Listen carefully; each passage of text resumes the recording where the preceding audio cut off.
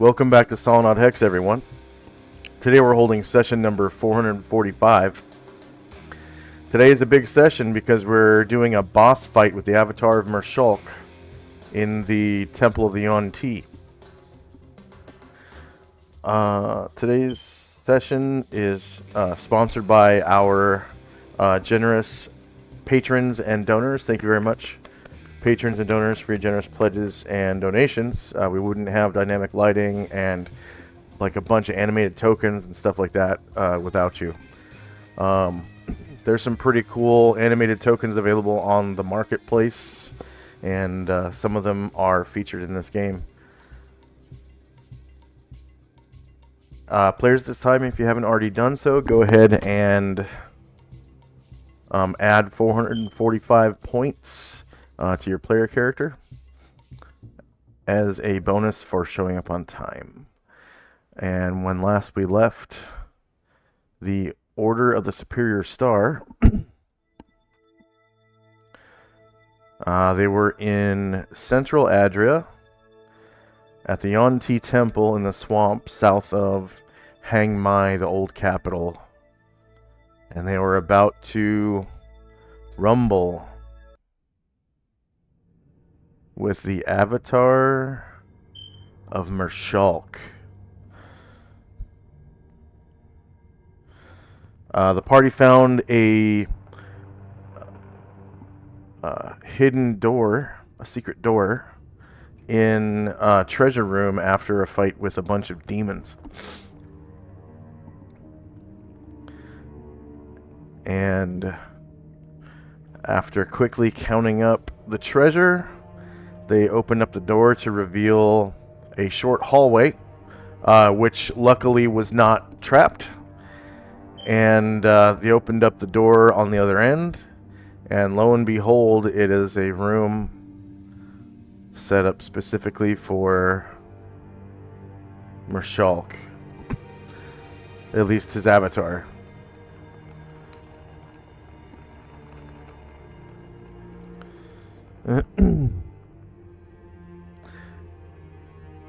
And we left. What's above his head? Say again? It's above his head, too. I saw there was moat, right? Above his head. There was what above his head? Moats. Moats? Like motes of light? Oh, no. Sorry, my mistake. No moats. No moats. So the avatar looks like this. Well, the token at least. But the avatar is it's actually in Discord chat. Yeah. The token and the picture are both badass. Yeah.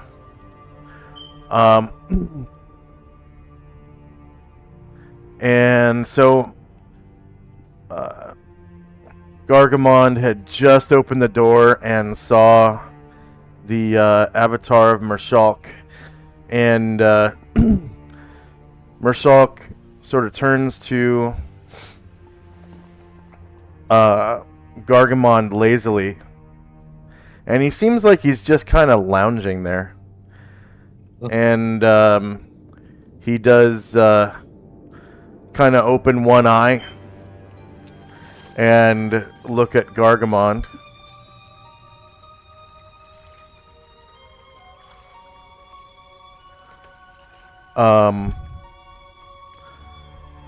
I know we left off in a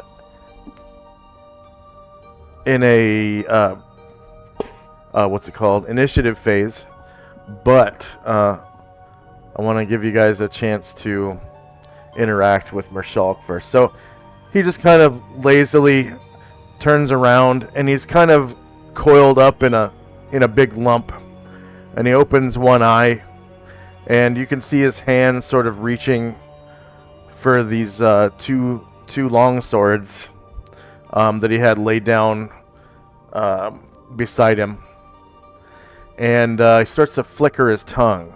So the avatar is approximately 40 feet long, so he's gargantuan. And it appears as a vast Yonti abomination, which means from the waist down he's all snake. And then from the waist up he's essentially human. But unlike the abominations who have snake heads, he has a male human head and stubby forearms with the green and yellow coloration of a cobra. And he just sort of lazily opens his eyes and starts reaching for those two longswords. And to him, those two longswords are the size of daggers, just tiny. He dwarfs them. But because his arms are so little, it looks like a regular human arm reaching out, you know. So they're about the right size to grip the longswords, you know, one-handed, as a human would. So we were on Shandrak and Company. Gargamon had just opened the door. Okay. So Gargamon, seeing this massive form and slowly wriggling towards his longswords, Gargamon will say, "You this snake deity, best to give up. I already killed one avatar today. Return where you came from."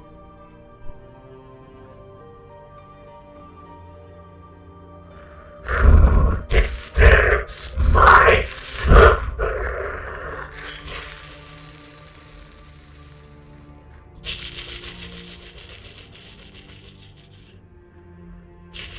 I am Gargamon, Slayer of Avatar. Gargamon! You immortal. You dare to disturb me. And through my secret door, no less. I suppose you've already taken my treasures.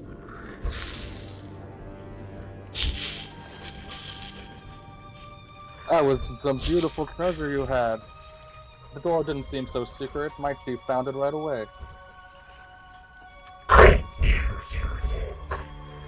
Disturbed my little precious jewels and my gold. I'll have your head for this on a spike. And I'll do it myself, bull man. Have at me. And he grabs his two longswords and with his forked tongue licks them, coating them with this green, viscous liquid. Ugh. And we're now in initiative phase.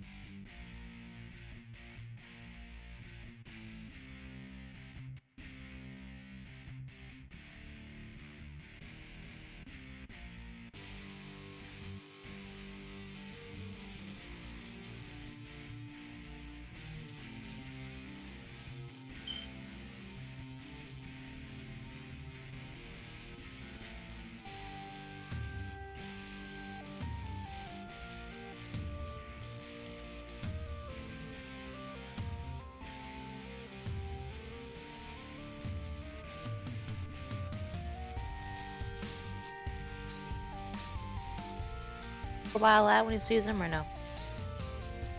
Say again? Xanatar while out when he sees the avatar or no? Yes. Yeah, he can while out. Cute. And then who needs multiple attacks? Garg. Aaron Glor, please. Aaron Glor. One for Ashriel and 2 for Musashi. 1 for Ashriel. And 2 for Musashi.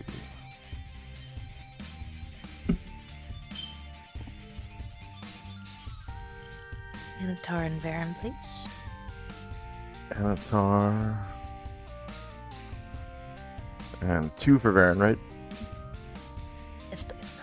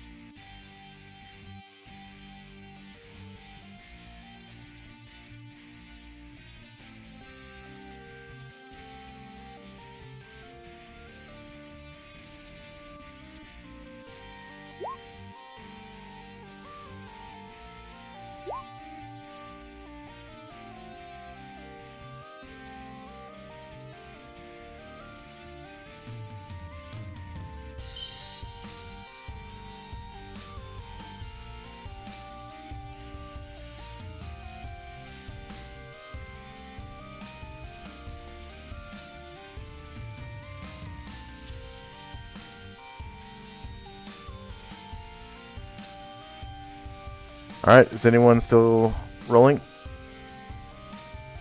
I need 1 more for Musashi and 1 more for Ashriel. I think I asked before I had him on the turn order tracker. Oh, Sorry about okay. that. Yeah, that's okay. Musashi and Ashriel. It's actually easier to do it that way for you as Yes, it is. yeah. So in moving forward, if you just tell me, 3 for Musashi I and got it. 2 for yeah.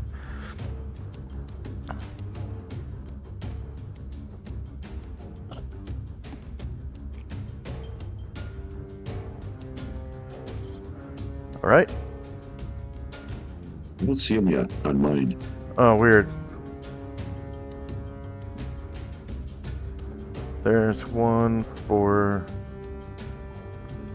Musashi and 1 for Ashriel. Oh, you might have gave it to Varen, maybe? Oh, I did give it to Varen. Oh. Whoopsie. Doesn't get quite that many.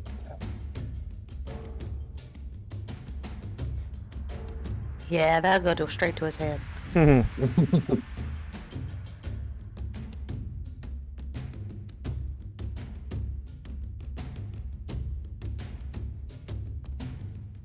Oh, that 1 for Ashriel is too high. There you go. Too many ones. Too many ones, yeah. 1,000. I don't think. All right. So you can see the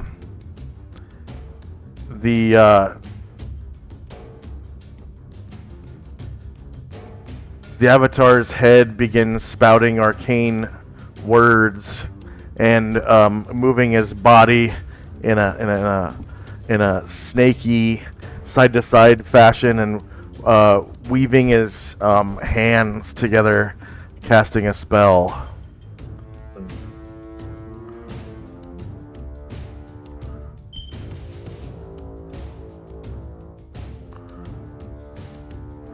Alright, we got Jim's locate object spell.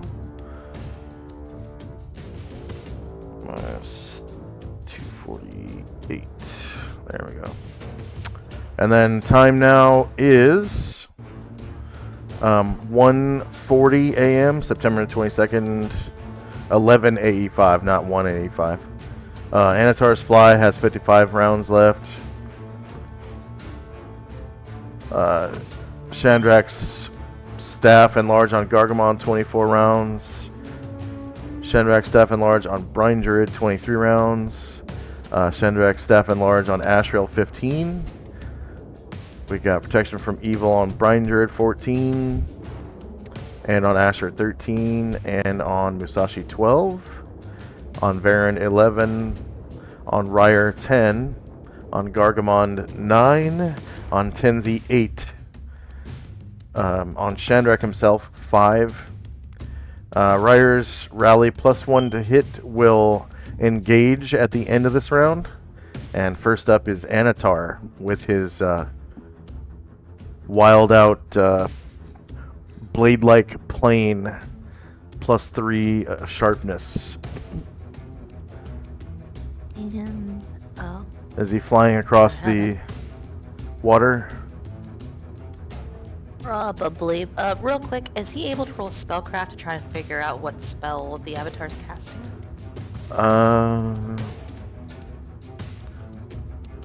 Yes. Thank you.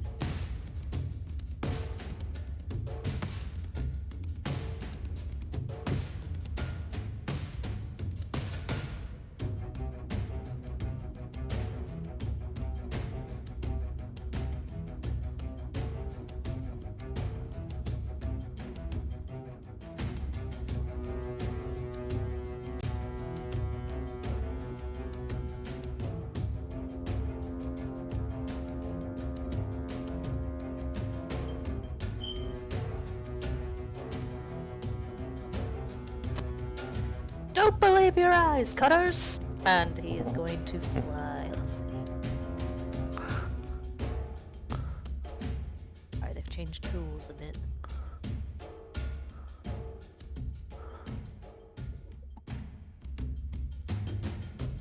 Yes. Here, 8 squares, and then up, and from here.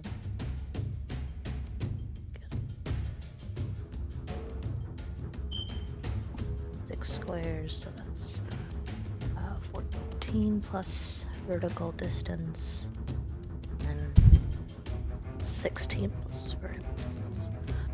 And then how tall is? His body length is 40 feet, so he could probably rise up 20 feet, half his body Okay, into the air, which he cool. He has. does. Yeah, he has movement for that. All right. What? So yeah, Anatar will also go. So this 20 or square is 5. threatened right here, Oh, okay. Well, we'll stop there then. and Oh, because he's so big. Okay. yeah, the ceiling in here is like 35, 40 feet, probably about 40 feet. Gotcha. Okay. In that case, yeah, he'll go. And the doorway is 15. Alright, so he'll go up 10 to get through the doorway, and that was. And you can add Very sorry. 2 Med squares to your tools. movement because you were up above. You were at 10 feet when you started flying. Okay, cool. Alright, so that's 9 plus another.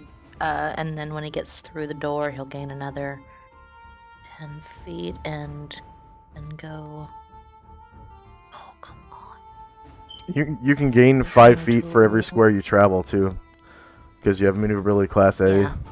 Once you exit the doorway, that is. Yeah. Then he'll move. Oh, and turn. There. And here. And by that time, he'll be. How tall is the ceiling? About 40 feet. Okay, so 10 feet through the doorway, so it's 5. 15, so 25 feet altogether. All right, you would be above his head and have high ground. Excellent. And how did we say we're doing the plane measurements now? Plane measurements. It's by squares. Number of squares, So yeah. it's gonna be 5. Oh yeah, yeah, And increments then of we 5 are- feet. Yeah. I haven't changed that yet. Ground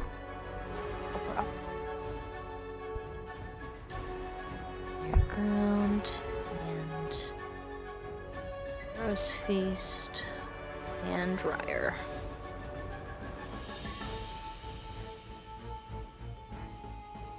I assume the target is evil?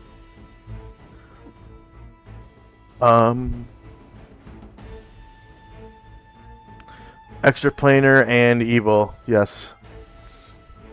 Alright then. Okay. He is shieldless, and you did roll a natural 20. However, as you strike him Okay. with the plane +3 of sharpness, you shatter some stone skin. Okay. Yep.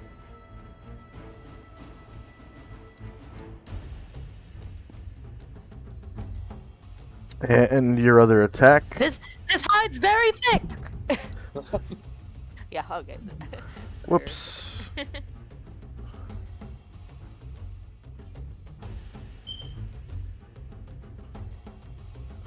And your other attack does the same.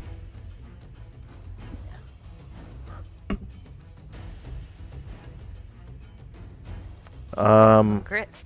Shandrak. Shandrak slinks out of the darkness and tries to cast slow on the avatar.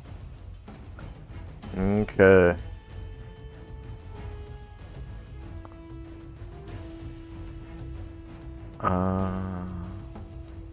There it is. Spell AoEs.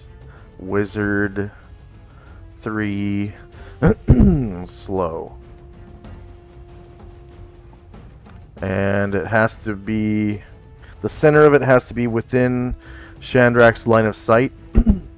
So yeah, right there is within his line of sight.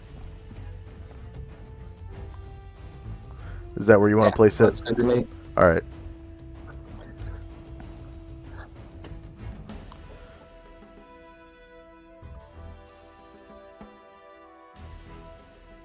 And I assume it has magic resistance. That'll be reduced by 17%. Okay. 17.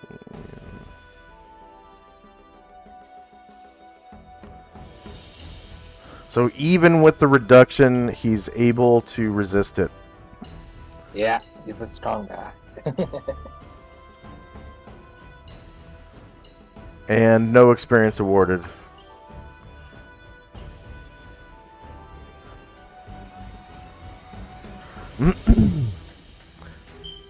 Alright. So, Mershalk.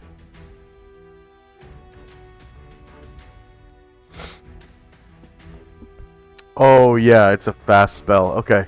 I'm like, why is it 424? So, Mershalk is able to complete his spell. And...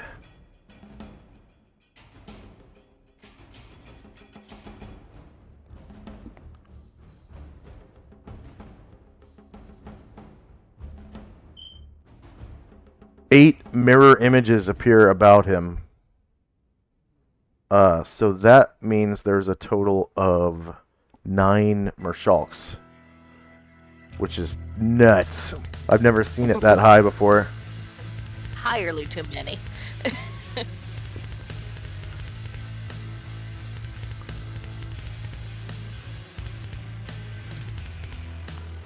So 9.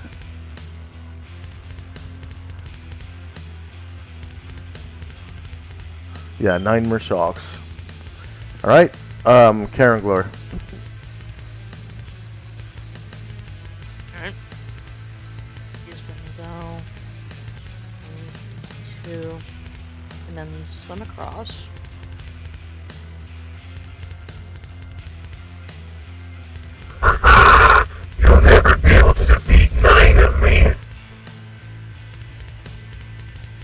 Arangor says, "You have given me so many targets, it would be impossible to miss." Will you please have Karangor here? This one across. That'll be his 5th square. Okay. There you go.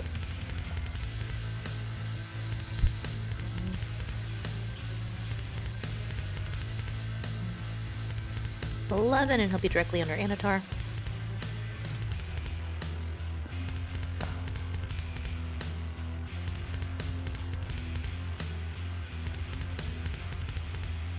He's had Hero's Feast dispelled. Just a little.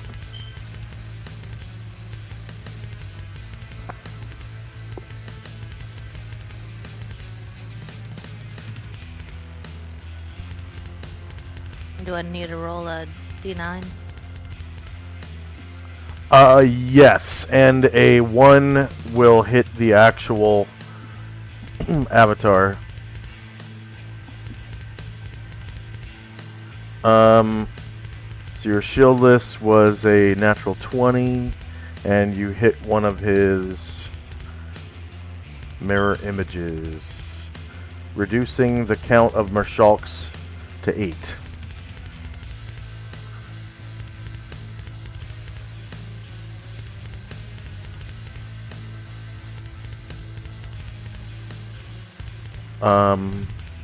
Any other attacks for Karangor? Not yet. Alright, Gargamond. Okay. Let's see. Gargamon. Yeah, he'll go up to there, and then he'll give the Avatar a big old poke to Halberd.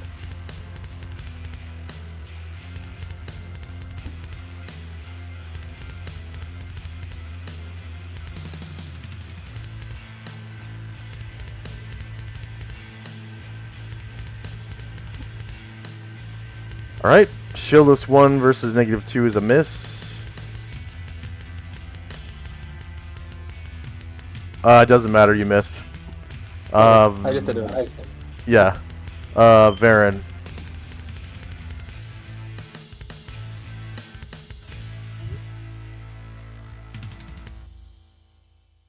There he is. Alright, he is going to...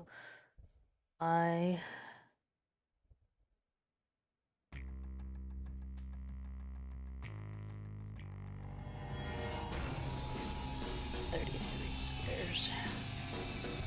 I guess right here, and he's basically just gonna like go up 10 feet and then land here.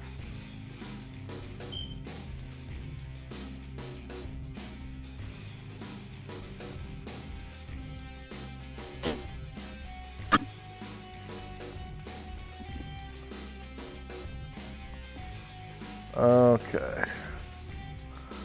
Varen.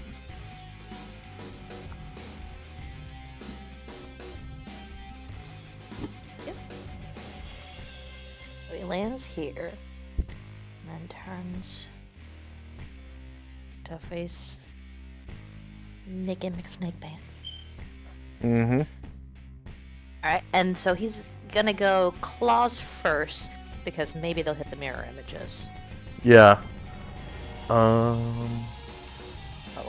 guess I'll roll natural fighting.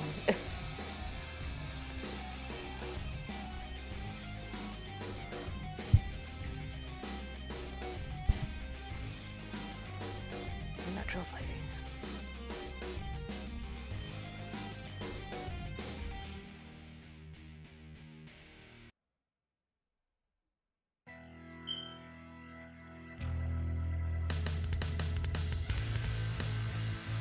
Gosh, you gotta check my...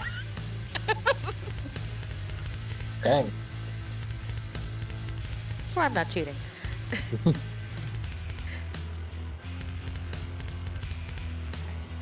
Other town...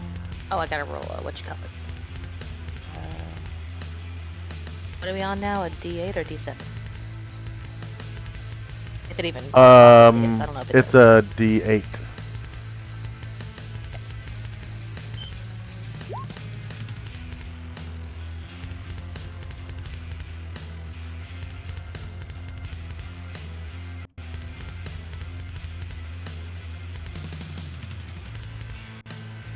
Okay, you managed to hit the actual Mershok, and you crush one of his stone skins.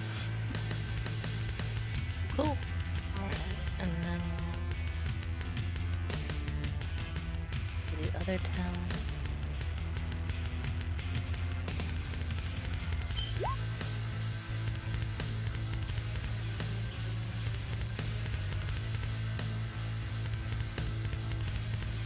Okay, roll a D8. 7. Oh, D8. Okay. Oh, that's right. You didn't get rid of one. Alright. And you take out one of his mirror images. Alright. We go. Let's go shield next. So there are now 7 Mershalks.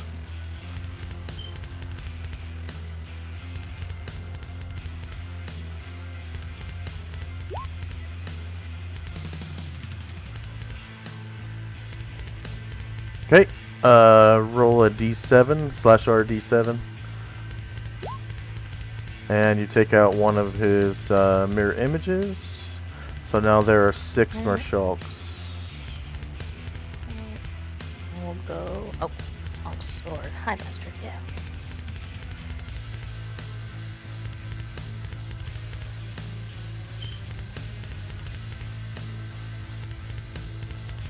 Alright, you managed to hit. Go ahead and roll a D6. Alright, now there are 5 Mershalks. That'll be it for Varen. Okay. Next up is Jim.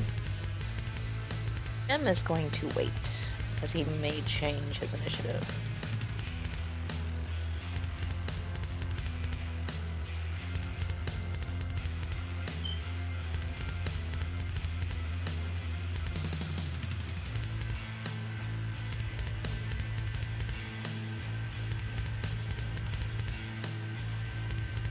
Alright, the Kidate Chunin is going to try sneaking into the room. Unsuccessfully because he is not actually hidden. So he just kind of moves 4 squares over. Let's see, 2, 3, 4, and kind of gets out of the water.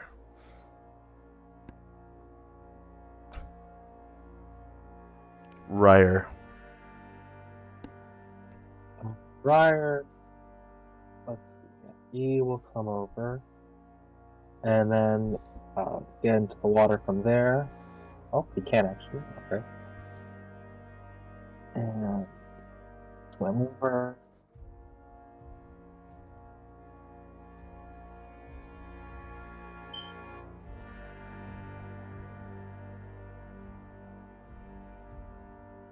And I'll be able to get that far, and that's all I'll be able to make it. Won't make it quite to the avatar.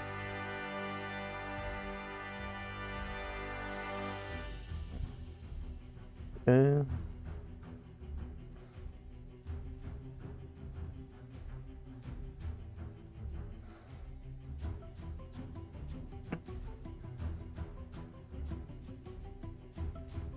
Bombosa. Okay, so Bombosa is miles away, so he is going to drop stealth.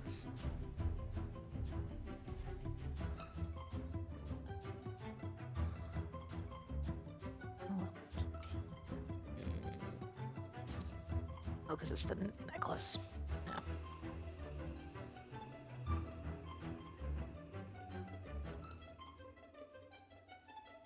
Okay. Let's see if I can make it. Alright, he's gonna drop stealth momentarily.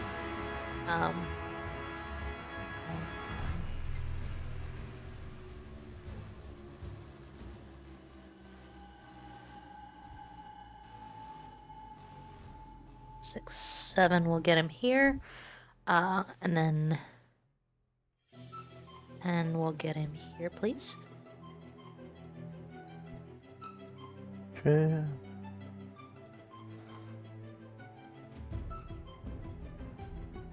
And he is. Find George for a second.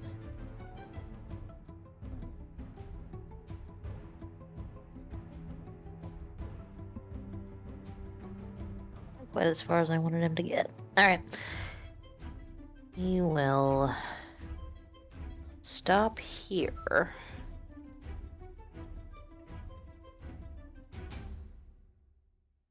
I wanted to hide behind Brine Druid. Let's see. Alright, he's going to wait until Brine Druid moves so that he can hide behind him. Okay. Erdrin. I got some people engaged now, so Erdrin will wait to take a called shot.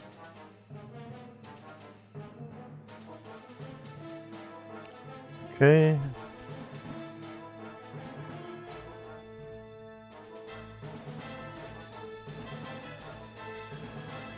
Ashriel.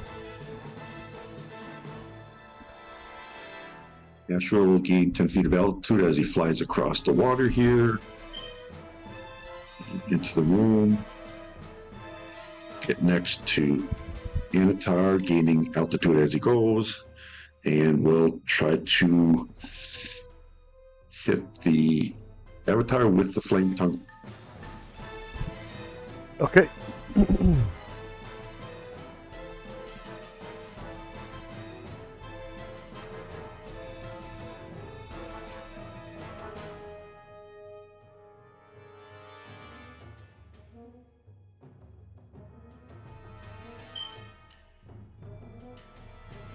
Is this creature regenerating or anything like that?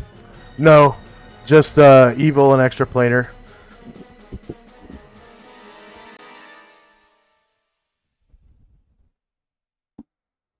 Okay, he is shieldless. You beat his AC. Go ahead and roll D5, please. /R space D5.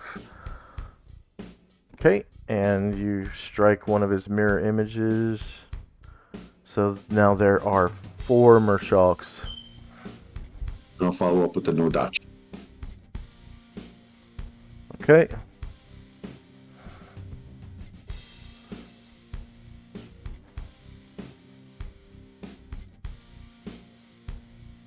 And shieldless 5 versus -2 is a miss.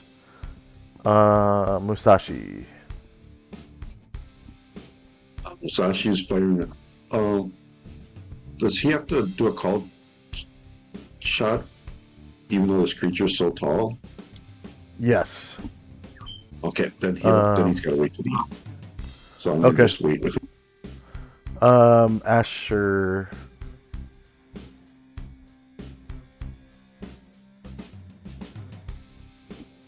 A second.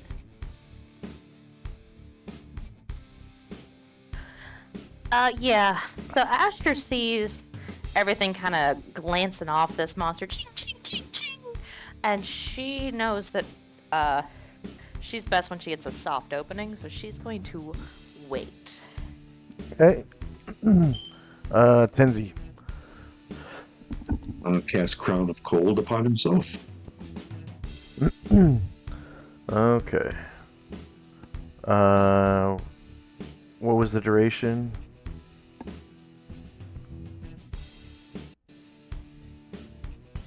$14 rounds.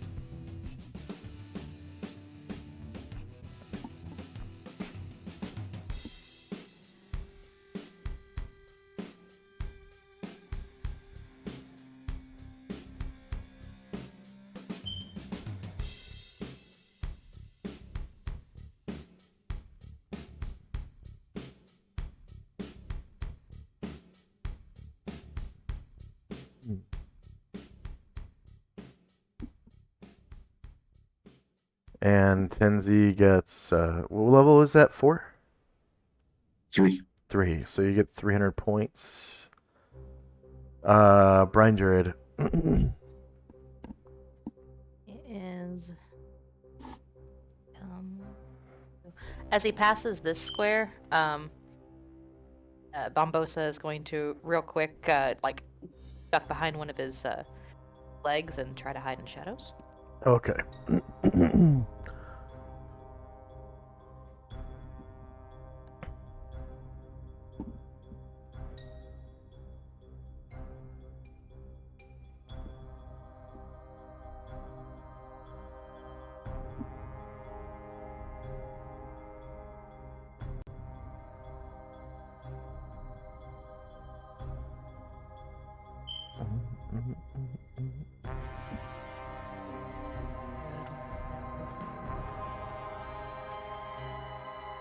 Here, under Ashrail.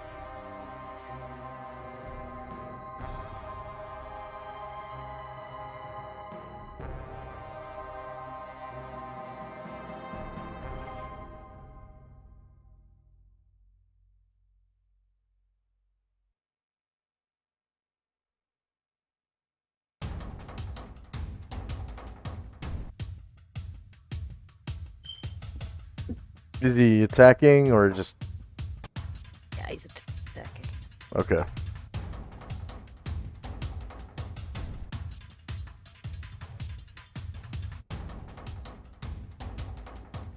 Yes. Alright, -4 beats his AC. Go ahead and roll a d4, please. And of course, a 1 will hit the actual Marshal. Okay.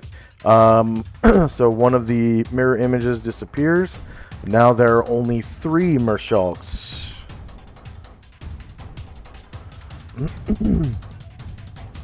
Anatar's multiple attack.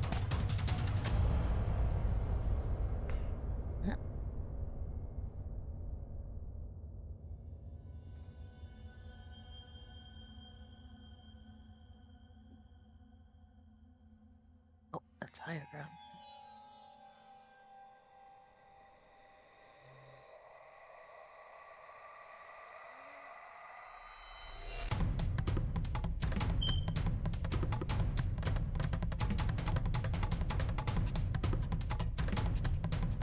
Alright, -5 beats his armor class. Please roll a d3. And one of the mirror images disappears. Now there are only 2 Marshals. What? I wasn't even hovering over the dragon. That's weird. Alright, Karanglor. Multiple attack. With Anatar for a second.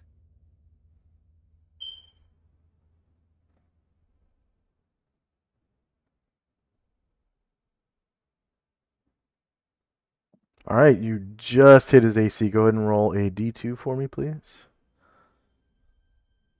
/r space d2.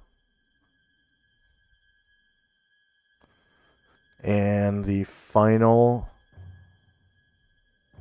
mirror image disappears. Gargamond. Alright, now that he's only got one target, he aims at that one.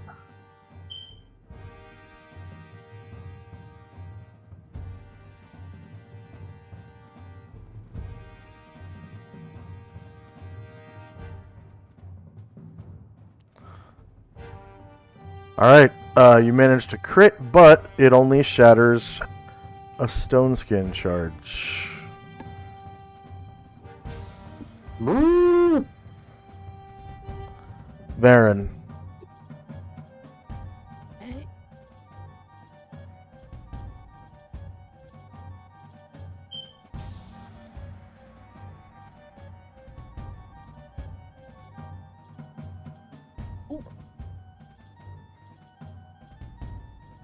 Yeah, Varen's off balance for the rest of the round, but don't bother putting a shit on him because it's like the end of the round. Ashriel. Once again, swings with the Noda.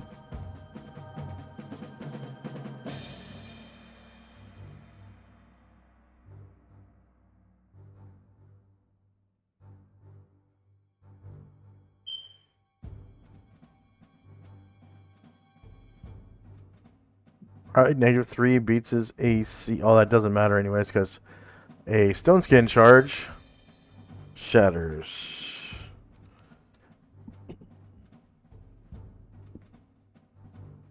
And Musashi.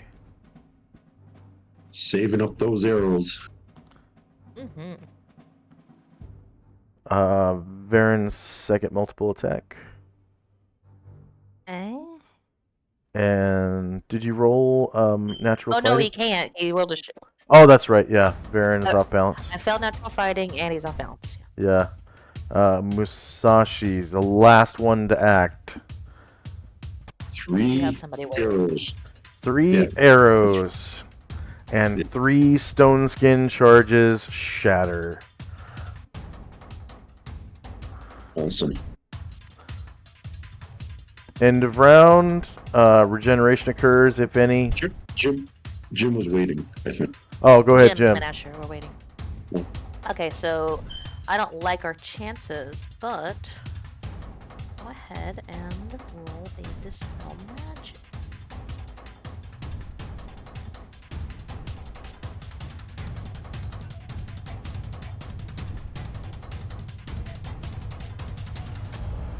Okay.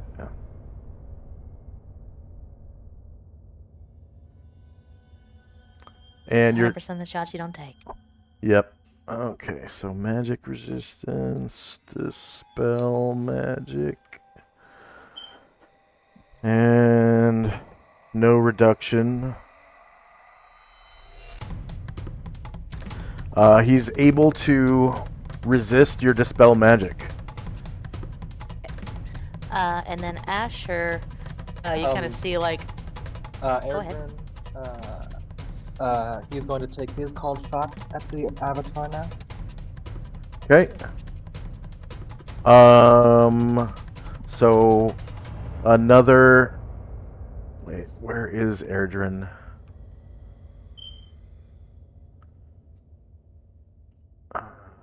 Here, next to Jim. Okay. I just want to make sure he has line of sight. And he does. Okay, so another stone skin charge shatters. Asher is going to attempt to use Featherfoot to move across the water.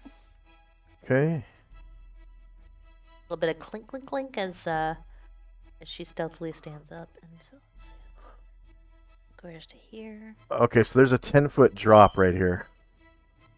Oh, okay. Do you want to roll tumbling or? Oh yeah, yeah, that's a good idea. Let's do that.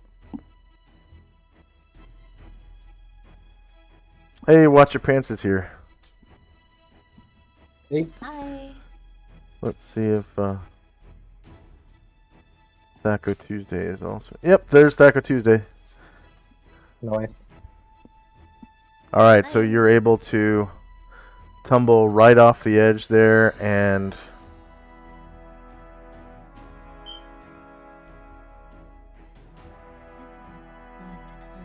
I'll roll your check for move 12. silently right now.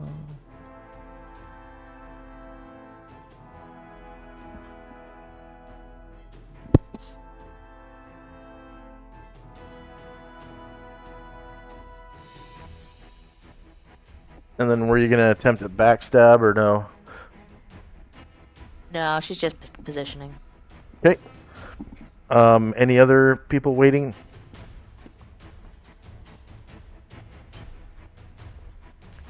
Okay.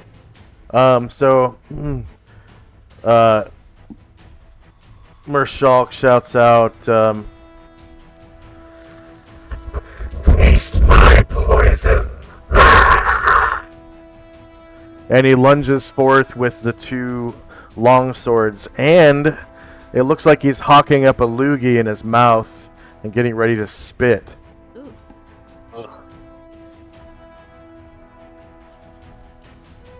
Ugh. And we're now in initiative phase.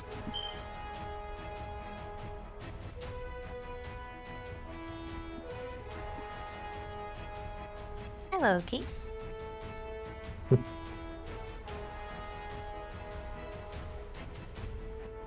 So these 2 long swords that he's holding are beautifully crafted and embellished by the bladesmith.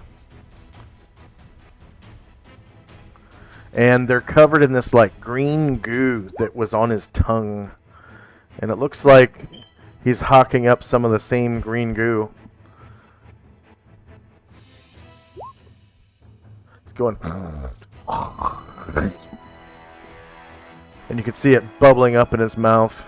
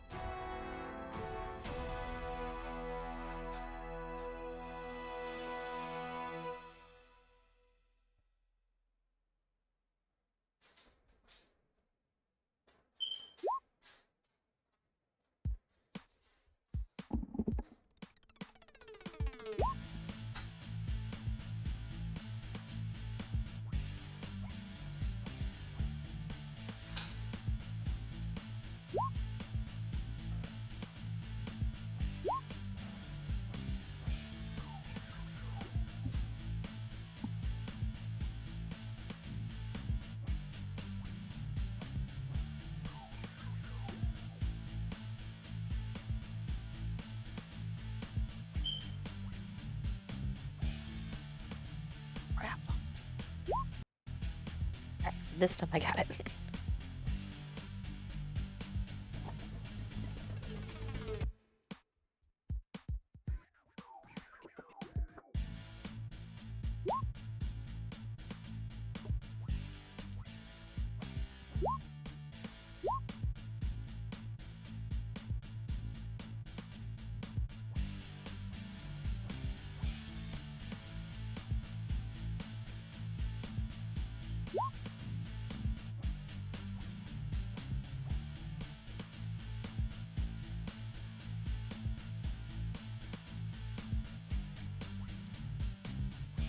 Okay, is anyone still rolling? 1 second to do multiples.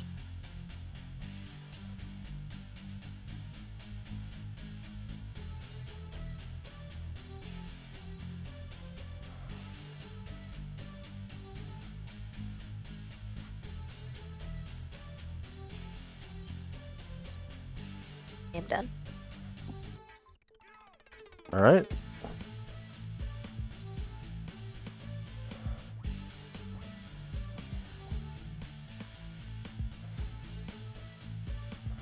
Time now is 7:41 a.m. Or sorry, 1:41 a.m. We got spells and time. And Ryer's rally has what, 11 rounds?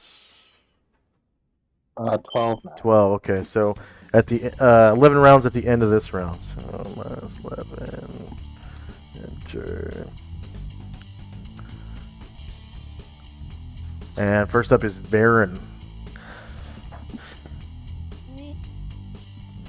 Gonna go claws first. Try and shed some of those stone skins.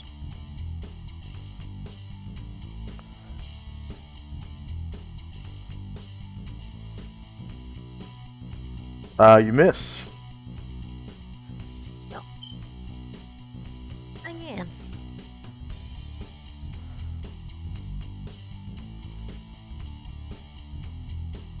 And you miss again. Alright. Let's do... Not the face, because he's so big. The belly with a shield.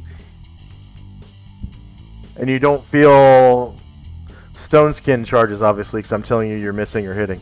Alright, you managed to hit him for 10 damage. Okay, and then... Oh, they hit him for 10 damage? Okay. And then Longsword Heims. Time to end you. And you still have your sword, right? Yep. -10. Yes. That definitely hits for another 10 damage.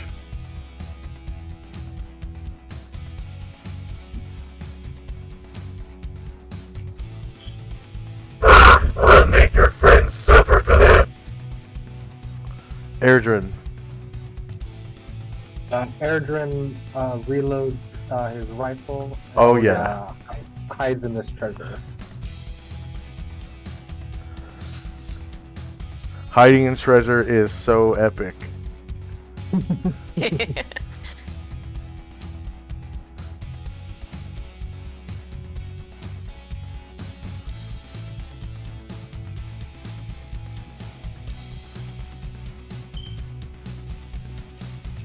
Chandrak. Attempts to slow Merfolk again. Alright.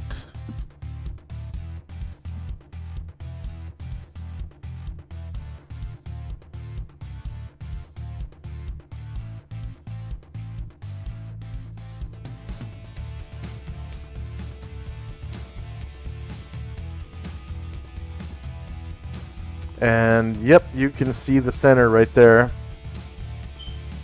It's good.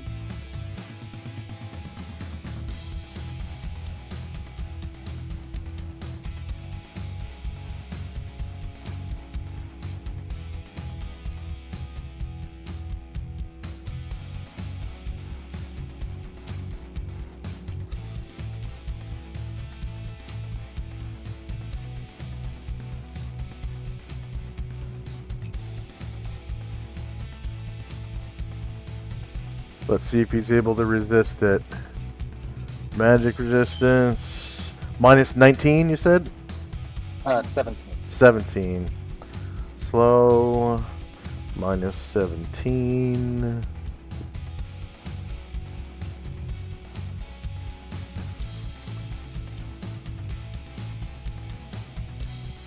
Alright, he did not resist it, but he still gets a saving throw at -4. Okay.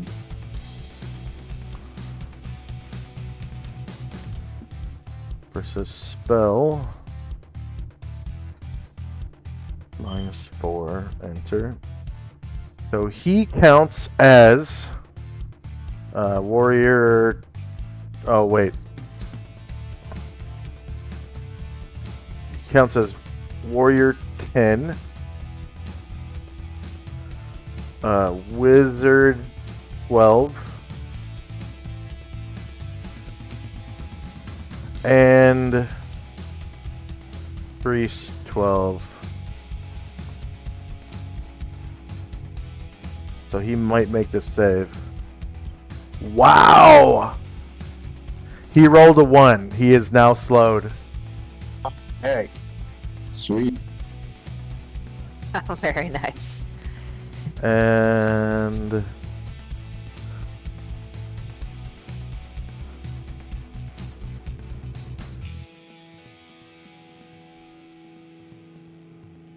okay.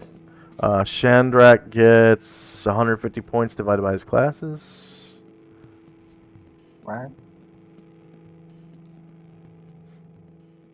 And Anatar.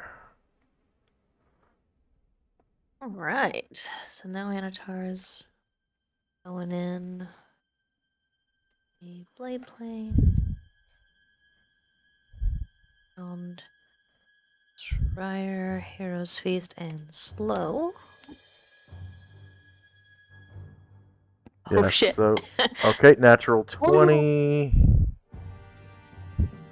Go ahead and roll a D3.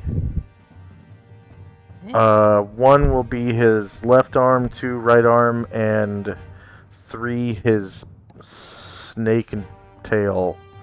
You cut off his right arm.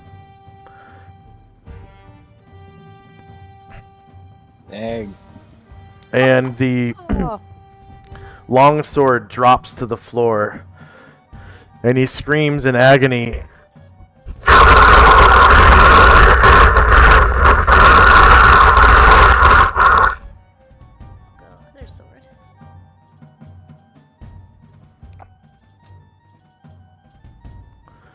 And you can see that green stuff kind of bubble in his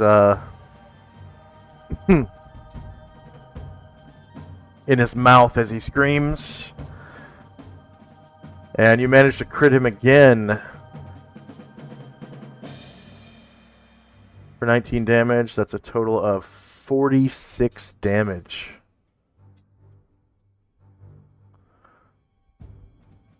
Weird to remember that I've had games where I couldn't hit anything. So you see his life bar drop quite a bit from that. Next up is Ryer. Yeah. Ryer comes around.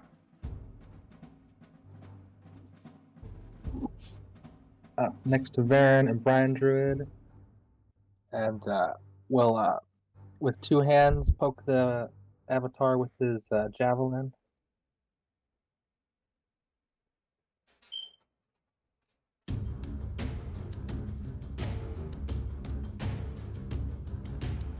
Oh, not enough. And it's a miss. Alright, so the Chunin kind of tries to sneak in a little closer.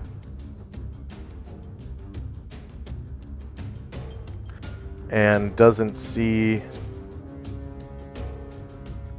Asher. Go ahead and roll Dex. And he will roll Dex as well.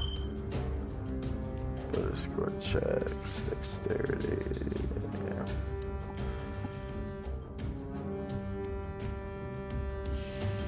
Alright, so he just gets displaced backwards one square as you stop him from moving, essentially. Karen Glor.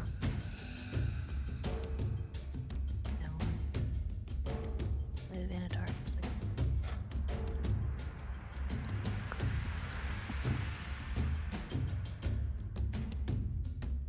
Aaron Glor needs this thing to die pretty quick. Oh yeah, negative 12 hits, cause another 10 damage.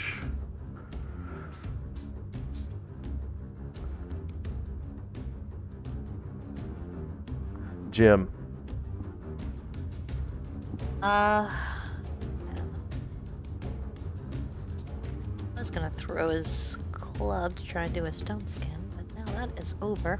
He's gonna wait. Gargamond. Gargamond will take a couple steps over so he's not attacking through Ryer, and will attack Mashulk below Varen. Okay, I'm just moving you back because Mashulk's body is... It's a square, but Oh, okay. square auras can't turn diagonal. Like, they stay square no matter what, so it's kind of... I'll see if I turn it to a square, save settings. See that? He's turned diagonal, Oh, yeah. but the square stays non-diagonal. So I have to make it a Okay. circle. I don't think that's something they can ever fix.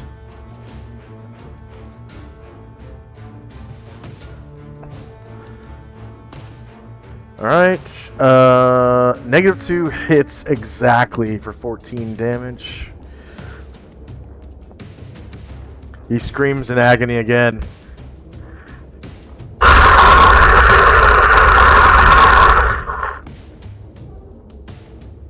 Told you to leave. Tenzi. We did tell him that! Kenzie will walk across the water, come over to here, and then Crown of Cold will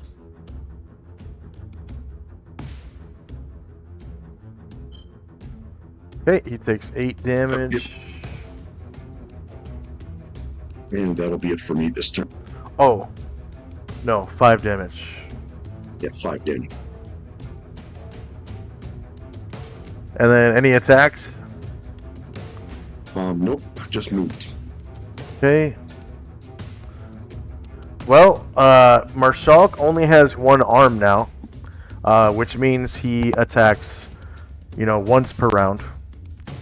But he's slowed. So that means he attacks once every 2 rounds. But he also has that loogie in his mouth, which he's going to try to spit at Ryer. Does Ryer have stone skin? Okay, he does not. Okay, Is he so in the Hero's Feast? No, he is not, I believe. a 5-foot radius globe of poison launches out of Marshalk's mouth towards Ryer.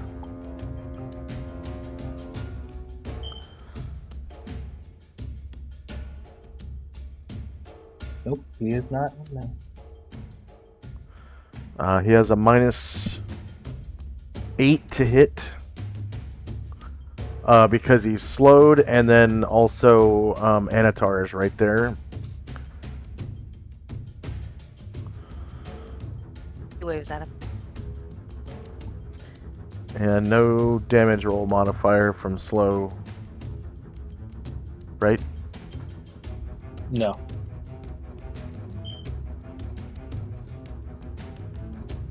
And Ryer's shieldless, yeah? Oh, that's a miss.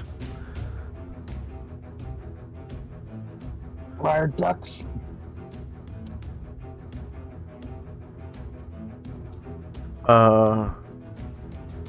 Crater of the ground behind him. Yeah. So this glob of poison just kind of goes past him, and let's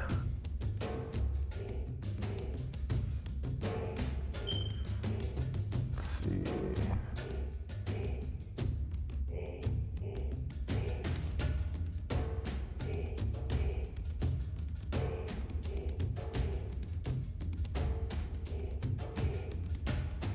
Just kind of hits the ground behind him.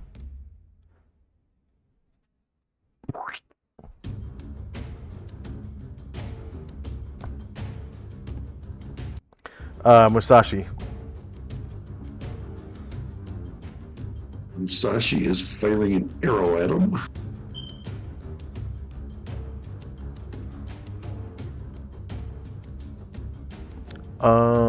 Call shot. It is a call shot. Okay, And it's with his Ki call. I gotta move that up because it's the edge.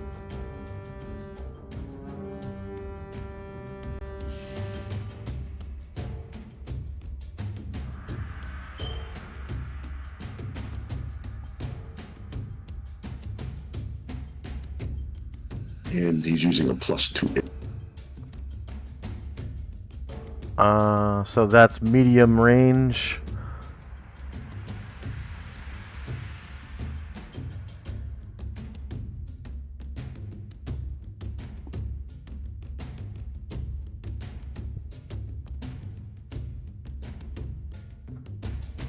And your -4 is negated by his slow.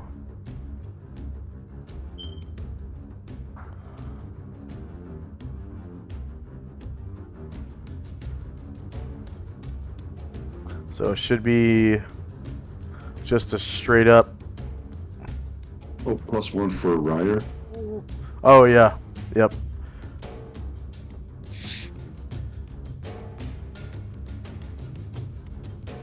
Okay, you managed to confirm crit for 17 damage.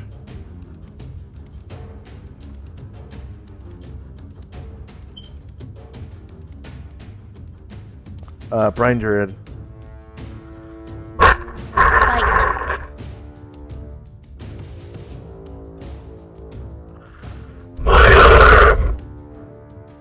Oh, I'm sorry. That is slow.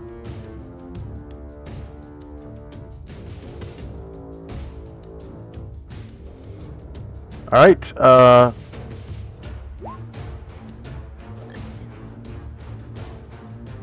And that's a miss. Ashriel. What the hell?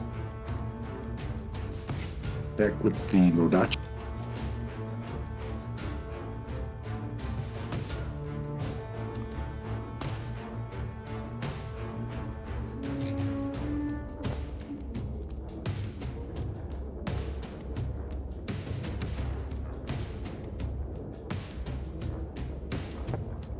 Alright, you managed to hit for 28 damage, killing him. Go ahead and describe how you do so.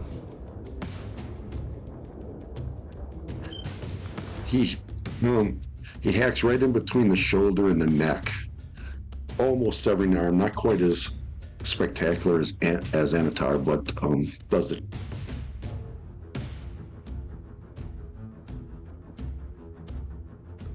Alright. The avatar drops limply to the ground, and the other longsword goes clang, clang against the stone floor.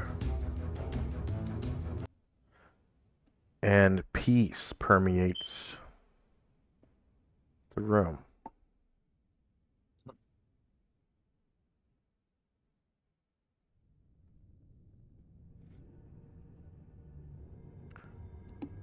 Okay. One avatar of Marshall. He is worth 19,000 points.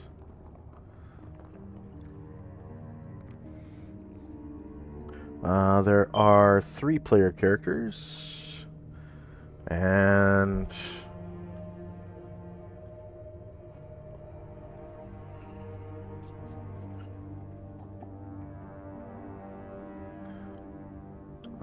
chat archive.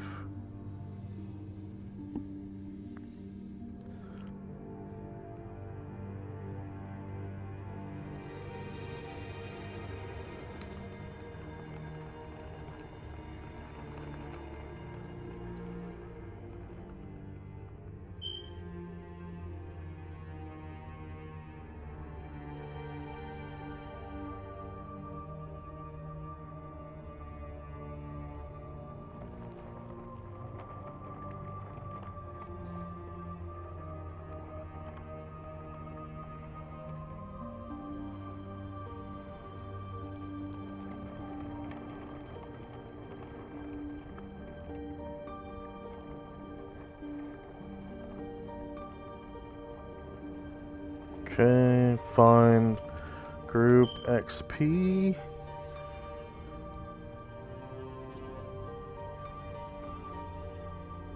Whoa, what? There we go. Alright, so last session, 10 NPCs and 7 warriors and bards. 10 NPCs.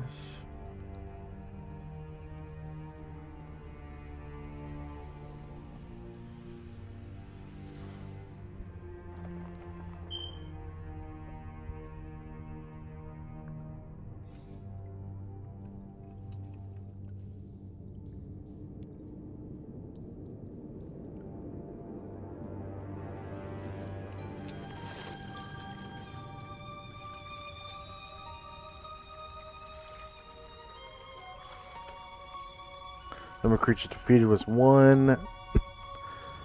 So even though he's only 10th level fighter, 12th level priest, and 12th level mage, he has 16 hit dice. And number of warriors and bards was 7.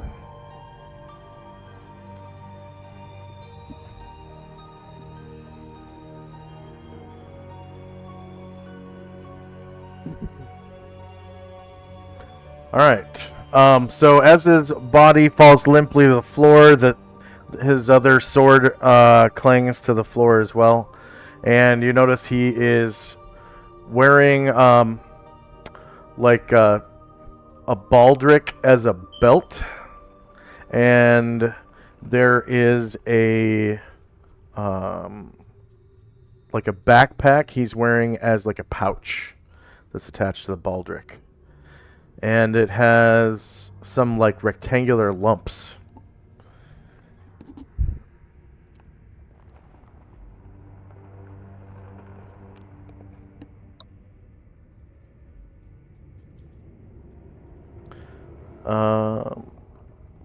So, first up is Asher and Company.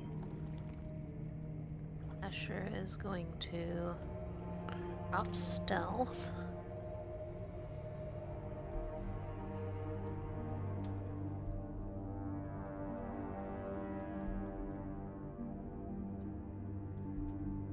And first she'll come over and kind of examine this fuel of a poison.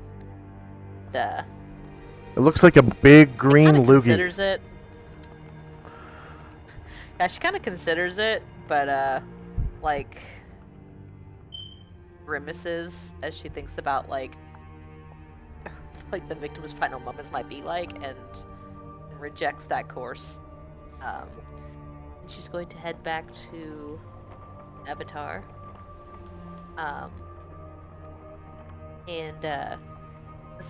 Great job, guys. And she is going to try to look inside the backpack.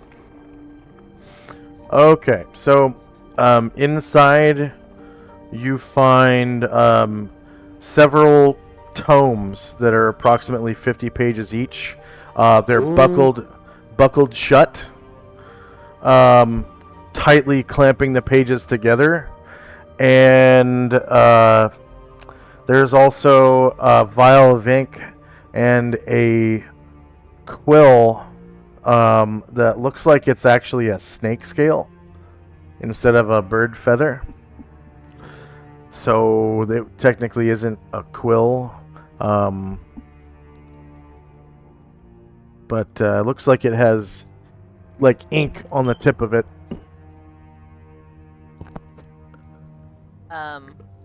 She kind of looks slightly disappointed, but she like holds the backpack out at arm's length and says, I think maybe spell books or something.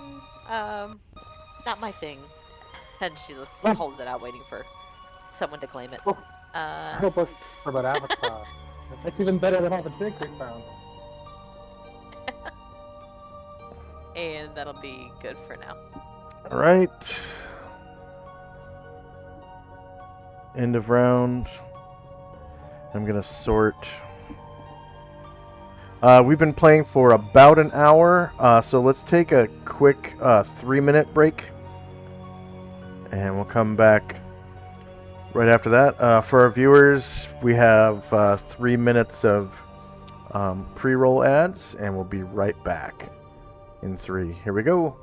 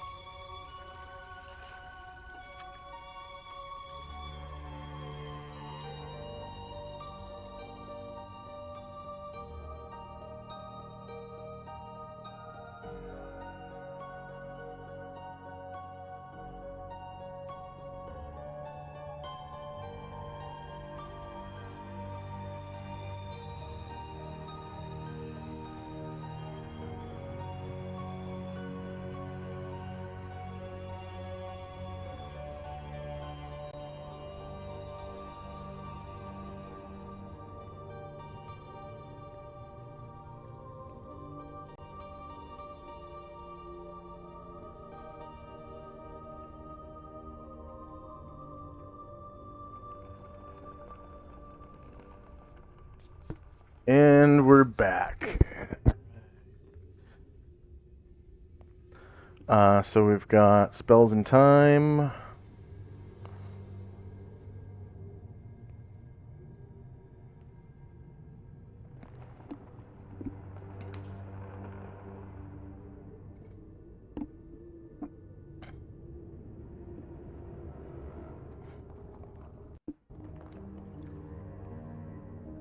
And first up is Shandrak and Company.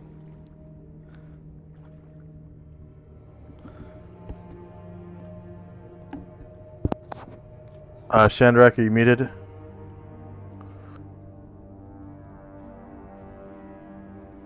Yep. Shandrak makes his way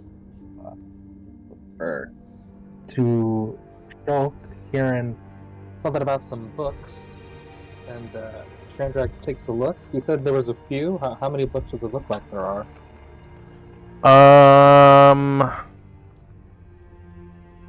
Tentatively 3, so I haven't actually rolled pages yet, but we'll say... Actually, we'll say 4. Say 4. That's safe.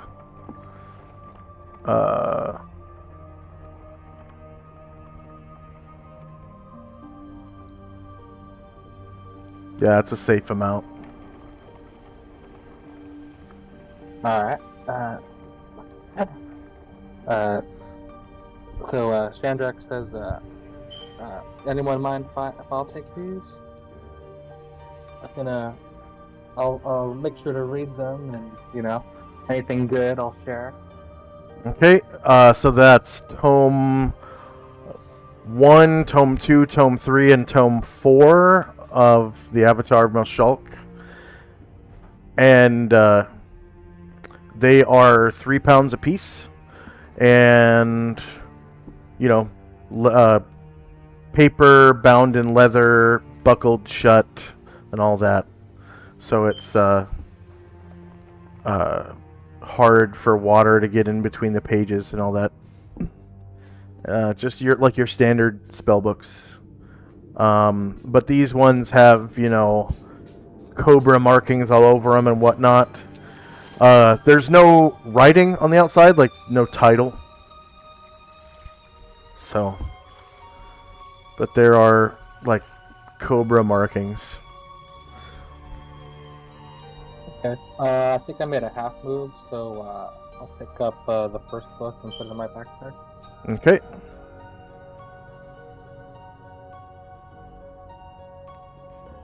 And, that's all for me. Okay. The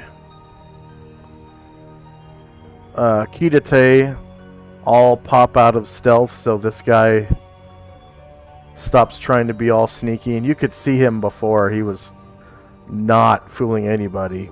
And then two of his compatriots just kind of whoop out of nowhere right next to him. And they give a cheer. They're like, yeah! I don't know if that worked. Cut off a little. Yeah! Yeah. Yay! And he says, this was our objective. Thank you for defeating the Avatar of Shulk.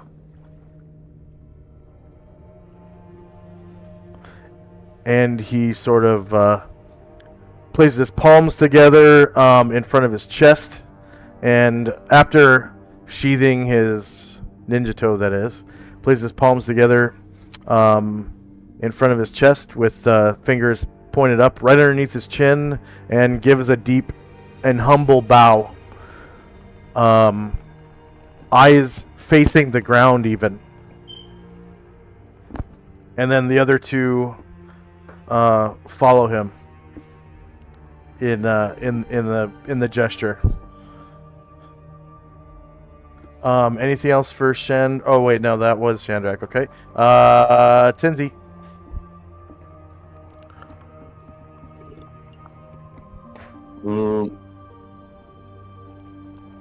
Tenzi's gonna walk down by these other doors and take a listen. He has never heard anything behind a door, so I'm sure this won't be any different. Okay. Detect noise. You hear anything, Tensi? Yep. He only Wow, he's got a 15% too. He only hears the sound of his own heartbeat. Seems clear this way. I trust you. And Astro will fly down here as well, and that'll be it for us. All right.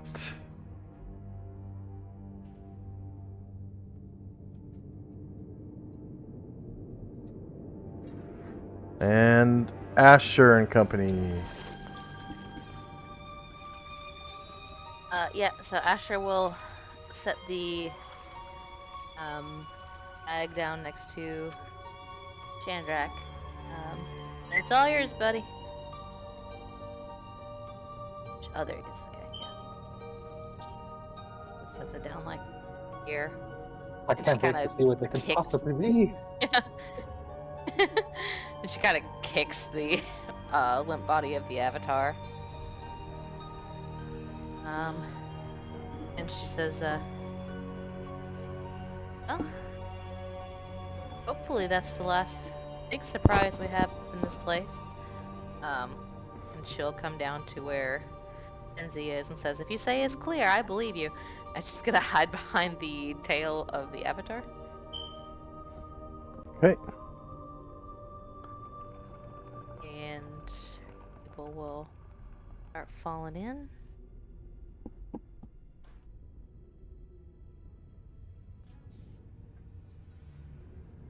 Actually, before she hides, she will ask the Idate, we're just looking around making sure we've got all of the major threats and all the but you guys good? Are you planning on tagging along, leaving?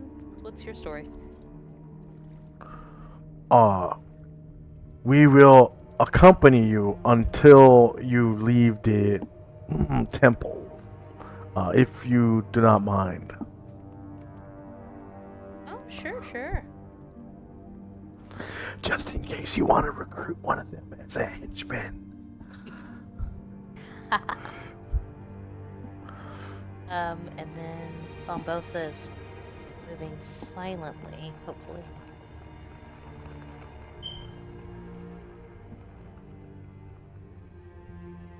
Do with Jim. Oh, he's still back here. And Jim is going to try to swim across the whole area.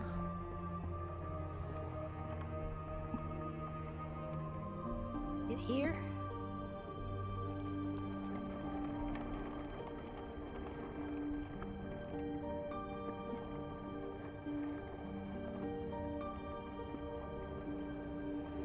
Go 2, 3, 4, 5, 6 to get down the stairs in here, and 8 should get him here. So I'm gonna cross. Okay. So he just kind of plops into the water and Cannonball!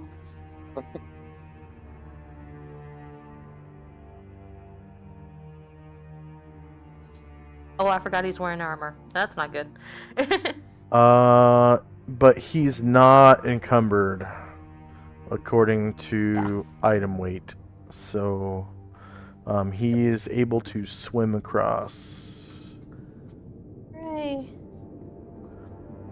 And he gets across just fine.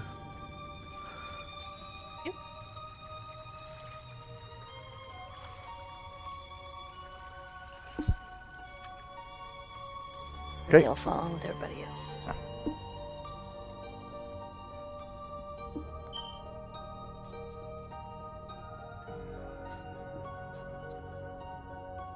That'll be it. All right. Spells and time. And first up is Shandrak.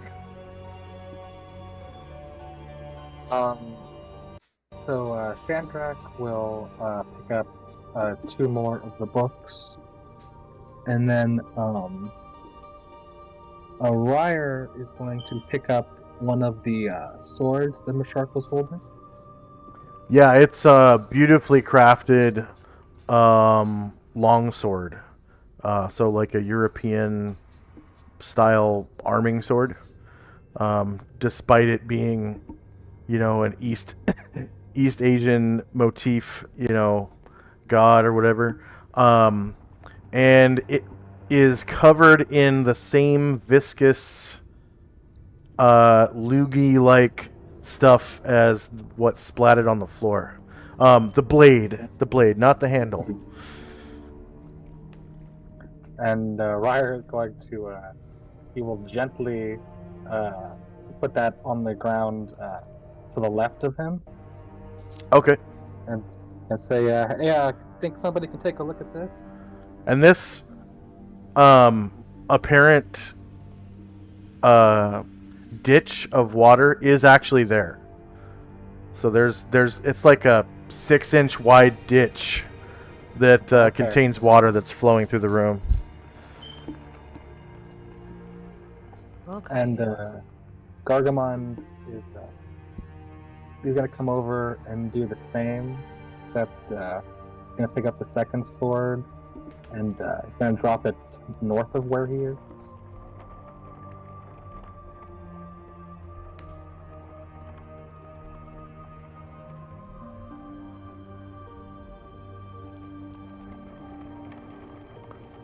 Okay, so one here, and then you said north of who? Gargamon. North of Gargamon.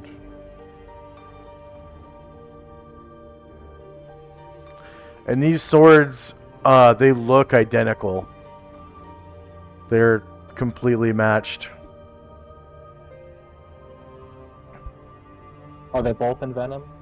Yes, they are both covered in that green viscous fluid. Mm-hmm. And Erdrin will join the group in the room, and that's all from me. Okay. The Kitate ninja are waiting. Okay, Tenzi and company.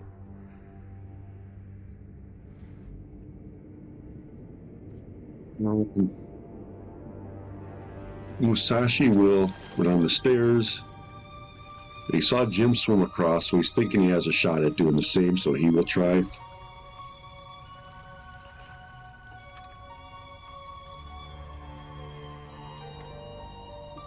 And he will come down to here.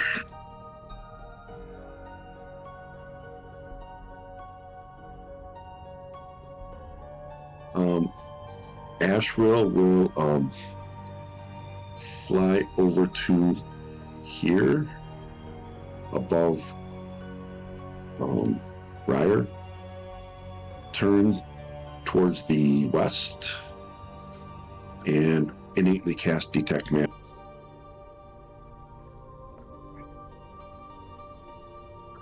Where did Musashi go? Oh wow. How did you get him across the water? That's I don't know. I could just move. Oh, I didn't put a okay. I didn't put a thing there. Wow. I was just assuming I couldn't get across. Yeah. I didn't put a thing there. That's crazy. Okay. Yeah, usually, normally I would have put a circle of non-crossingness around this whole thing, and then a line of non-crossingness on the other side. Crazy. Okay. Well, no need to go in and do it right now. You guys are all across. Okay, so he picks up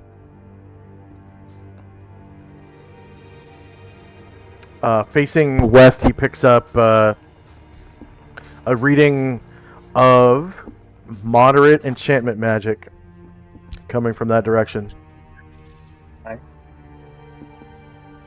So he'll say, my son, this is moderately enchanted. And that will be it for us. Okay. Asher.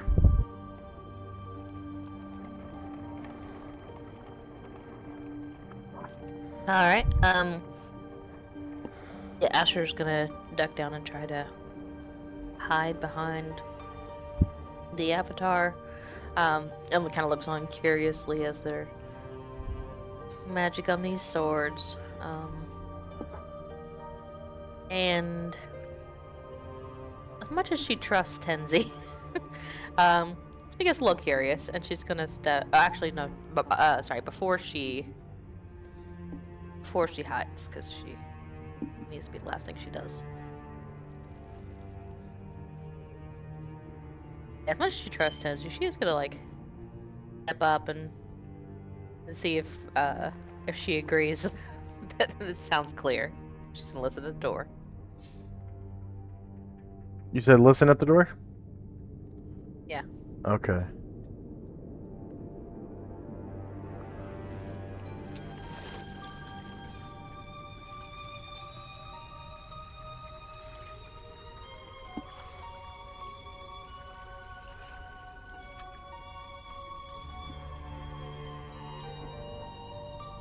Yeah, you definitely hear the sound of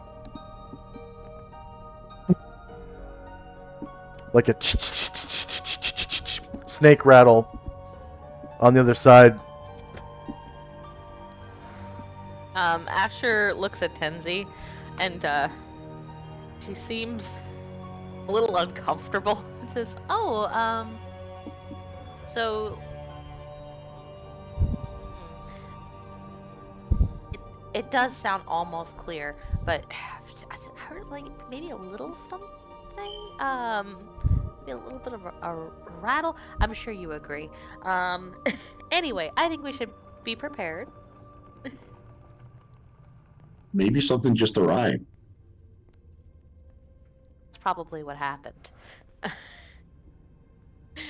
And she's gonna step back and say, I'll be ready here," and she's going to hide behind the avatar.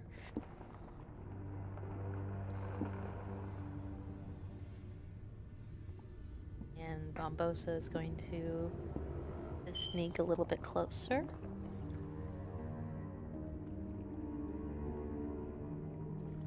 And wait for Shandash Crew and Ashriel to finish what they're doing. Okay.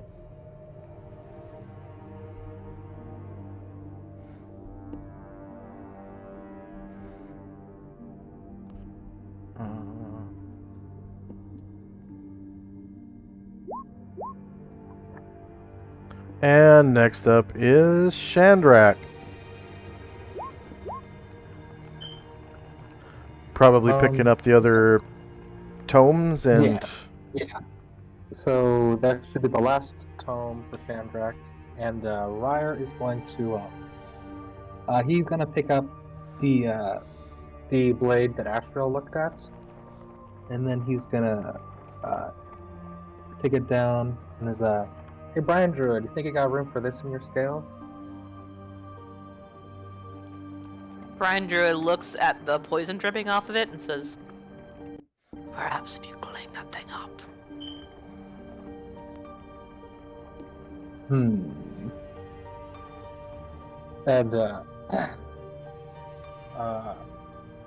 Shandrak's like, "Oh, hold on, I might have something for that." And he'll try to yeah, he only picked up something, so he'll try to take out the one of the ninja toe that he has. He has a ninja toe scabbard. Mm-hmm. Does that look like that would fit this sword? No, Ninja Toe Scabbard is it's very thin compared to an arming sword. So arming swords, like the blade, is probably 2.5 to 3 inches wide, and a ninja toe blade is only about 2 inches wide. So the scabbard doesn't fit at all.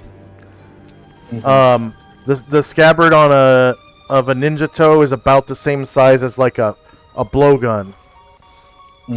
And actually, that is the second function of the scabbard. They can use them as blowguns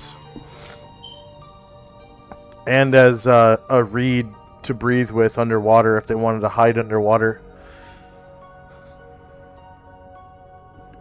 Alright, so once Chandrak pulls that out, he's like, no, not quite right. But there are scabbards I neglected to mention on the baldric around the avatar's waist. Oh, okay. Yeah, yeah. He just had them. He had them drawn while he was sleeping. He was kind of resting. This is like his bed chamber. So Gargamon will go up to the avatar, and he'll take one of the scabbards off of its hip, and then he will sheath the sword into that scabbard that Ashriel detected on.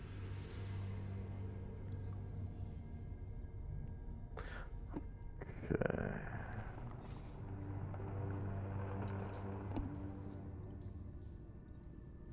And that'll be all for me. All right. And the Kirite are waiting on you guys. And next up is Tinzi. And why isn't Ashril disappearing off the turn order? There we go. I did detect magic. Yeah, I know.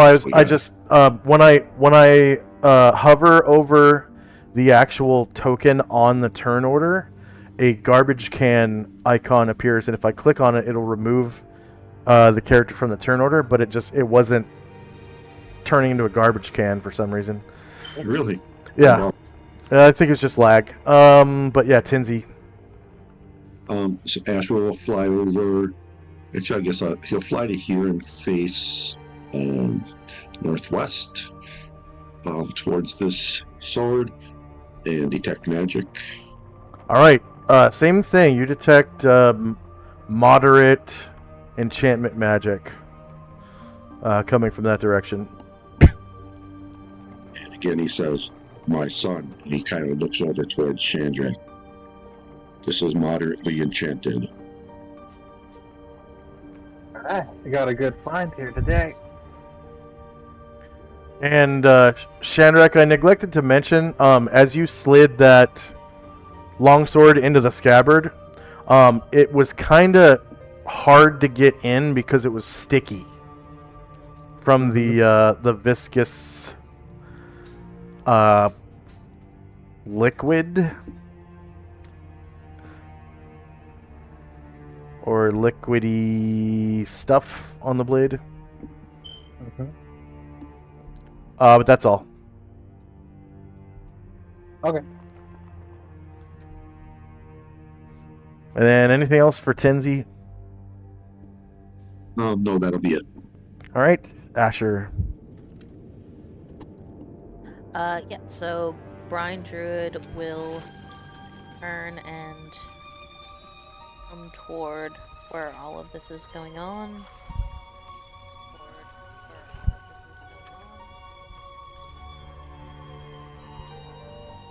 And he will accept because it's a half move.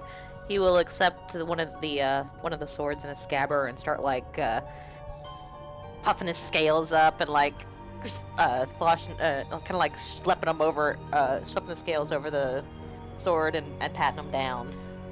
Secure it. Yeah. Gargamon's got the sword handed out towards you. Okay, yeah. Turn around and take that.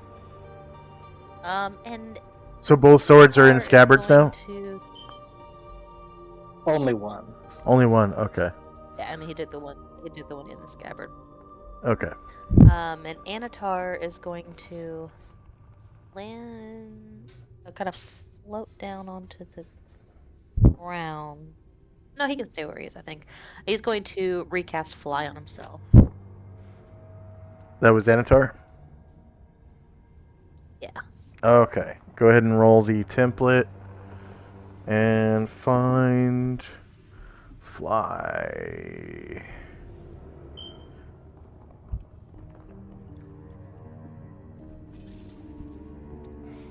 And I'll just refresh the... So 150 rounds. Negative 150. Enter. Alright, anything else for Asher? No, you don't know off the top of your head how much a scabbard weighs, do you? As long as it's with a sword it fits in, it's weightless. It's Okay, just, cool. it's like clothing, you know. But if you have like Yeah. a backpack full of scabbards, then they're like, I don't know, like a pound a piece or something like that. Okay, thank you. And that'll be it. Yeah. Okay.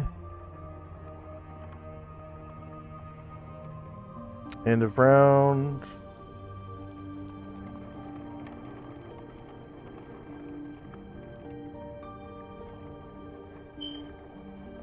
And first up is Shandrak, I think. Shandrak will take the second scabbard off of Marshall's baldric, and then take a half-foot step to sheath the second sword. All right. And it's kind of sticky as it slides in. Not so easy to put it all the way in. Mm-hmm. And Erdrin will kind of come up and try to hide in between. Well, actually, is Lafurk's body still there? Yes, it is. Okay, then yeah, Erdrin hides near the snaky tail. Okay.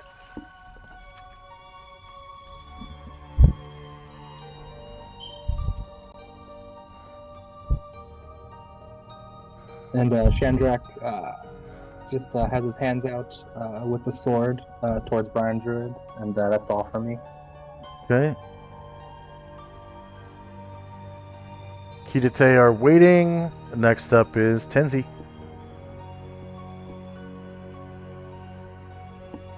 Kenzie will ask, is everyone ready for me? Or we... Asher thought you heard something behind it, but I don't know if that's true. Well, You hear a soft snort.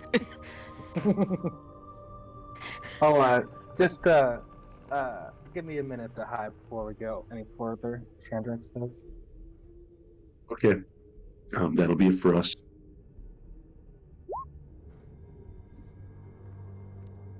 All right. Asher. Druid will store the other longsword, half move, and then turn and get closer to the rest of the group. And that'll do.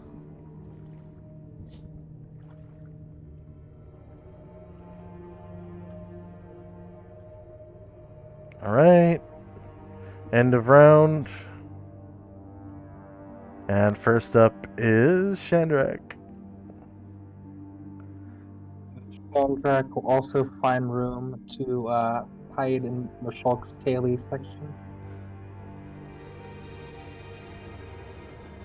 Oh, the protection from evil on Shandrak ran out. Ah. Do you want to recast? Nah, I'm hiding. Okay.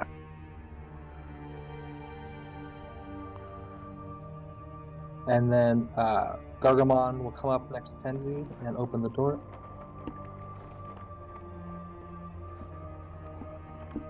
Some old friends. All right. So, in this room, You guys open the door. So Tenzi's right in front of the door, and so is Gargamond. You can see Gargamon some Histachi-y.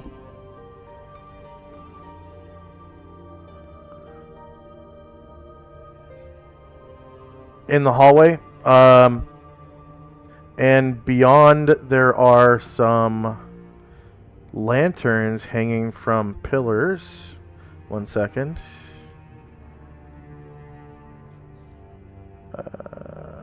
Tokens. Miscellaneous tokens.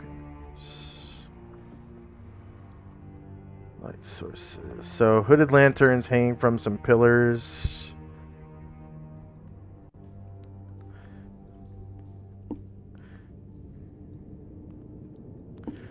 And this room kind of looks like a bathing room because there are some you can see some Yuan-Ti abominations and some purebloods bathing in waters on either side of the path.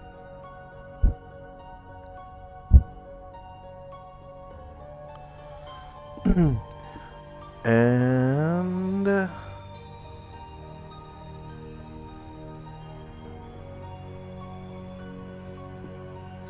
let's see if they are surprised by you. We could come to the secret door.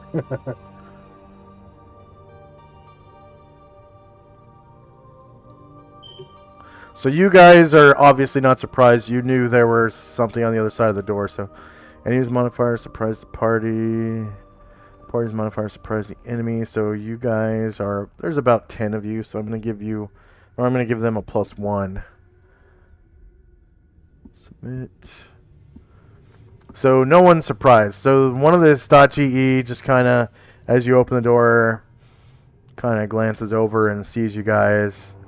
And it makes this like weird chicken man sound, alerting the other Yuan-Ti in the room. And of course, they don't like having you guys in their temple. So they appear to be kind of pissed and aggressive. So now we are in initiative phase. Da-da-da-da.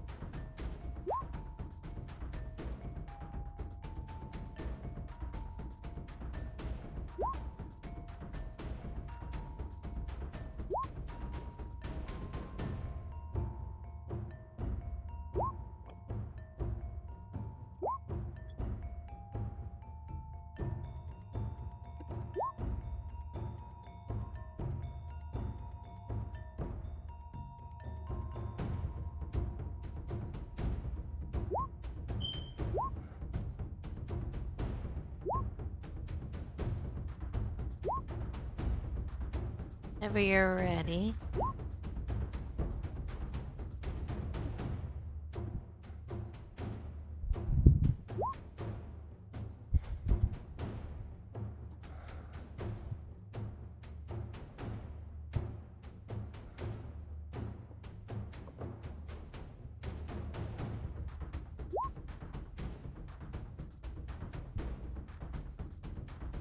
Let's see, this is...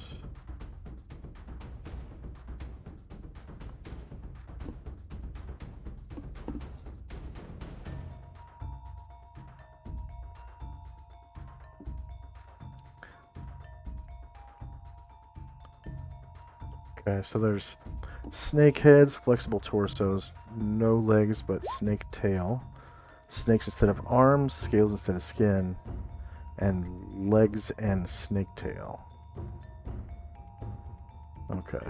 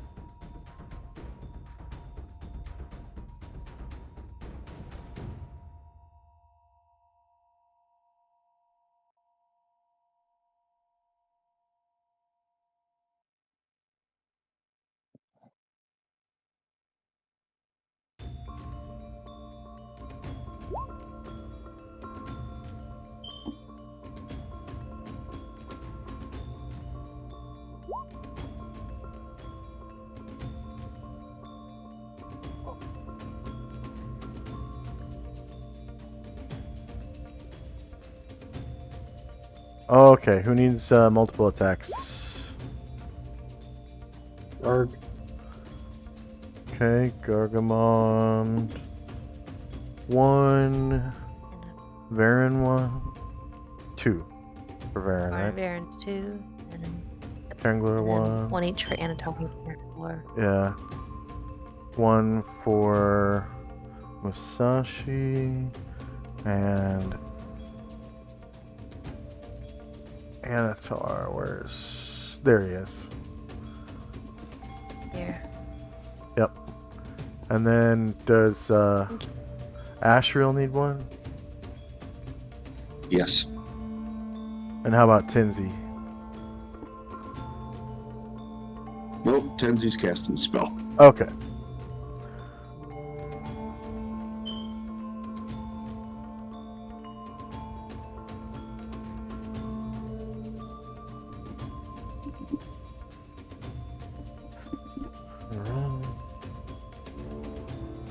Caranglor and Ashriel.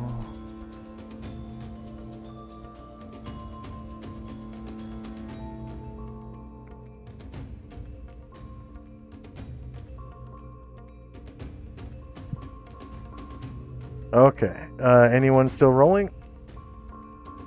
Yes, sorry, just a second. Oh, I put included lanterns on the token layer. They need to be on the map layer.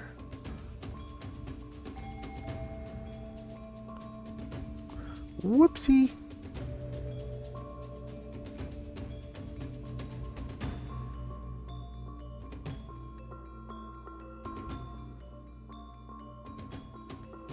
Saw them on the turnover tracker. I thought maybe they were going to turn into mimics. Yeah. Yeah.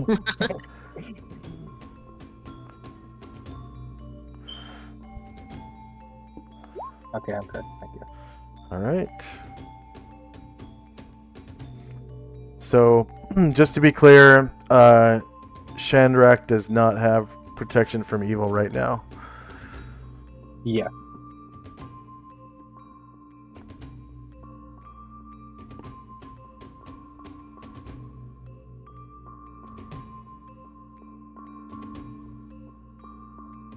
Looks like one of Tenzi's attacks has 1003. Yeah. It's a spell that we don't have on the thing, so and it casts 1 round, so I put 9999 on Okay. my weapon table. Oh, yeah, I was supposed to do spells, wasn't I? What spell is it? Impervious Sanctity of Mind. Impervious Sanctity of Mind. Okay.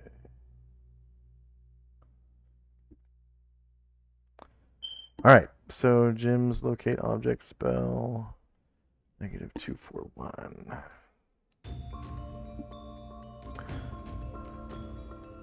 Alright, spells in time.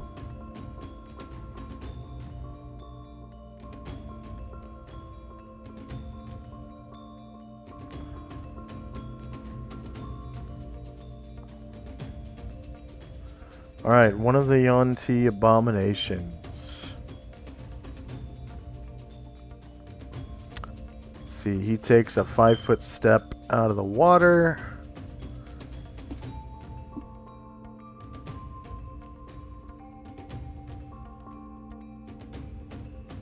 And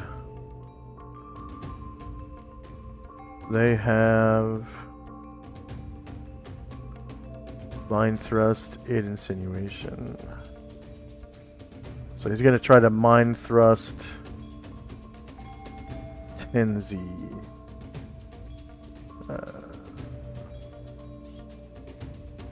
Skills powers, Scion, combat, mind thrust, Tenzi. 90 feet or less. No defense mode. Closed mind. And spend 2 PSPs. Hits MAC -5 or worse. And Tenzi's MAC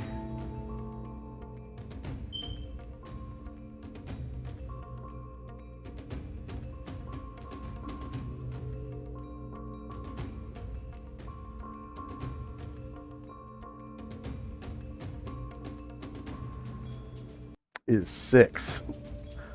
So his mind is now opened.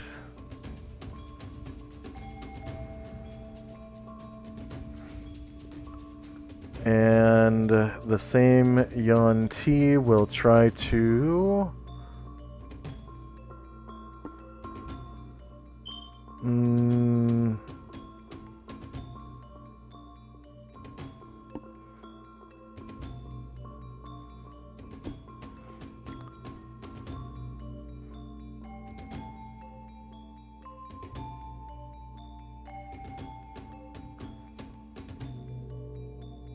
try to, let's see, telepathy, science. He's gonna try to dominate Tenzi. I think that is a, let's see, miscellaneous adjustment +0. You are level 13? 14. 14. Okay, and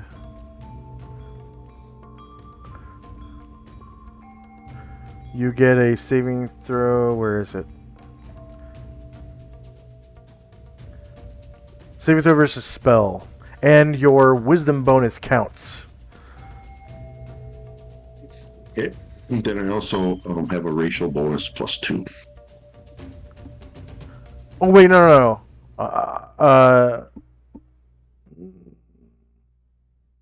Technically, this isn't magic, so a magic defense bonus wouldn't. I'll give it to you anyways. Go ahead.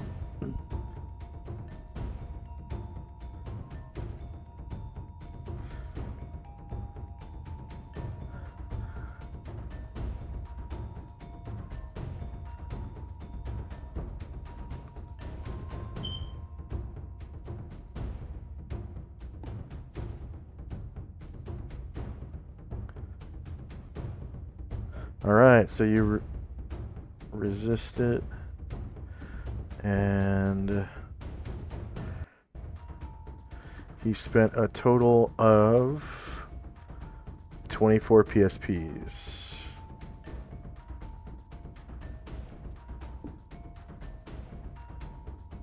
Oh, no, 13.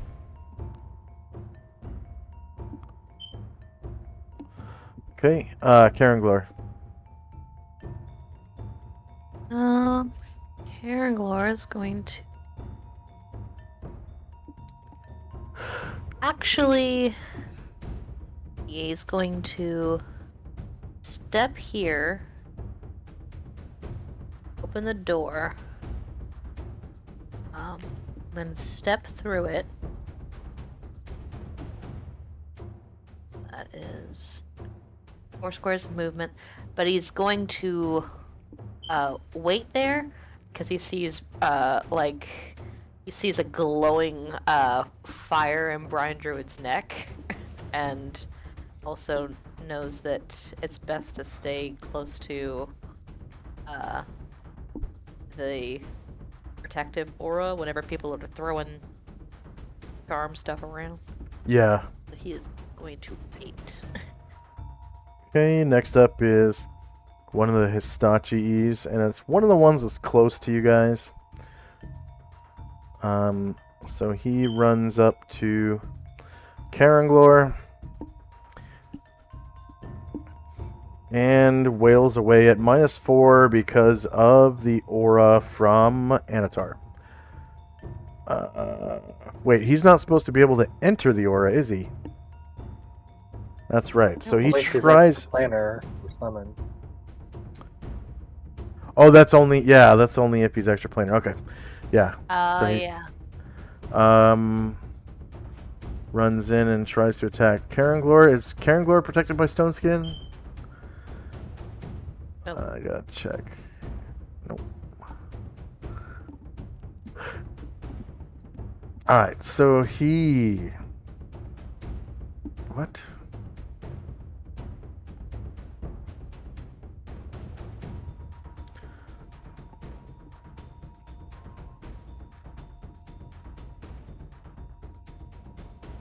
But if he stepped into Karanglor's threatened area, can Karanglor take his attack first? Yeah, because you won initiative. Thank you. Alright, he's gonna do that.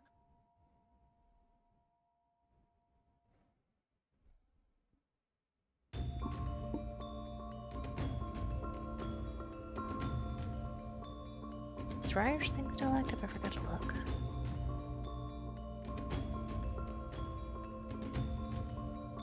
Yeah.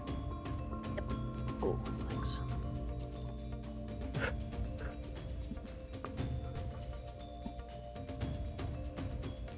Alright, you hit him for 9 damage.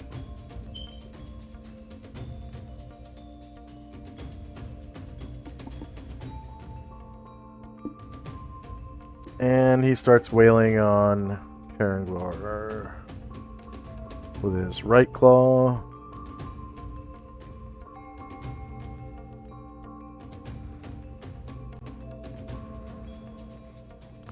Shorter melee, same elevation. -4.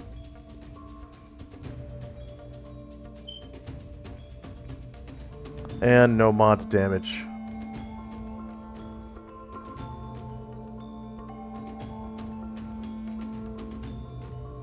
Oh, wow. It's a confirmed crit because of the minus, that doesn't make any sense because it was only -4. That's weird. It shouldn't be a confirmed crit. Just because I rolled an 18 doesn't mean it's a confirmed crit.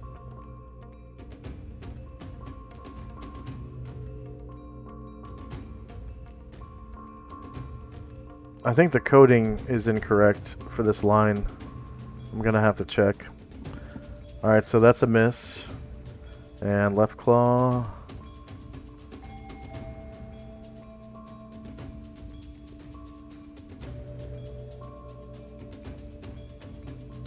Shorter melee, same elevation, -4.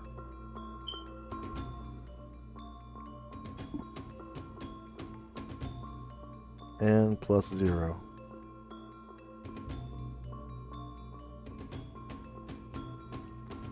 Okay, that's also a miss, and then it tries to bite him.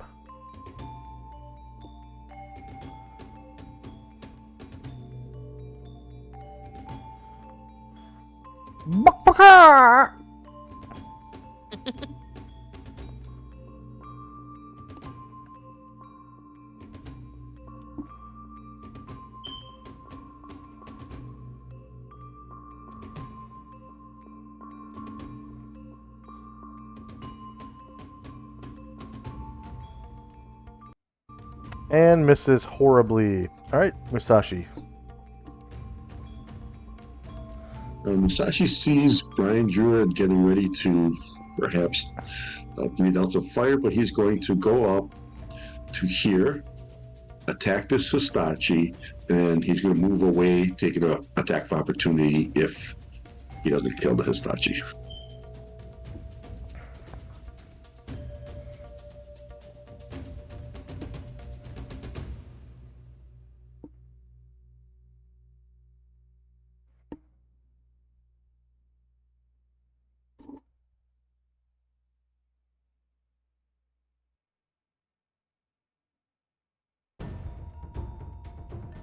Yep, -1 beats 8.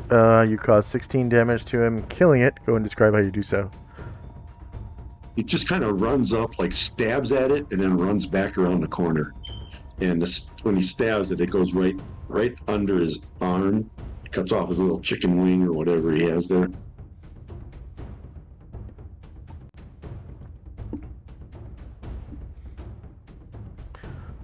So they're roughly human shaped, except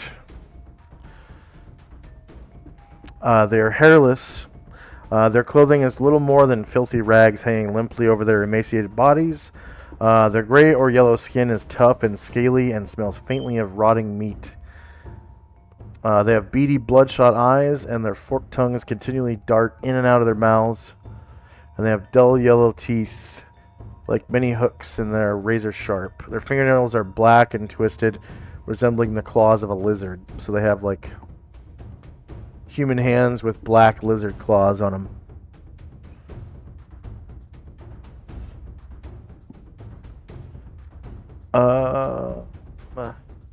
And then did you want to move and attack again with your... No. Okay. No, I just did the katana this time. I'll save the other one for later.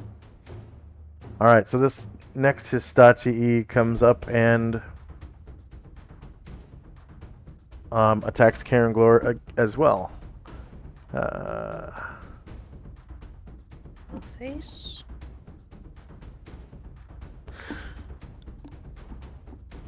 His right claw.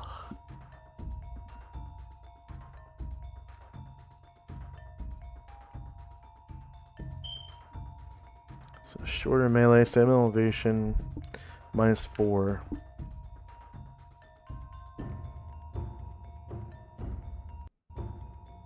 No damage modifier.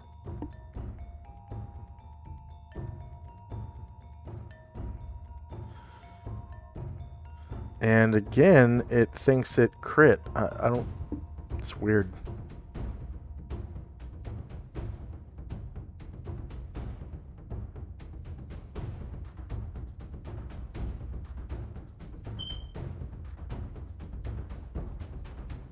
So even with -4, that would only be AC 1. It doesn't beat AC -1 by 5. That's strange. Alright. The next is a Yonti half-breed. She kind of gets out of the water.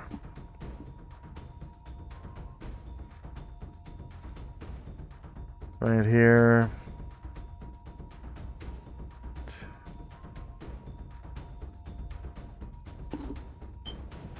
And you can see that she has like snakes for arms. And she's kind of running up to Karen Glor like, yes.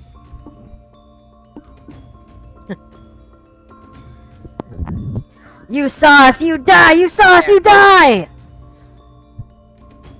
Karen Glick gives her a withering look.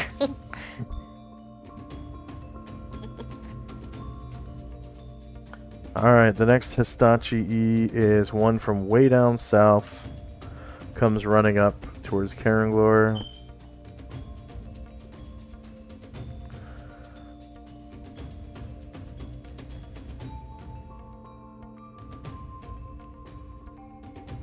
And another Histachi. This one's pretty close.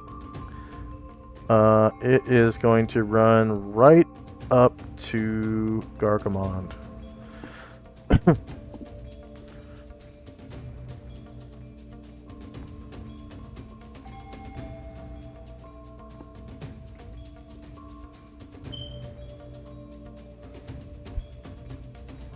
And attack. Right claw. Gargamon.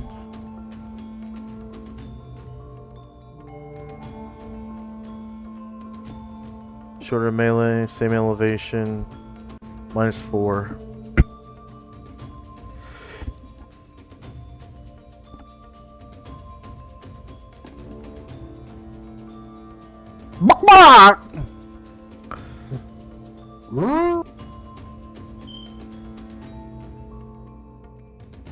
Oh, Gargamon was waiting? No, he wasn't. I was just mooing in response to the fox. Huh, because you rolled a headbutt attack. Wait, what the? Unless I selected Gargamon, that's probably what happened. Okay, I rolled that. Yeah. My bad. I don't understand how, but okay. I'll re-roll that. Right claw against Gargamon.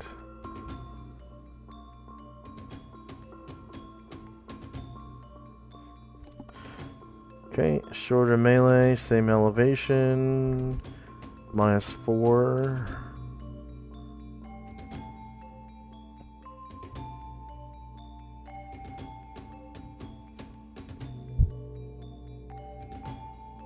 Okay.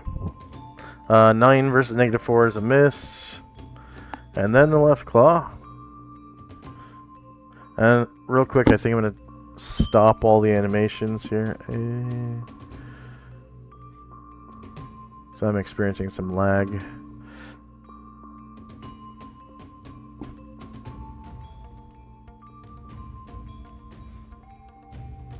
I think the map layer is still animated. Alright, so left claw. Gargamon. Yeah, same amount of lag. Shorter melee, same elevation. -4.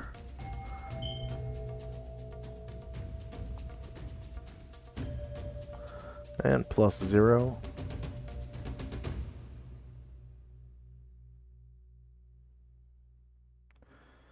And a miss. So I'm gonna turn all the animations back on.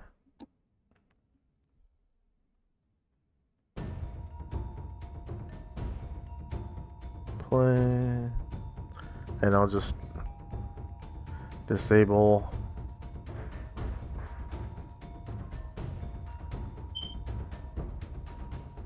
animated graphics off. There we go. Way less lag now. Alright. So now he will try to bite Gargamon. So attack. Bite.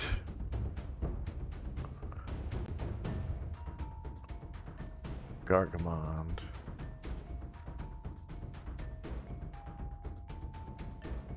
Uh-oh. I think I have to refresh.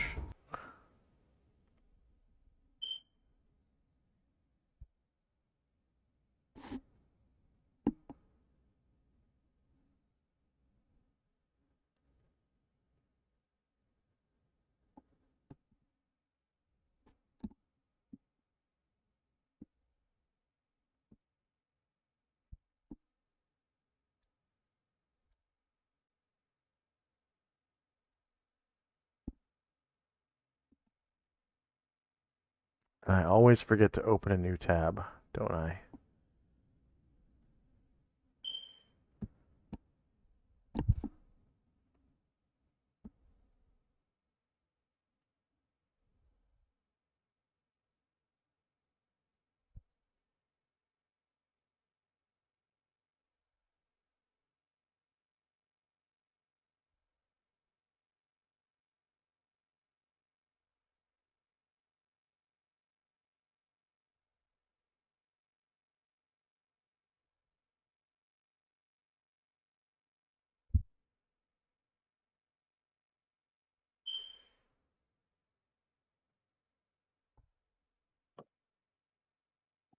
Oh, look at that. It's been an hour since we last had a break. So let's take a 3-minute break, and we'll be right back in 3. Here we go.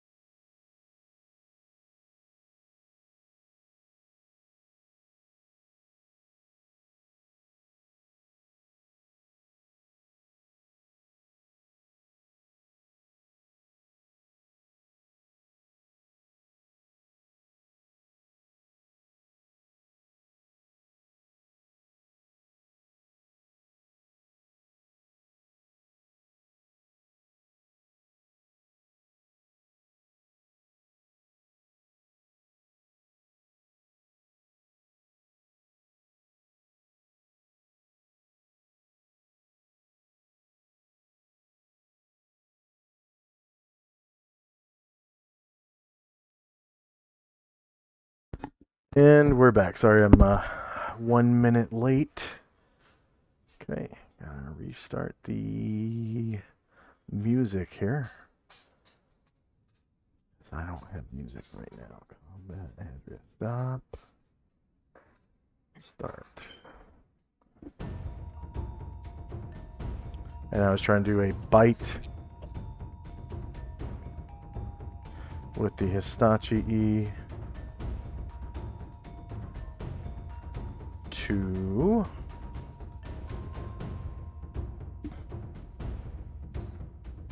Gargamond.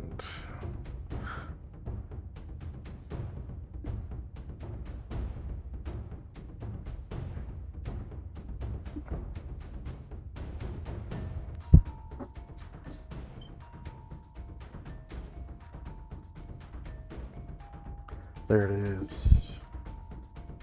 And bite Gargamond. Short, same elevation, -4, no mod. And that is a miss. Next up is Gargamond. Give me that one shot. Give me that one shot. Well, he could do that, but he could try something a little different. I'm going to take a 5-foot step into the Hitachi square, and I'm huge, so I think that'll trample him. Yep, and he does get an attack of opportunity. That's fine.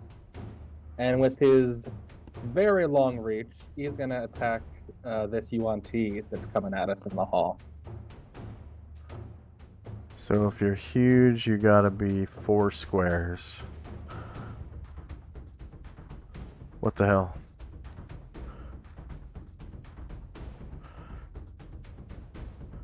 There we go. So, attack, bite, Gargamond, shorter melee, same elevation, -4. That's a miss, and then he gets a saving throw versus paralyzation or be knocked prone. So save versus paralyzation. They are Warrior 2. And he is displaced 1 square as you approach, is not knocked prone. Just kind of displaced out of your path. Okay.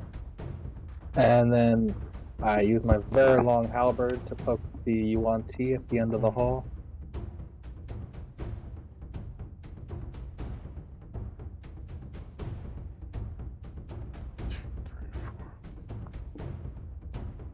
Okay, she will turn to face.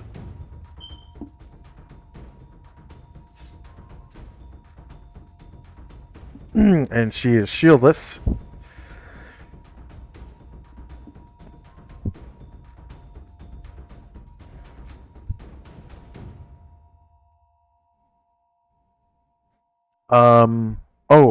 You have a -2 to hit because you're attacking through this guy's square. Oh, okay.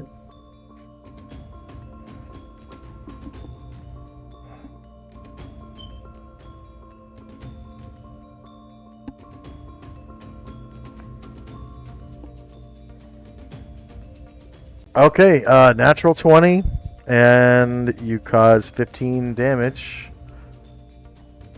And she survives. Wow. And then I'll take the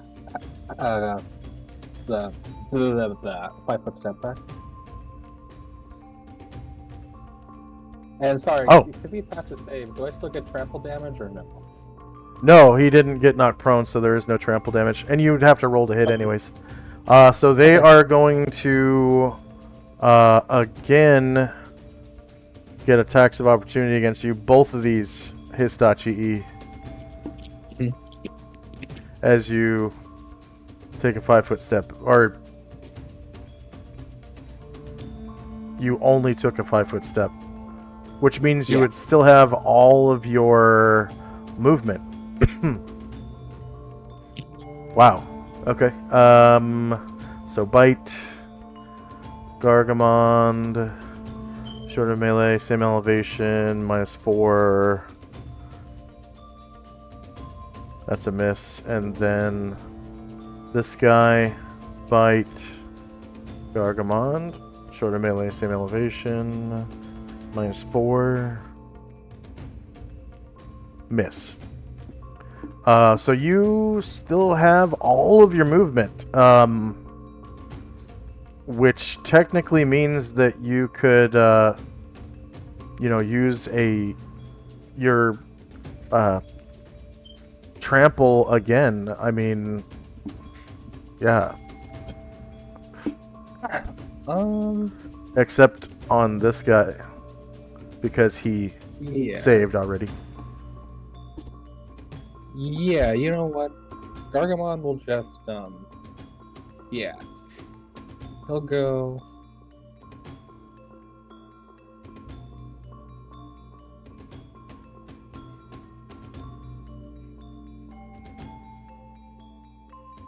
He'll make that move, so he'll go south, and he'll try to trample the Histachi and the Yuan-Ti, and then make it back where he started. Oh, okay. So this guy is displaced because he already saved. And then this guy... Attack of opportunity. Attack. Bite. Gargamon. Shorter melee, same elevation. -4. And misses. And then she has snaky arms. So she... attacks, snake arm bite, Gargamond, shorter melee, same elevation, but not -4 because she's not in the aura. And misses, and then they both have a save versus paralyzation or get knocked prone. So, save. Histachi first. Paralyzation. Save, no modifier. Warrior 2. Wow, he is displaced and not knocked prone. And then she gets a save versus paralyzation as well. No modifier, and she counts as fighter 8. Warrior 8. Not multi-class, not triple class. And she is displaced as well. Wow, they both made their saves. The Histachi E had a target of 14 or higher and rolled a 19, and then the female half-breed had a target number of 10 or higher and rolled exactly 10. Slippery. Okay. Asher. Asher is going to attempt to move silently here and backstab the Histachi E. Oh yeah, you definitely get a backstab. Sweet. Oh wait, I'm supposed to check for your move silently, right? Huh? Because you're not using invisibility, or are you? Uses them, yeah, both whenever possible. Okay. Move silently check. Yeah, so she's also. Alright. And your backstab.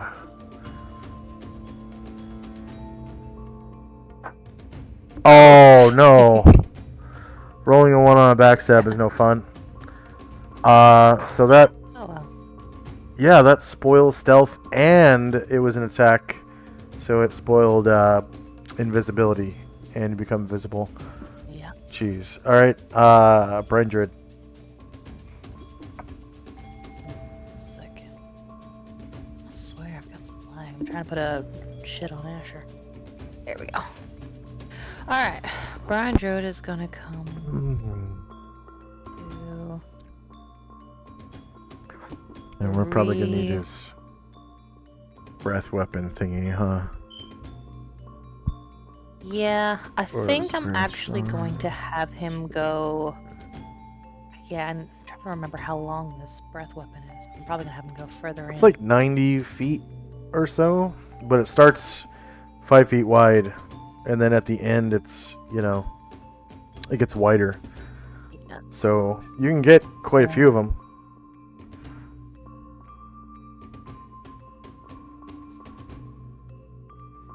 Some of them might have a bonus to their save because of the pillars. Okay.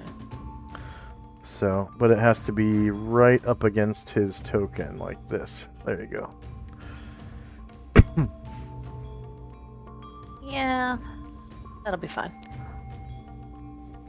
Okay, so from his point of view, I'm gonna put the breath weapon thing on the map. So from his point of view,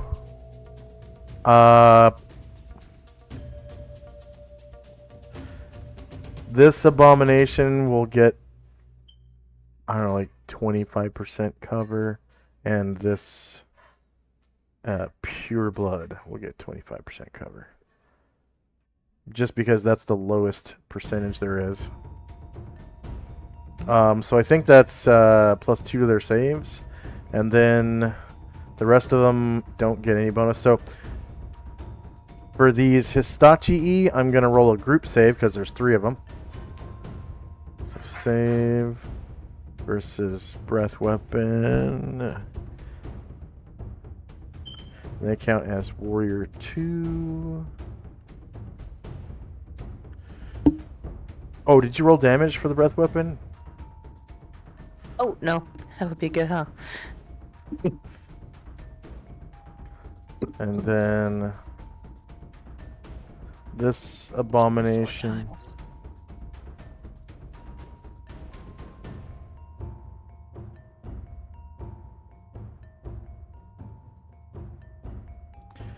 Okay, 14 fire damage, and they saved, so they took 7. So -7 enter.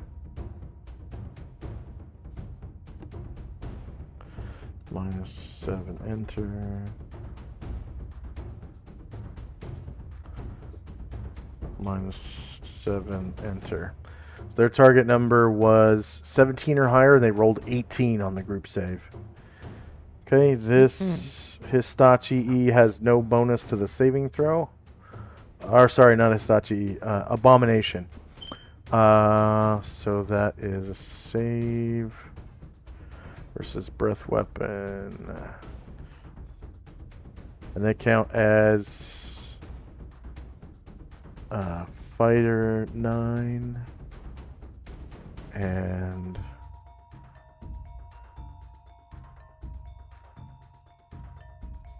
that's it.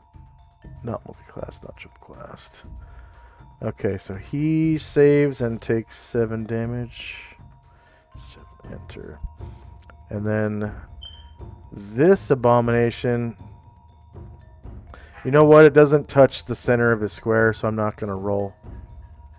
And then Fair. this one doesn't touch the center of his square either. But you did a total of 28 damage. 3 to 3 Hitachi and a abomination. So I'm going to delete the breath weapon thing now. And next up is one of the Hitachi-E.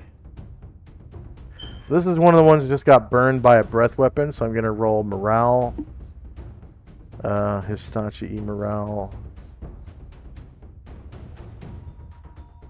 is not very good.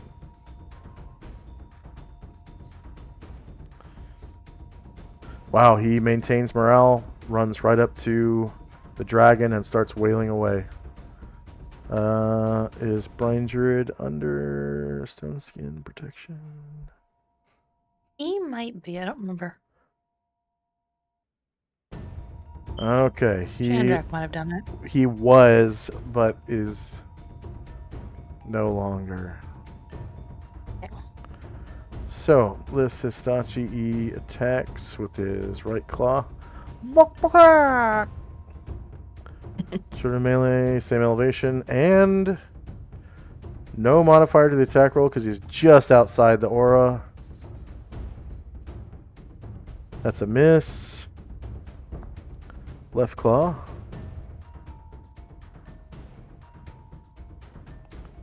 That is... Why is that crit? That doesn't make sense, okay? So that's a miss, and then the bite.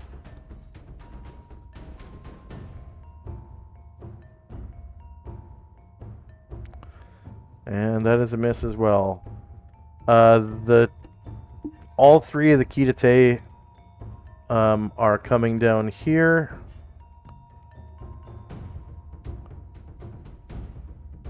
To the other side of this room.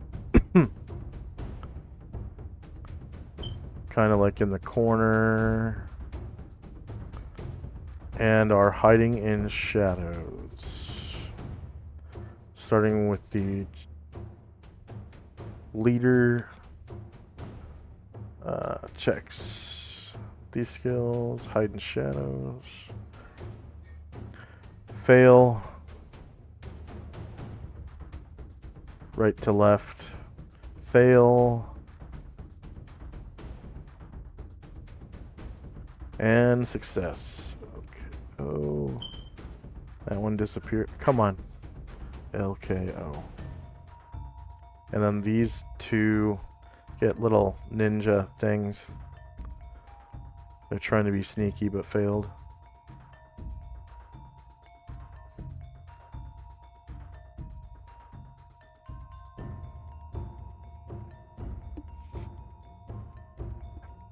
And a Yonti half-breed.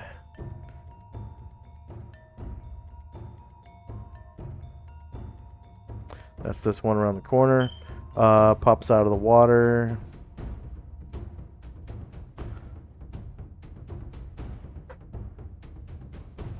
And makes it all the way to Brian Druid.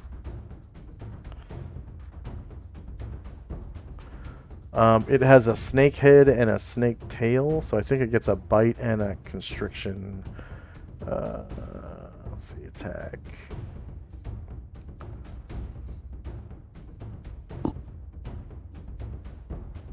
Nope, just the snake tail constriction.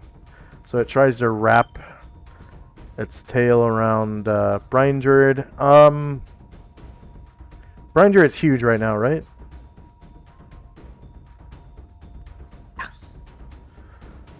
Okay. Yeah, I think so. It's an alarm. So.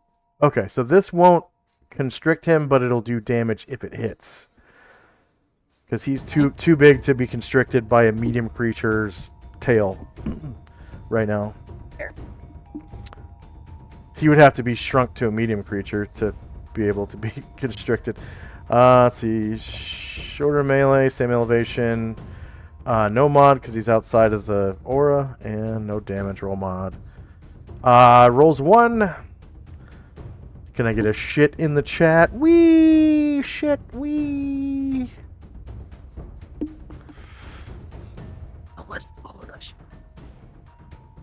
And a Yonti Abomination. Steps out of the water. And is going to try to mindfuck Ranger it, I guess. Let's see, spells and powers, psionics, psionic combat, mind thrust. Brian Druid. Let's see, 90 feet, no defense mode, closed mind, 2 PSPs. Hits MAC -7 or worse. I'm pretty sure his MAC is like maybe 5. See, not a psionicist, no mental armor proficiency.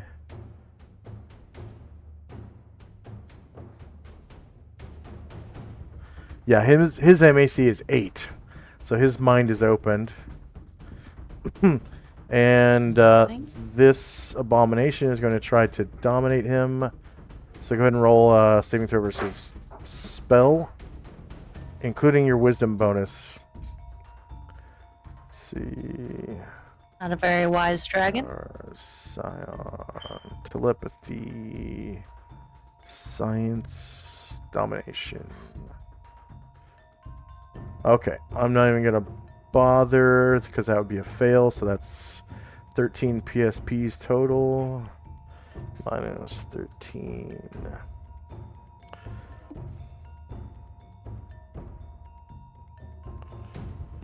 All right, Varen. Okay, he's coming. 2, 3. And first, he's going to try to finish the injured one off. Let's make a.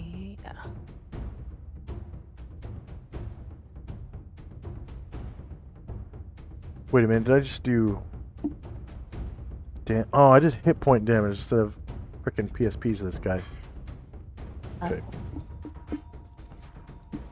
Oopsie.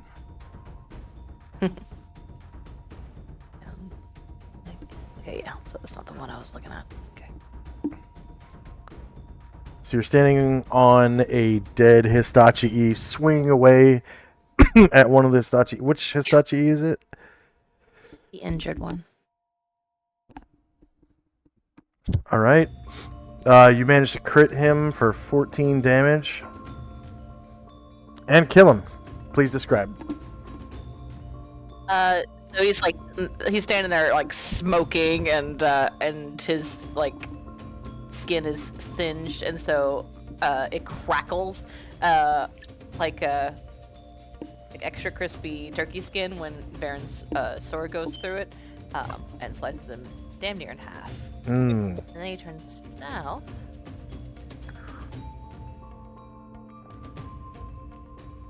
Attacks that. Shield bash with a medium shield plus 5. You beat his AC, causing 9 damage, and he survives. It's natural fighting. Success on that natural fighting.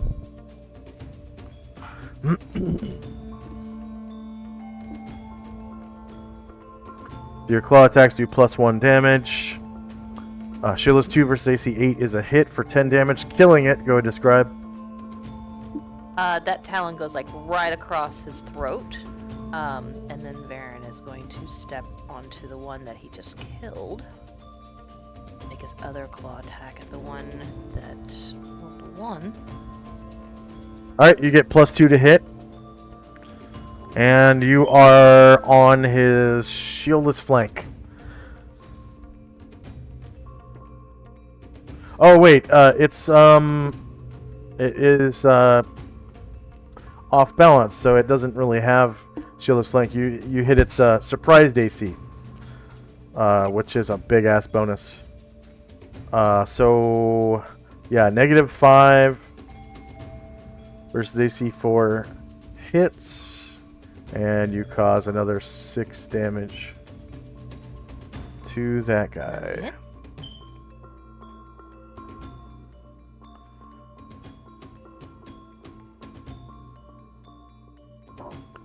Alright, one of the other abominations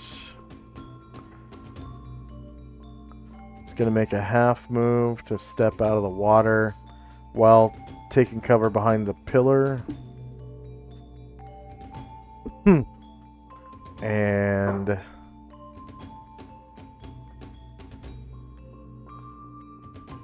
cover was the umbrella.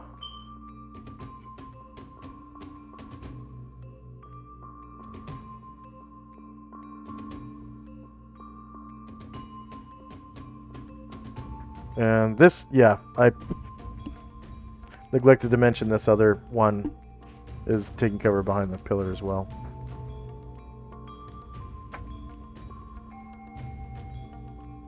And this one is going to try to mind thrust Varen. So spells and powers, psionics, sonic combat, mind thrust, Varen. Yeah, less than 90 feet, no defense mode, closed mind, 2 PSPs. MAC of 6 or worse. Let's check his MAC.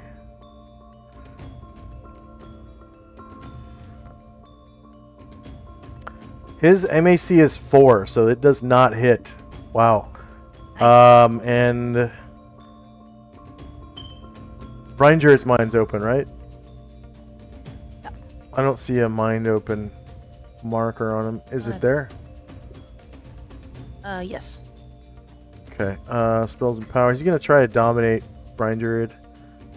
So psionics, telepathy, sciences, domination. Brian Jarrett. So Brian Jarrett gets a saving throw versus spell.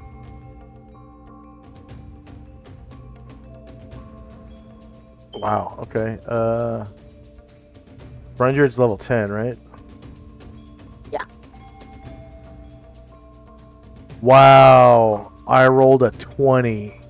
Brian Jarrett Shit. is dominated.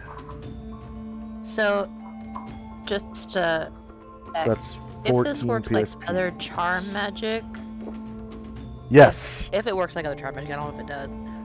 Then because it happened while he was in a protection from evil, I think he is dominated. Like he can't act under his own power, but he also can't be commanded. Yeah.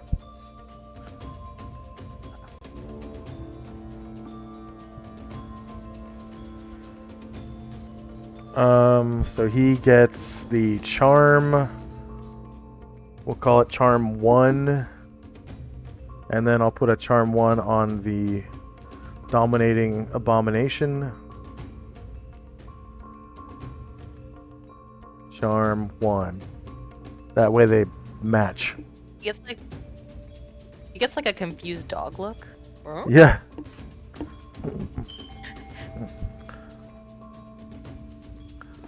Oh, that's the most beautiful one I've ever seen.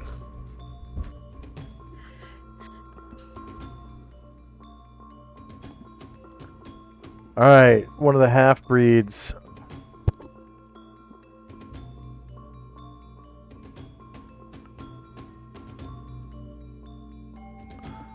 I don't remember what this one is. Find Yawn T. Oh yeah, half-breed. Half-breed.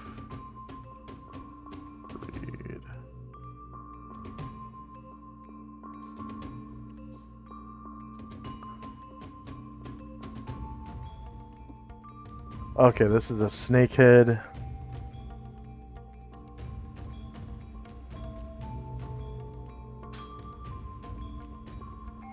So it comes out of the water, comes running towards the party.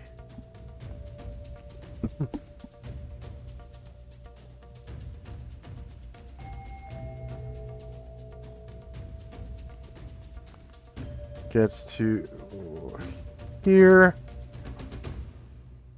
and is going to try to bite Baron. Does Baron turn to face? He's gonna turn this. Oh, that one guy's off balance. Yeah, he'll turn to face. Okay.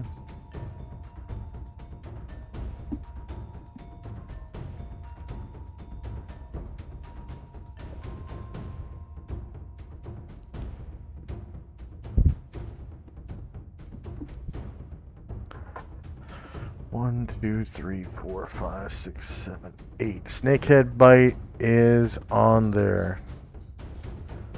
Okay. So attack.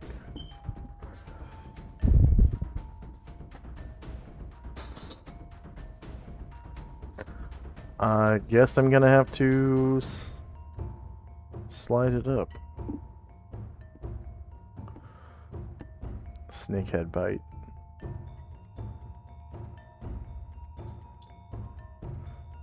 Modify.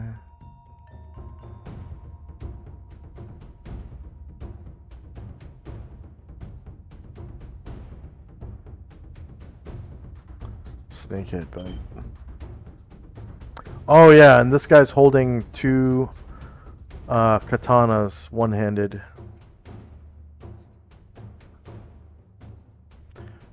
They look like mundane katana. Let's see, attack.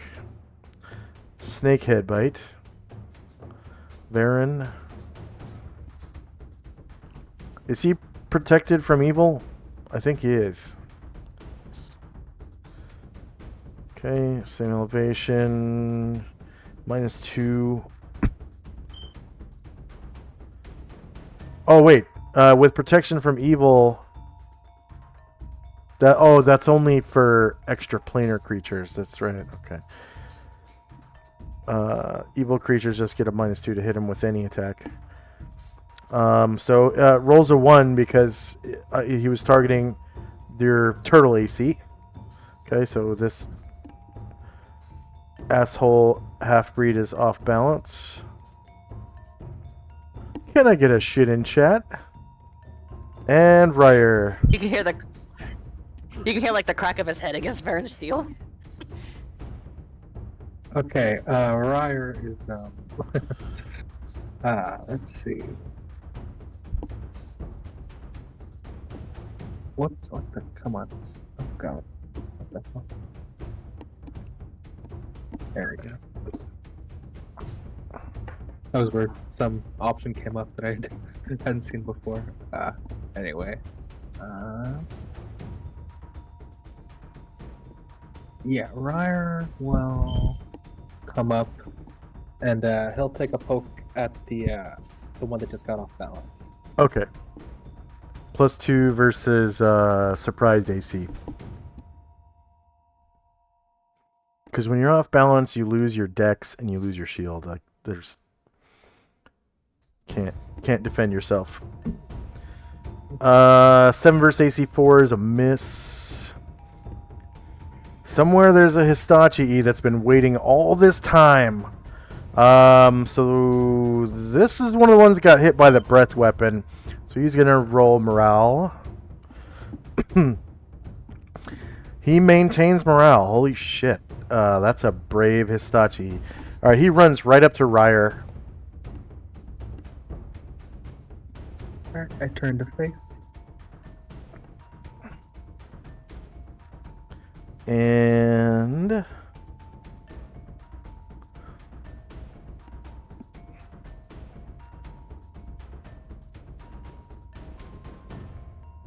come on.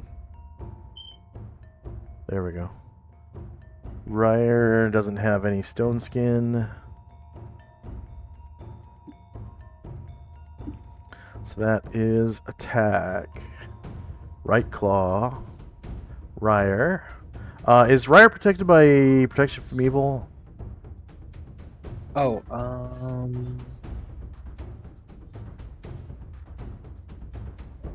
yes, he does still have it. Okay, so shorter melee, same elevation, -2 to hit from protection from evil, and Ryer is shieldless, so 6 to -5 is a miss. That's a really good AC for a bard. -5. He's wearing chainmail +5, right? Yeah, and got a lucky roll with Cat's Grace. Oh yeah, so his dexterity is like off the charts right now from Cat's Grace. Yeah, shorter melee, same elevation. This is the left claw. So it's wacko. 7 versus -5 is a miss. I think he has to roll 20s to hit him. Because he's only level 2. So I'm just going to roll a d20 right here. Rather than go through the bite. So that was a miss as well. Okay, Ashriel. How tall is the doorway? 15 feet through the hallway. All right. Or through the door. So come up, lower his elevation to get through the door, and get to here. Go back up to 15 feet.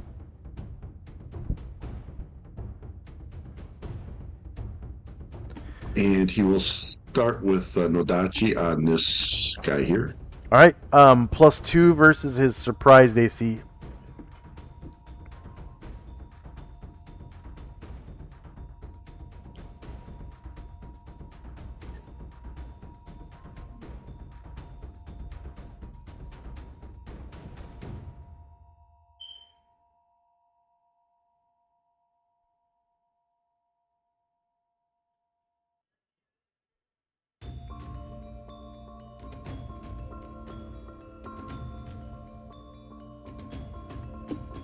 Yeah, that's a hit. 7 damage is not gonna do it though. Wait. Yeah, not a crit. Jeez. Minimum damage, 7. Damn. All right. Well, then he'll follow up with the green.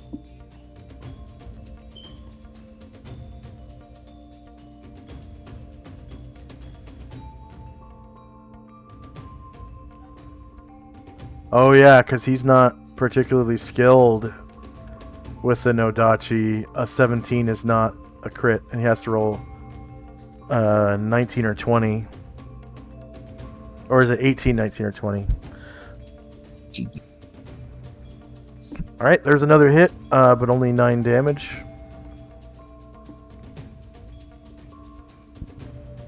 With your flame tongue. Yeah, that's it for you. Alright, Anatar. He is going to descend down to 10 feet in order to get through the door.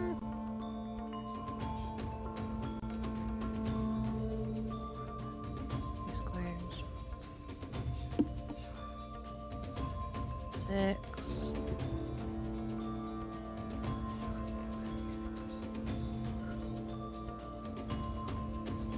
And he will hover over Ryer and try to finish off this injured Stachi.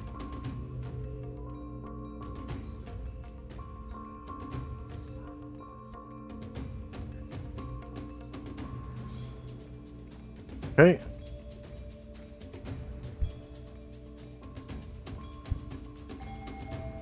Shieldless 0 versus 8 is a hit. You cause 18 damage and kill it. Go ahead and describe. He's like standing over the thing, so he can he spins his sword around and like stabs down through the thing's clavicle, and it comes out through his hip. Oh, Pulls it out. that's a lot of bones. Shandrak. Okay. Candrak is going to move silently and I'll stop there and try to backstab this off balance. Oh, is it Instachi or is it something else? The green one? That's off balance? It's a half breed. This one right here. Okay. Yeah, I'm gonna backstab that one. Okay. You get a +2.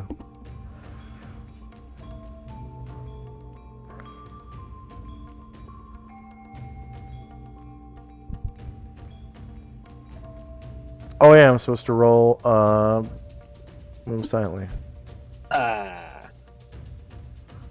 Which you probably made. Yep. You rolled 1. Holy crap. So you're visible and off balance. Okay. A Yonti Pureblood walks out of the bath, taking cover behind this pillar here. So the purebloods are the ones that look human, but they have snake eyes. So this guy just looks like a regular Adrian man, like an elderly chap.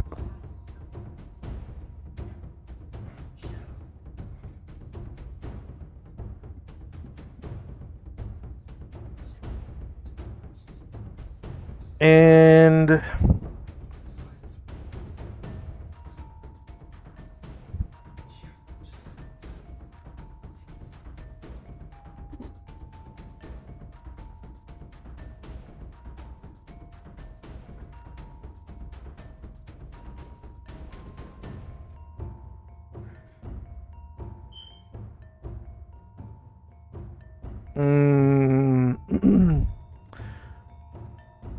he's innately casting Cause Fear on Shandrak. So Shandrak, if you're immune to fear or have resistance to fear, let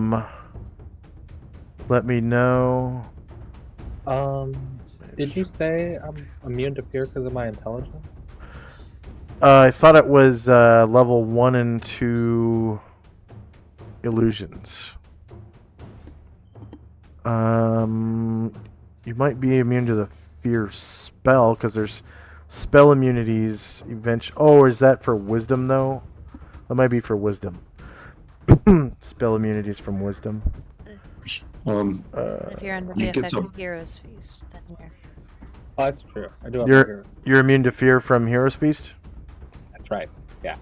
Okay. So that spell Sorry, Kenzie, what were you fizzles. The other pure blood, she is going to step out of the bath as well and take cover behind this pillar.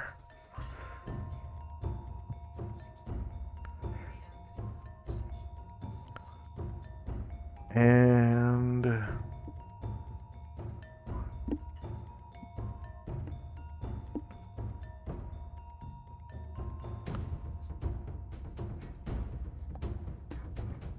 she will try to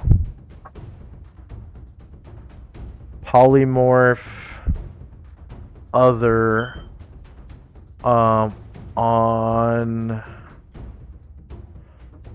I guess, Baron. You get a saving throw versus spell. Pretty sure. No wisdom adjustment. No.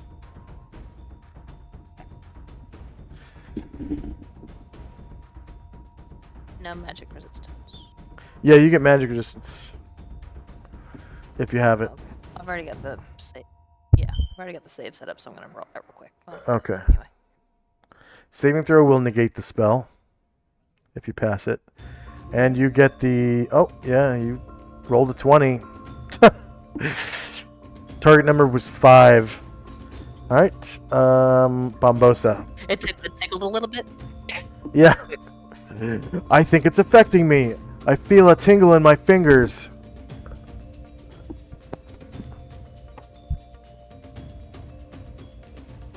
So Bombosa. Sorry. Yeah. He will attempt to move silently.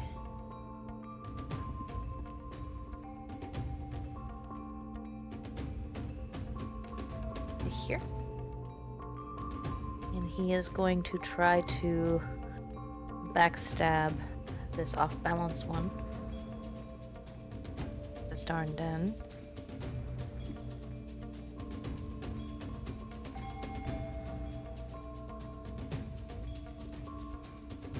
Okay, 1 second.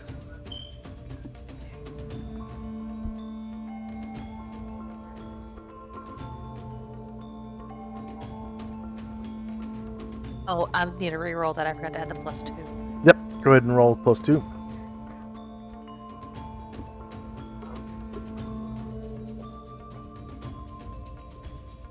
It's a shame. I liked that roll.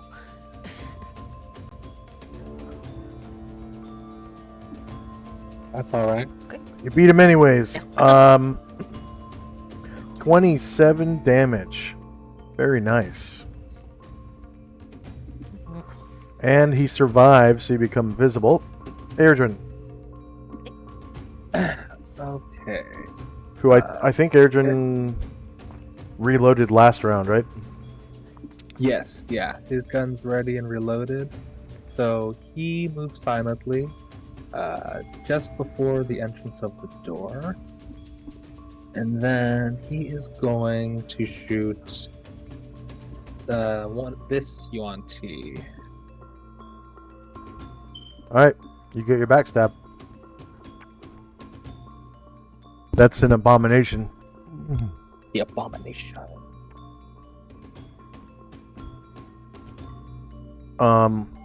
Abominations are large because they have a long tail. Oh yeah, the ones with tails are all large. So this guy's a large creature too.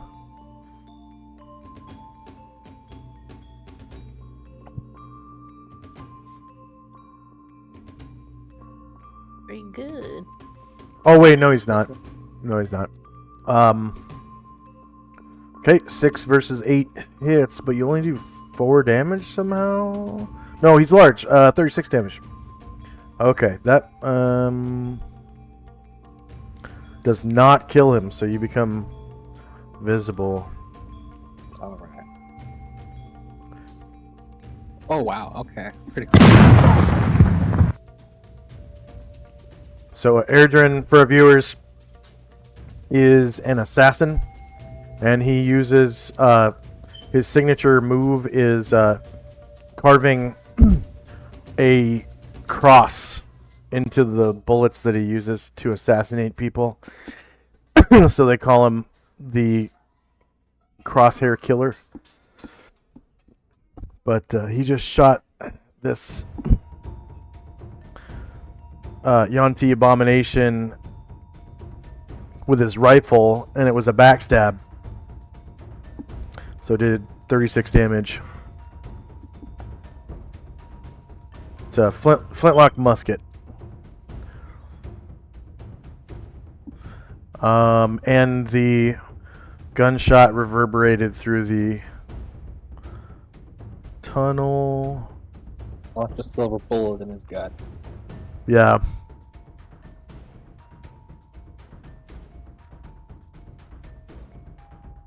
All right, Jim. Okay, Jim's gonna move through Brine Druid squares. Through Baron Square here. I don't think they get an opportunity because they're both off balance. He kind of moves between them. That's right. Going to turn to the one north of him and try to hit it with a club. Okay. That is +2 to hit against his surprise AC.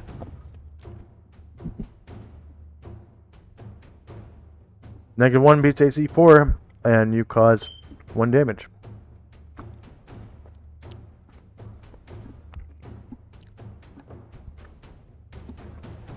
Karen Glor. Okay, Karanglar is going to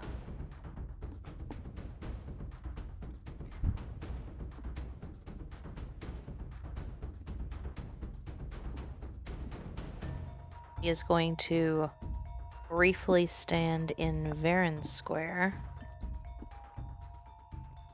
and try to kill the one to the south.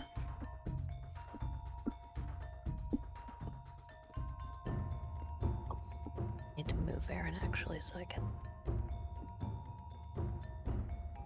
Okay, +2 to hit versus surprised AC. Okay.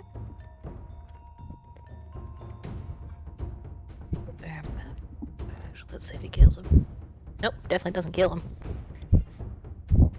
And Karen Glor's off balance because that was shieldless AC. Yeah. So that's gonna cause a Um, problem because he is now in the same square as Varen, so I think they both need to roll dex save. He wasn't attacking the off-balance one. Just attack me. Oh, that's right. Yeah. Yep. Okay, that's a crit. Oh yeah. Sorry. 9 damage. Okay, cool. Doesn't kill him though. Alright, so Varen will Really close though, if sorry, you can Karanglar will see the Karanglar will bar. take a step back. Sorry about that. Okay. Musashi. He has 4 squares of movement left, so he's going to move 1 into Asher Square and attack the one to the south. And he has both of his attacks this time because he only used 1 the first.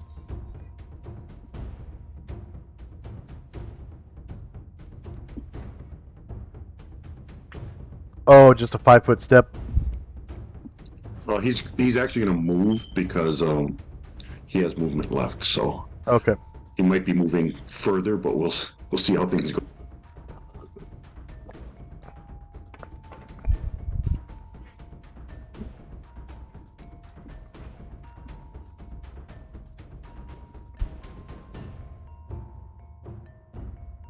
Without using a Ki. So shieldless, negative 12 beats AC 8. You cause 13 damage to the Histachi E. Killing it in one shot. Go ahead and describe.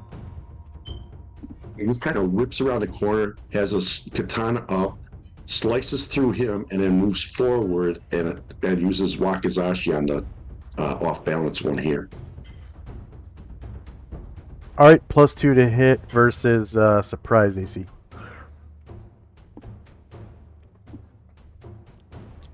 Just my table.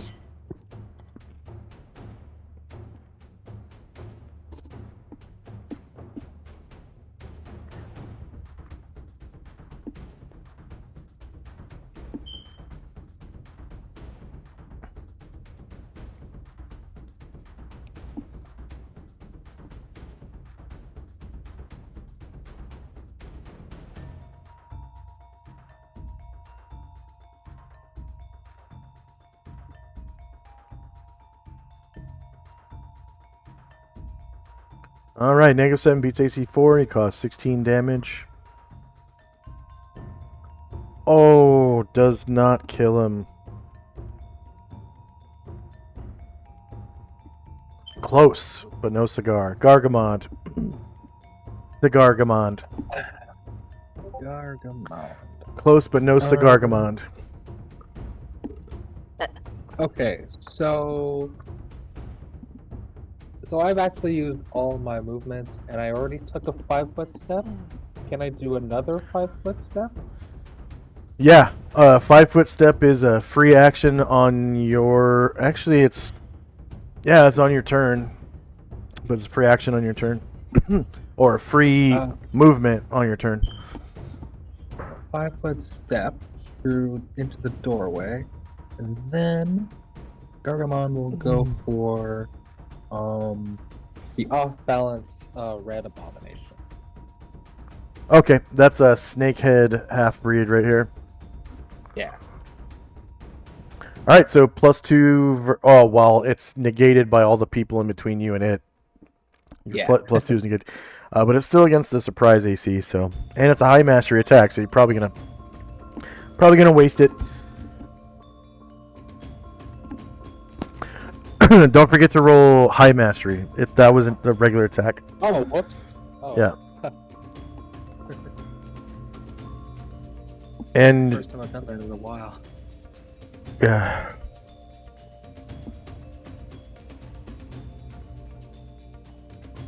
There we go. Thank you.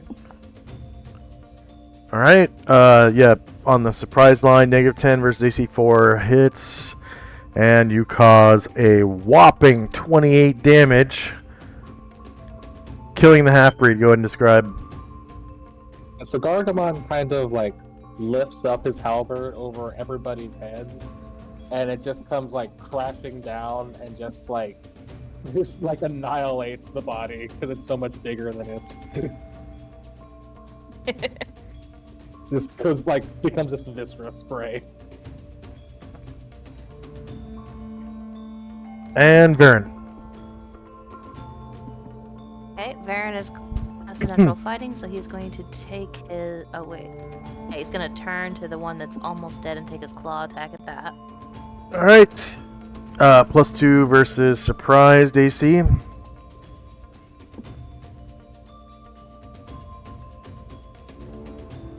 All right, you kill it. Go ahead and describe. And then he's the thing's kind of like windmilling his arms, and he slices through a bunch of tendons and veins in one of his biceps, then he bleeds out what little is left. And then Baron will step here and turn to this one and take his sword attack.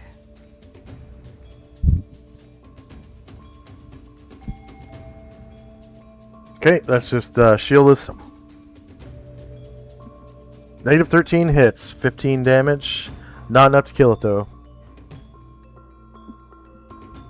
Ashriel. Ashriel will follow Varen and fly over the top of him, hover over the top of him, and attack the one he just attacked.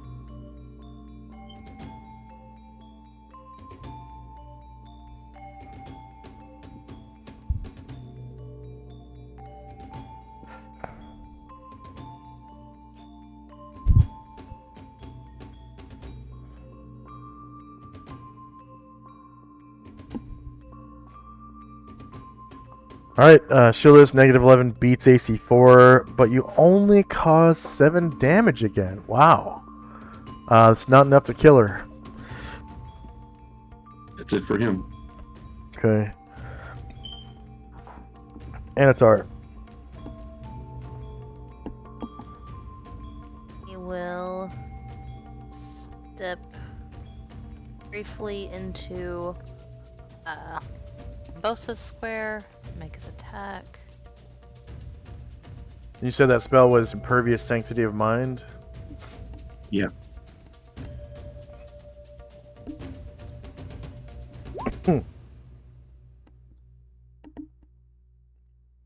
Seventh That level might pre-spell. Oh, sorry, he's actually flying, so he's not. He's over on Bosa. Oh, I forgot to put higher ground. Okay. Want me to re-roll that? I forgot he was flying. Yeah.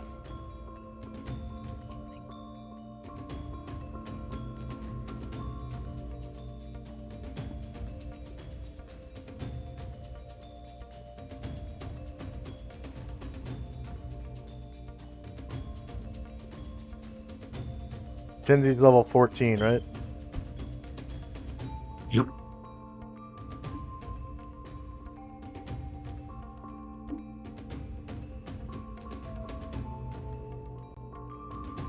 Alright, so Anatar comes in flying.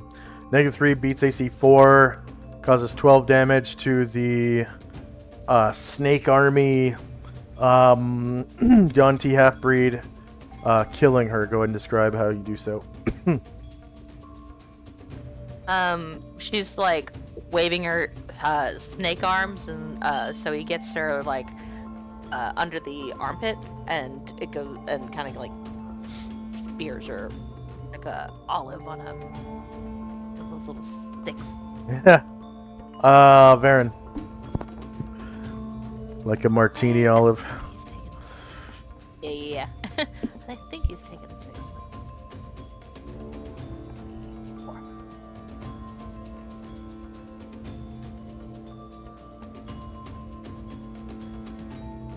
That's true.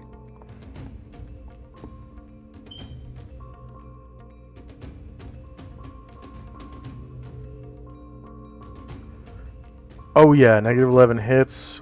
You cause 15 damage killing it. Go ahead and describe how you do so. That's just a clean beheading. No muss, no fuss.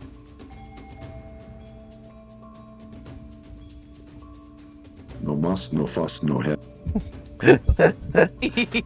Alright, and then Tenzi's Impervious Sanctity of Mind goes off, which when using the spell, the priest renders his mind completely immune to any mind-affecting spell, power, or psionic effect. And that's powers too. So like Vampire Charm, this blocks that. This includes amnesia, awe, beguiling, charm, command, confusion, domination, emotion, empathy, ESP, fascination, fear, feeble mind, hold, hypnotism, insanity, magic jar, mind blast, phantasmal killer, possession, rulership, sleep, soul trapping, suggestion, telepathy, and any psionic attack or power of the telepathic discipline, including domination. So in short, if the spell or effect coerces the priest into taking an action or forming an impression that he doesn't wish to, it fails while Impervious Sanctity of Mind is in effect. The only mind-affecting spells or powers that can affect the protected priest are those of exceedingly powerful creatures or artifacts and relics. Or true Dweimers. I'm going to say true Dweimers too. Because that's above 9th level magic. Yeah.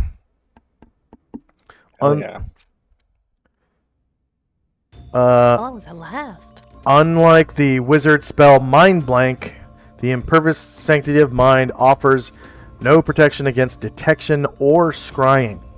However, it is effective against some attacks and powers that Mind Blank is powerless against. The spell requires a small ring of lead that was once breathed upon by a red dragon. Yeah, we don't use material components. And that Although we could limitation get doesn't past affect me because I have that limitation doesn't affect me because I have non-detection, so I'm already protecting against it. Yep. Oh. Yeah. Yeah, you have non-detection as a class power. So that's end of round, and to make things easier, I'm just gonna roll morale for the rest of the Yuan-Tis because you've blasted them with breath weapons. You're mowing through all of them. So this abomination in front succeeds. The abomination taking cover on the left succeeds. The abomination taking cover on the right succeeds. The female pureblood succeeds. The male pureblood fails. So he gives up, puts up a white flag, comes out from behind cover, drops to his knees, and raises his hands like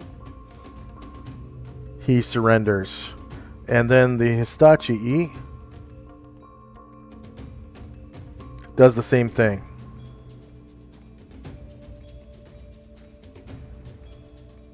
Except he wasn't taking cover because he's stupid. Okay. So that's the end of round. And we're now in initiative phase. You can remove all your shits. Which is Shandrak, Asher, and it looks like that's it.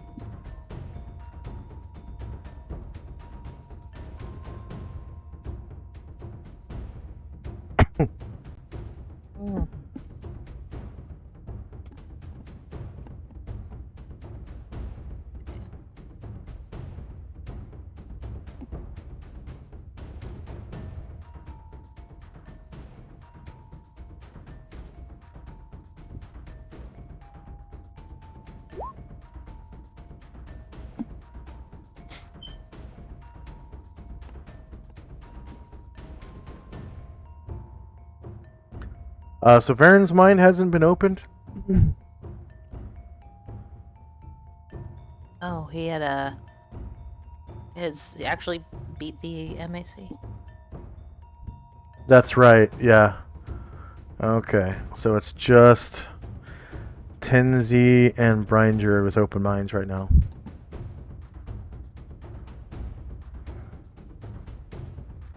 Because his MAC is 4, I believe.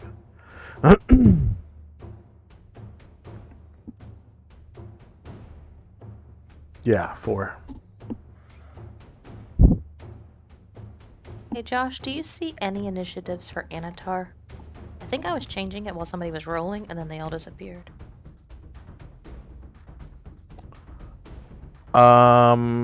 Did his token disappear?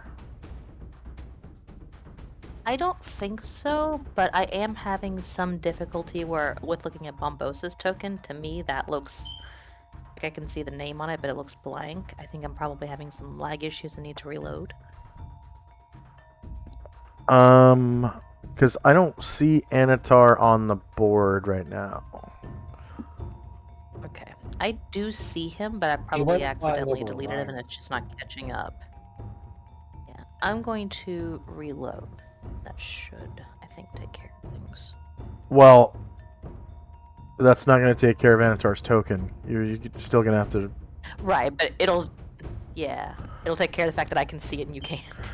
I think it'll make it at least disappear for me. Oh, right. And you can't select it?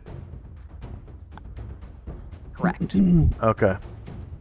Yeah, you probably just accidentally hit delete or backspace or something when you clicked him. Yeah.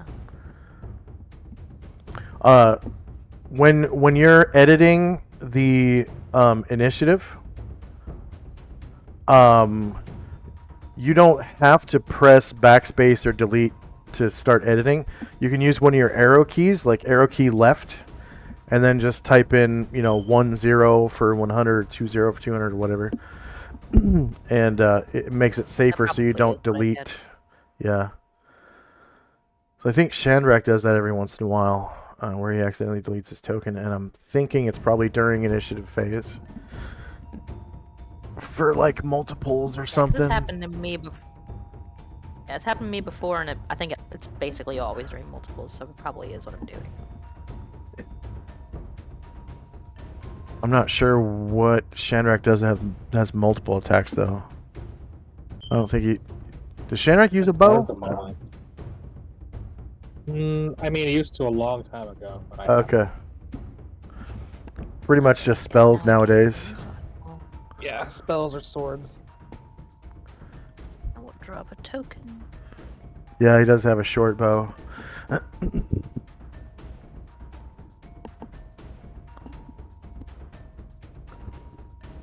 Did manage to get a backstab with that short bow on that really good ambush in Tintabula that we did. Yeah. Actually, to have a good plan.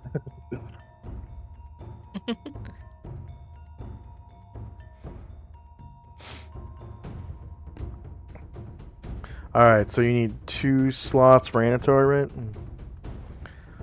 I just rolled one, so just one now, please. Oh, okay.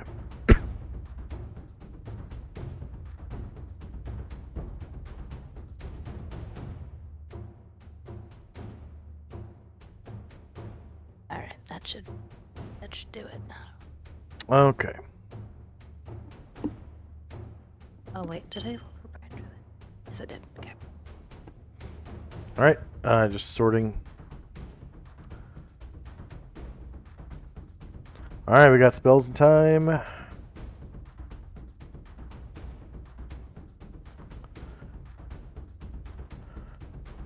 Okay, so at the end of the round, Shandrak's Staff Protection from Evil on Tenzi will wear out. But that's at the end of the round. And then Shandrak still doesn't have Protection from Evil on himself. First up is Musashi. What? Oh yeah, because you got like +5, +4 something, +5 something. And high mastery, so Yeah. it's all goodness. This is fun, So boys.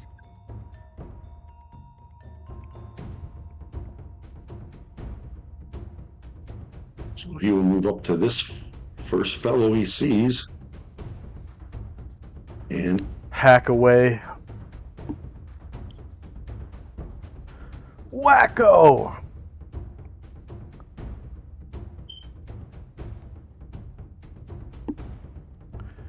this, yeah, I guess we'll do the Wakizashi first.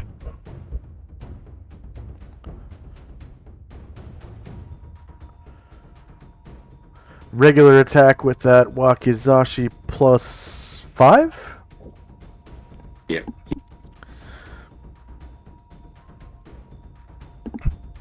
For our viewers, this group has been adventuring for quite some time and has several +5 weapons and 1 +5 shield, and I think there's 1 or 2 +5 armors, but it's like chainmail for the bard. Okay, so he's shieldless, -1, beats AC 4, and the abominations are large, so you do 15 damage. Killing him. Go and describe how you do so. He's kind of coming down the hallway, slices at him with the wakizashi, just kind of keeps moving, doesn't even like stop. Yeah. And moves up to here to attack this guy with his katana. All right. Eliminating psionic attacks as you go.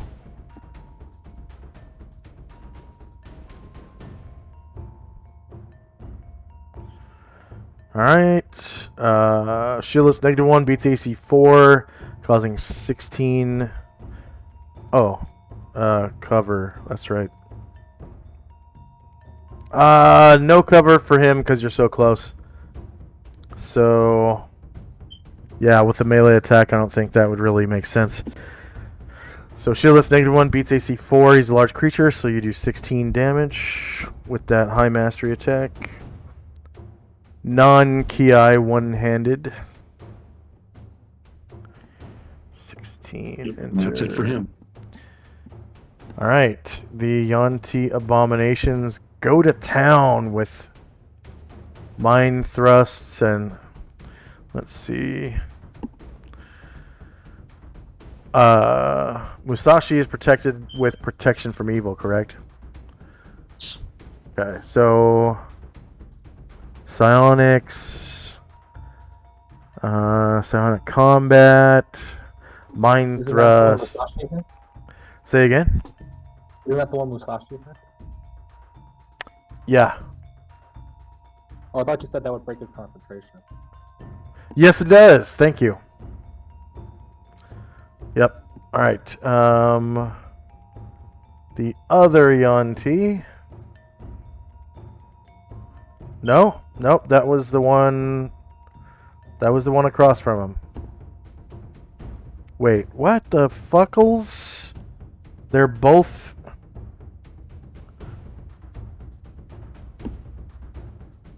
Okay. That.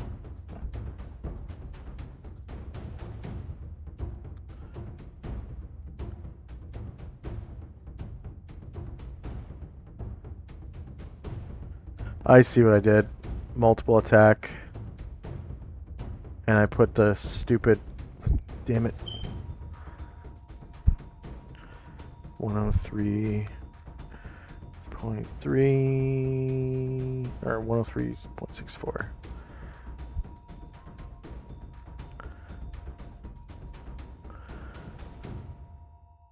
It's not very often I have multiple attacks as a dungeon master.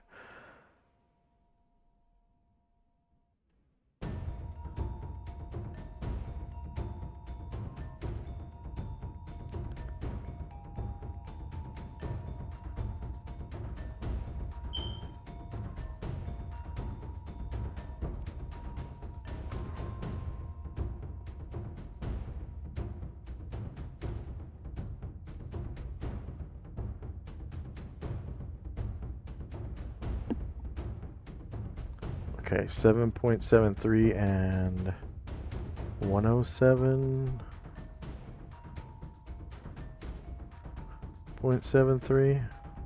Okay, somehow I did that one correctly, but the other one was jacked up.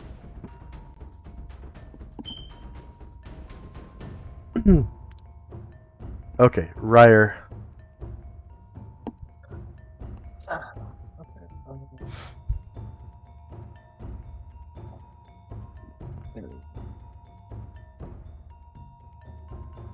Ryer, come down. I'll try to attack the other half-breed.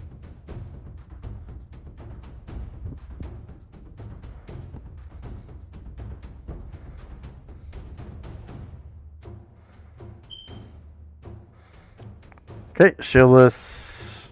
7 versus AC 4 is a miss. Varen.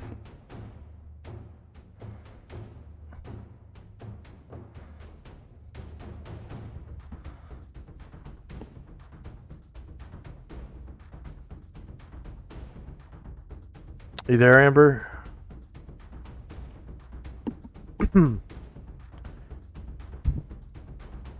Discord issue thing again? Looks like it.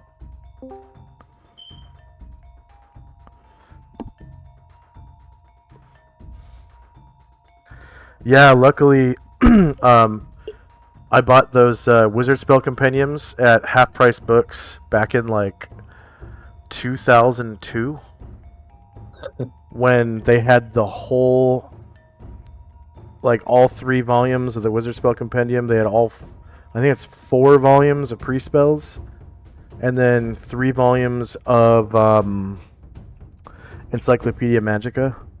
Or maybe it's 4 volumes Encyclopedia Magica. But I got all of them all at once. And they charged like, I think they were like $10 a piece. So it was pretty cheap. Because it was half price books. Anyways, yeah, Varen. On it.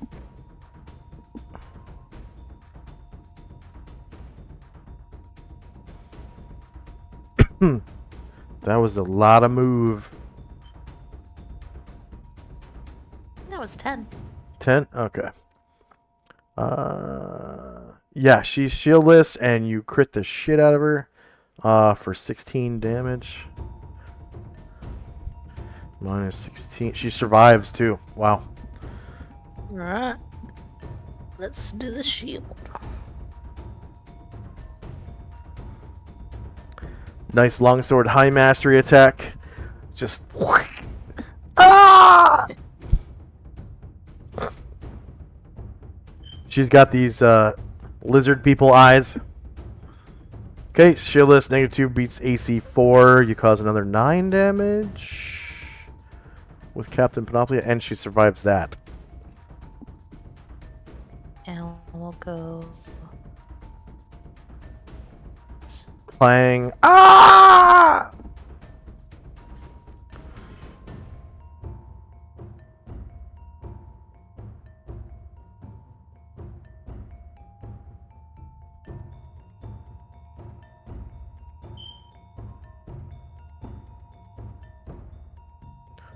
Alright, shieldless 1 versus AC 4 hits for another 9 damage.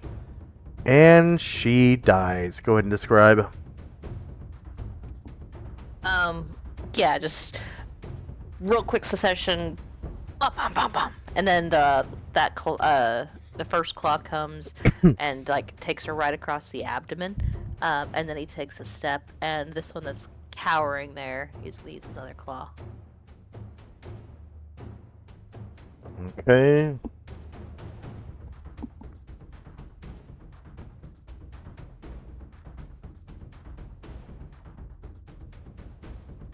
Oh, this one surrendered. Are you sure you want to? He doesn't have. Oh, you know what? Left. Okay. It's a free... It doesn't defend itself. So you hit it Okay. for 8 damage. Although I didn't notice when I was heading this way that I did cross through this one's threatened area. So if you wanted to do that. No, that one is using psionics. Okay. So it's not using melee weapons, so it does not get an attack of opportunity. Anything else for Varen? Should be it, right? Okay, Shandrak. Shatter's gonna take a 5-foot step and then throw a fireball down the hall. Nice.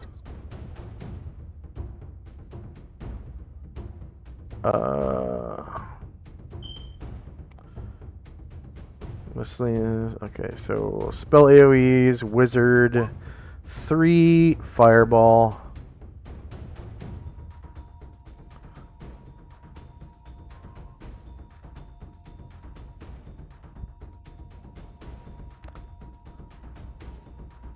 And you go ahead and move it wherever you want.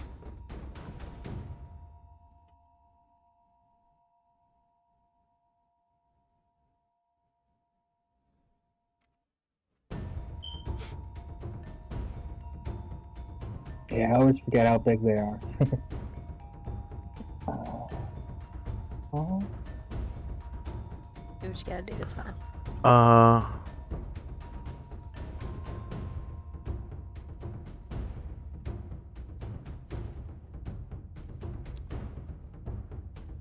yeah. 20 foot radius, so 40 feet across.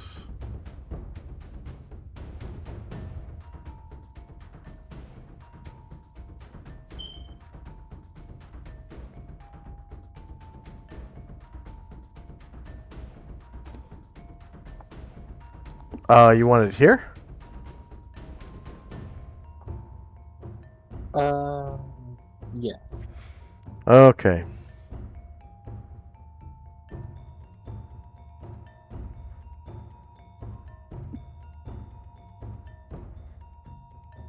So they're surrendering, and they get no saving throw.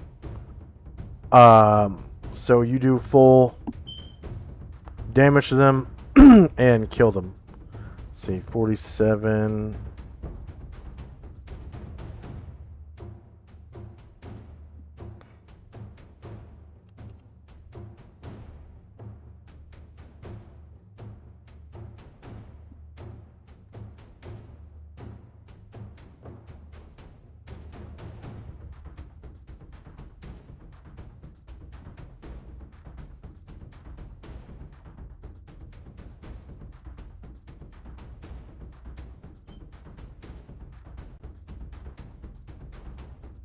And Asher. Sure. See how far we're gonna get. Alright.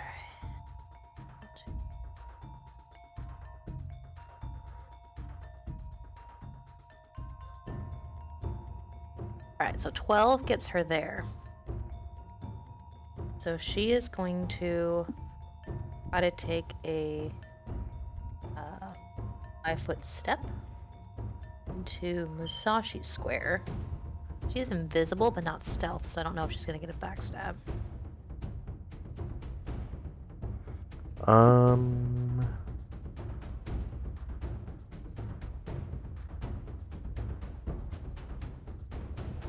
Yeah, you get it. You get a backstab. I think it's because they're not high enough level. Gotcha. Pretty sure they're smart enough.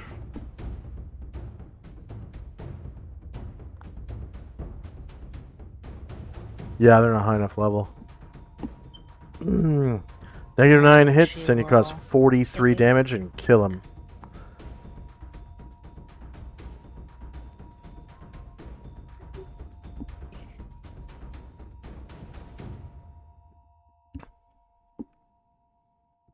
Go ahead and describe how you kill him.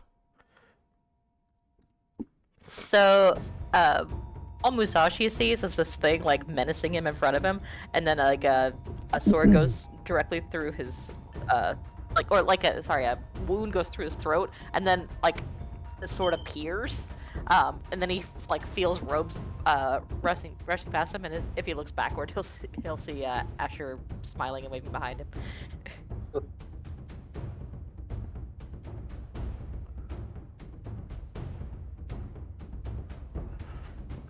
Okay.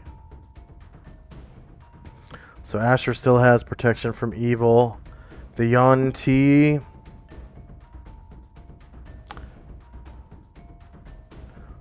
is going to try to mind thrust Asher. Spells and powers.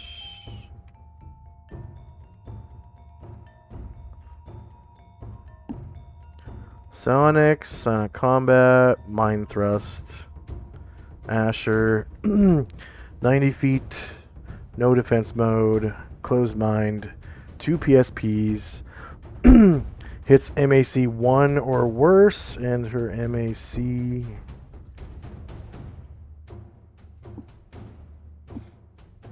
is 8. So her mind is open. Go ahead and roll a save versus spell. Wait. Yeah, spell, because he's trying to dominate her.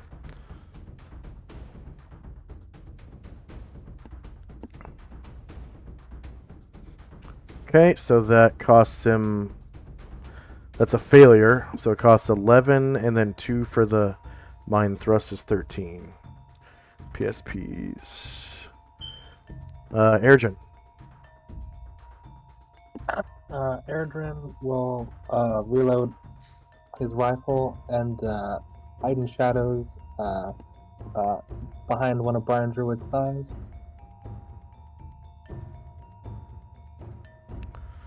So check. Thief skills, hide in shadows. Karen Glare.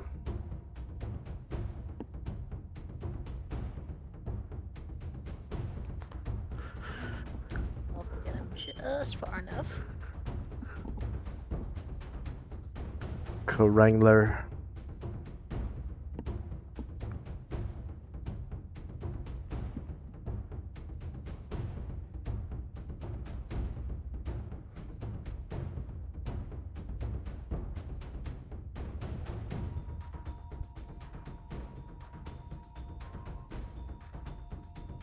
Alright, he's shieldless, -10, beats AC 4, you cause 8 damage, and spoil his other mind thrust.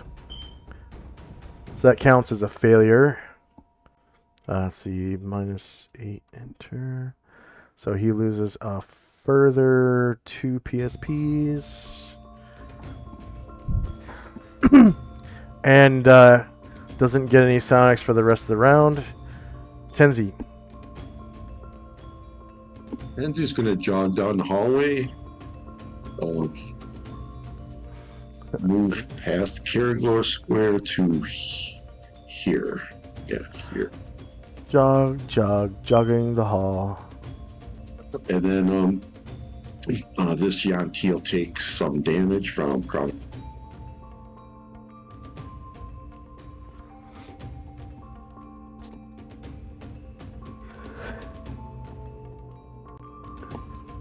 I'm gonna have to redo it because there's not. Well, I can't find one in this Yeah. chat.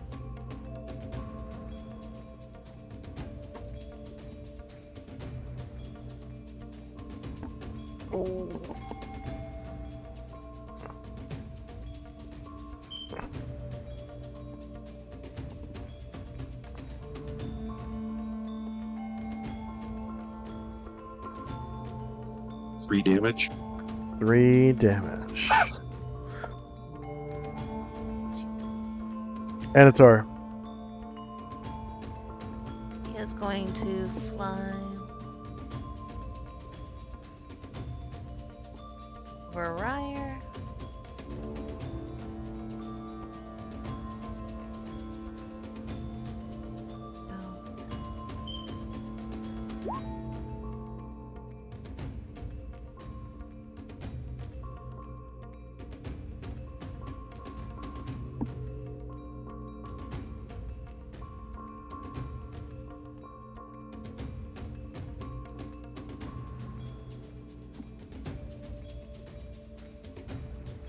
Okay. He is shieldless. -9 beats AC 4. You cause 23 damage to him. Killing him. Go ahead and describe how you do so. That snake tail is like whipping in the air, and all of a sudden his sword flashes and takes it like sashimi, and bleeds out. Nice. And that is the end of combat. Is there one here? Is this one here? That's this guy, and he surrendered a long time ago. By the pole, by the pillar? There isn't one there. Oh, okay. There's a lantern. Was this If guy? anyone Oh, had a minutes, lantern. Gotcha. Thank you. We can take that out. You can never be too careful. Just gonna eye it carefully so it doesn't, in case it grows a limb or something. Hmm. are shining too bright. Yeah. Any ideas? Okay.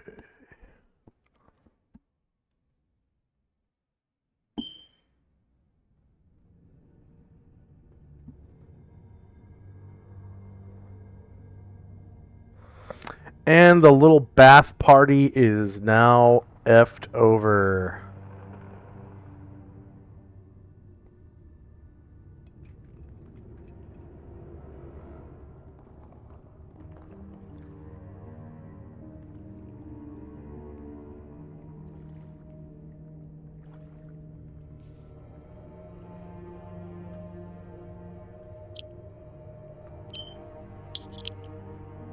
Okay, spells and time.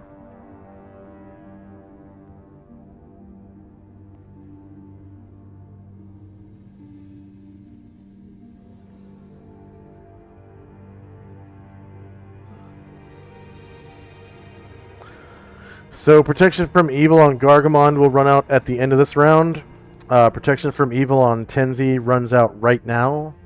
And then Shandrak doesn't have protection from evil right now.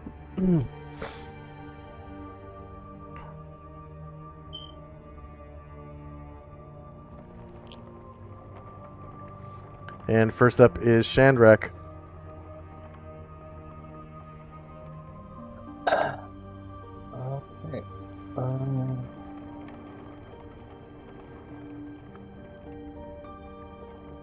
Yeah.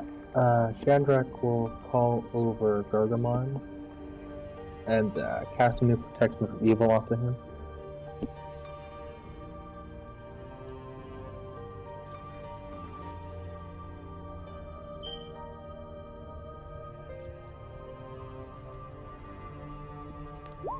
Okay.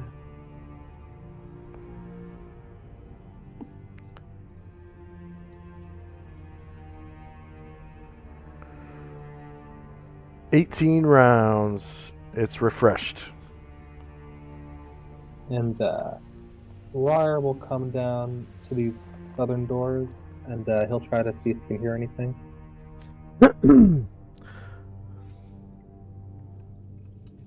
Probably hear something.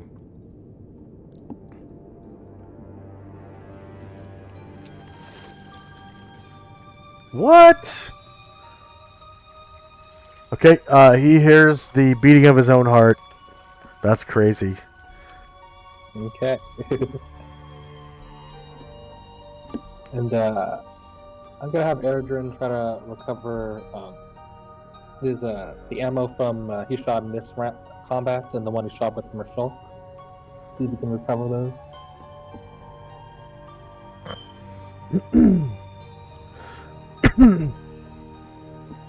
Recover what? The 2 bullets that he shot, one in this encounter, one Oh, in the yeah. last one. And he did. Nice. And that'll be all from me.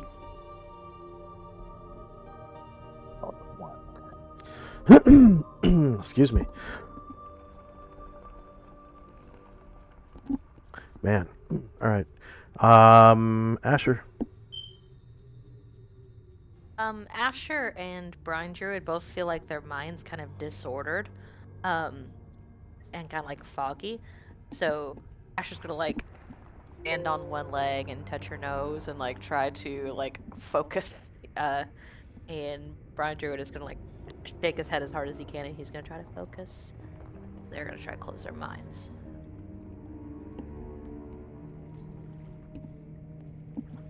What is that roll? The save versus spell again. It's a save versus. I think it's paralyzation.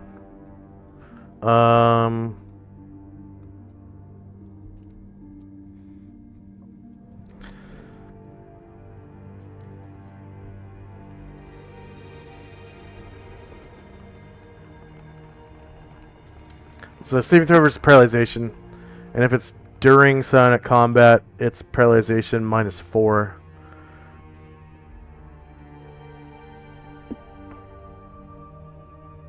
So Asher like breathes in relief and looks better.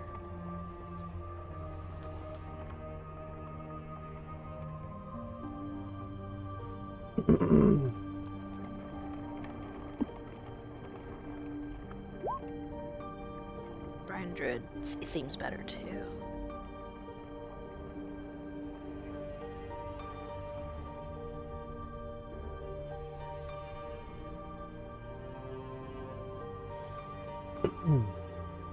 Bosa going to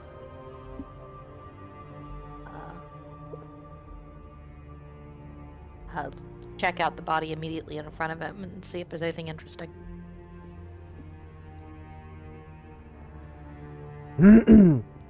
Let's see.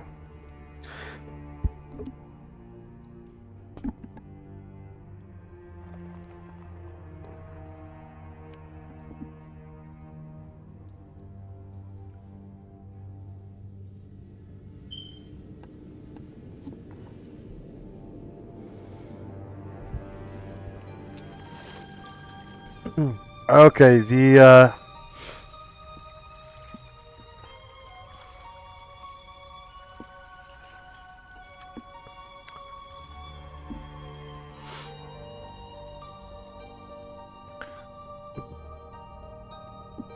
so this abomination was carrying a pole arm. I think it's a Naginata.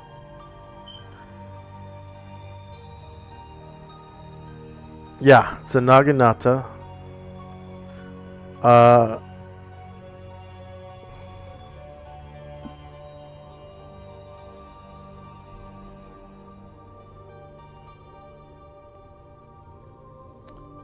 See, this one had a bow.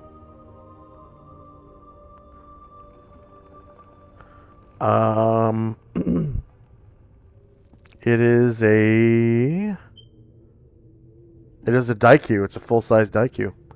I thought it was going to be a Hankyu for a second.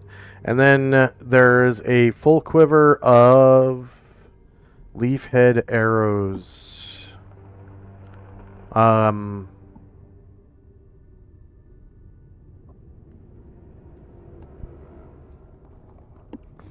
forget what book those are in. I think it's Ninja's Handbook.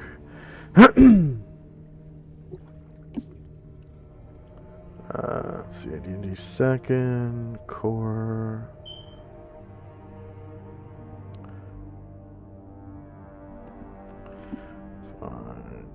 Leaf head.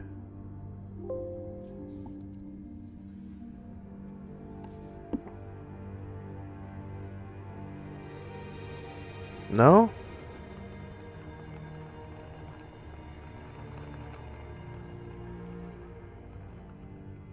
Maybe it's the Fighter's Handbook?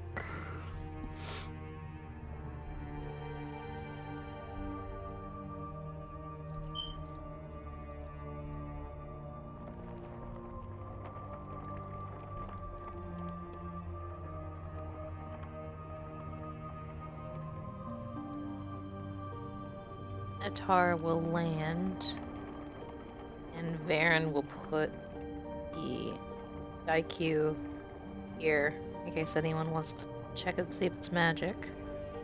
And Anatar will put the Naginata here, and Karanglor will fetch the leaf head arrows and offer them to Musashi.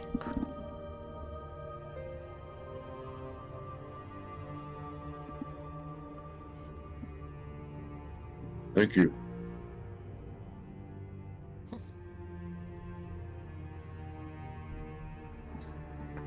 Oh, Used them leaf head arrows are Adrian sheep arrows. They do D8, D6. So it's D8 to medium creatures and D6 to large. So it's slightly different than a sheep arrow, because it's a regular Panoplian sheep arrow does D8, D8. So these are actually weaker. They might have a better range though.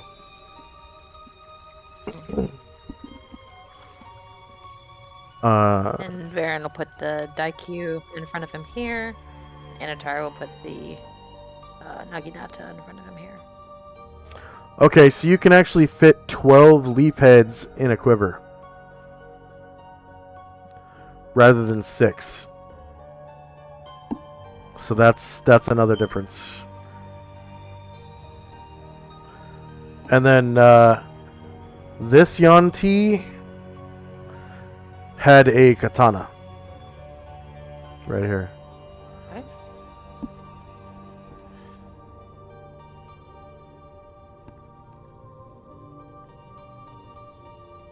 And then I think it was this one had 2 katana. Right here. Oh.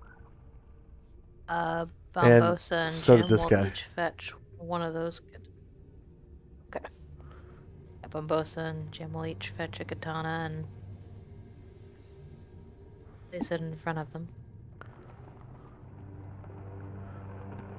They look pretty mundane. Like, they're not high quality at all. Okay. Okay, they pick them up, they consider it, they place them down, they pick them back up, they look at each other and shrug their shoulders and like throw them over their shoulders. Yeah, I mean, high quality for, you know, katana are naturally pretty high quality. It takes a lot of labor and love to make a katana. So like the blades are usually have a mirror sheen and all that, but Yeah. to become enchanted, they have to be kind of above and beyond. Like, Yeah. I don't know if you've ever watched YouTube videos of people making katana. Like, I've seen a guy make what's that type of metal that has copper mixed with iron? Bronze? Say again? Bronze? I still didn't hear you. Bronze? No.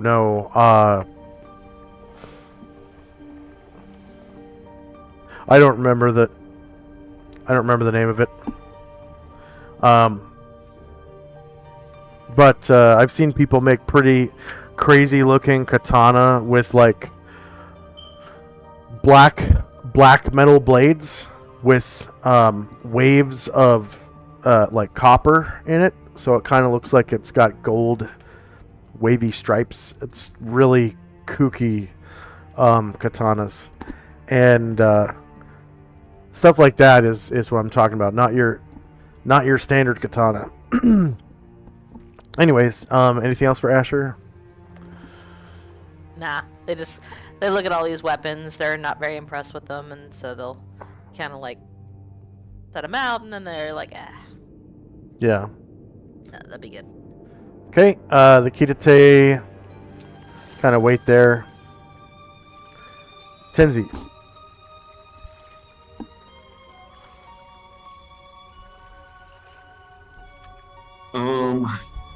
We will move to the end of the hallway, and that'll be it for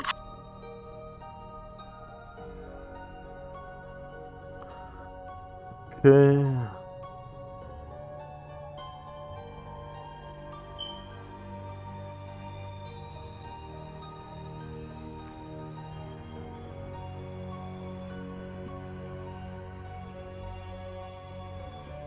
End of round. I'm sorry, I forgot. I have to try to close Tenzi's mind. Okay. It's just Saber's paralyzation. You should probably be able to make it. It's just a flat save with all your magic item protection bonuses and whatnot.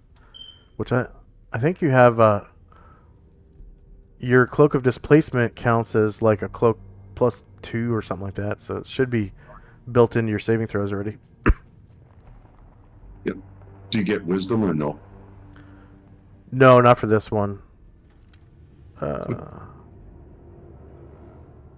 You have +3 from Cloak of Displacement, and you have a ring of protection +1 that stacks with the cloak.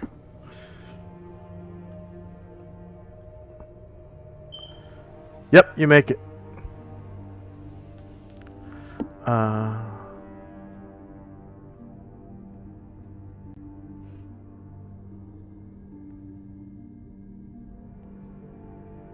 Thank you. That was all for. Okay. End of round. Spells and time. Protection from evil on Ryer will end at the end of the round. And protection from evil on Tenzi and Shandrak have already run out. First up is Shandrak. Yeah, Soraya will just turn around and say, yeah, I don't hear anything. If anybody wants to double check, doesn't sound like anything to me. And Shandrak will re-enlarge Ashrael.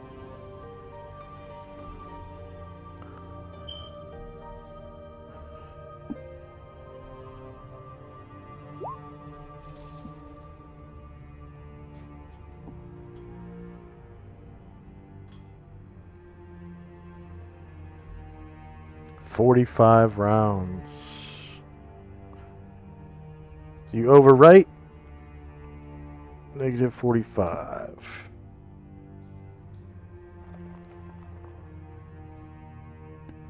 Anything else for Shandrak? Erdrin will move up and hide in shadows by this pillar.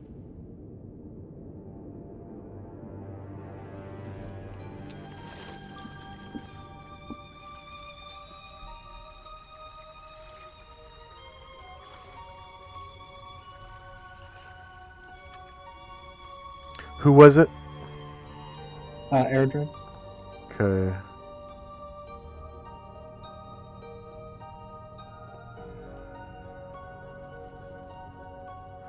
I don't see his... Oh, he's invisible, right? Oh, no, I just put a slider to make him hidden.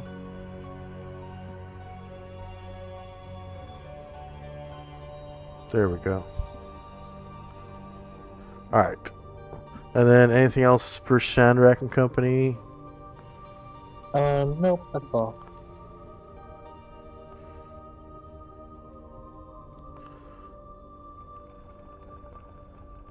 Okay.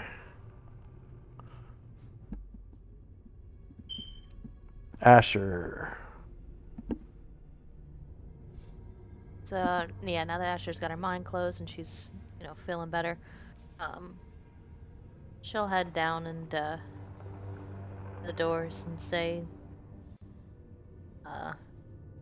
like, oh, you didn't hear anything? Well, just my heartbeats, which I don't think... Have you ever fought a heart monster? Asher tilts her head and considers, I don't think so. Although that's definitely not out of the question. But also we've been fighting, so your heart rate's probably up. And she, takes a couple of, steadying breaths to bring her own heart rate down. And she'll go next to the door and take a listen. Okay.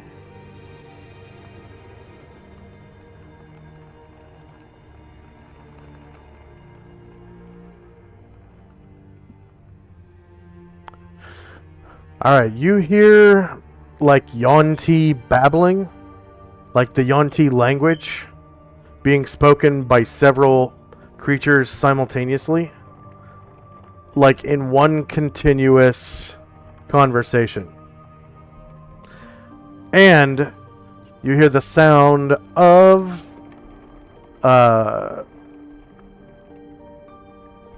the ocean waves breaking against cliff faces. When you say they're all in conversation, does it sound they're all speaking at the same time? Does it sound coordinated, like a chanting, or does it sound like a bunch of people kind of just not waiting for a break in conversation, talking over each other? Like gnomes not waiting for a break in conversation, talking over to each other like chatter. Yeah. Asher says, "Oh yeah, definitely some Yonti all hissing and stuff at each other down there. And I think we've got another water elemental on our hands." And hearing that, Boso... Oh, I think I left his thing. Boso will come ourselves as you can. We will hide around This pillar?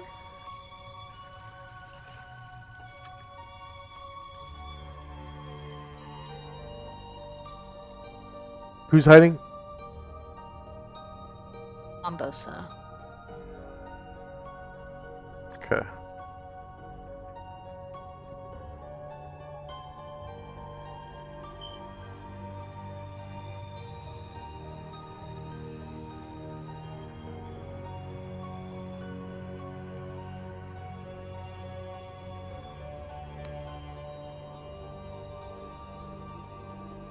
Asher's people will come closer, start getting in some kind of order.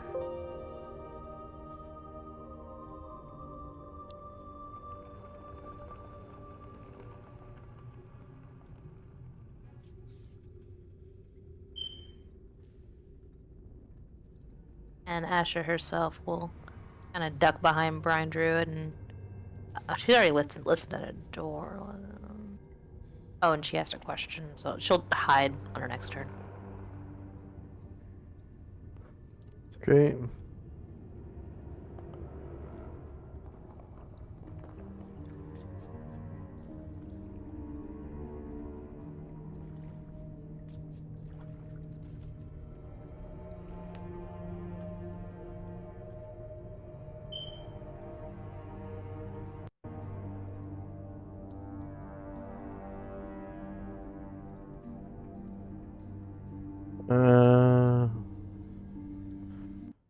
My tabletop just broke.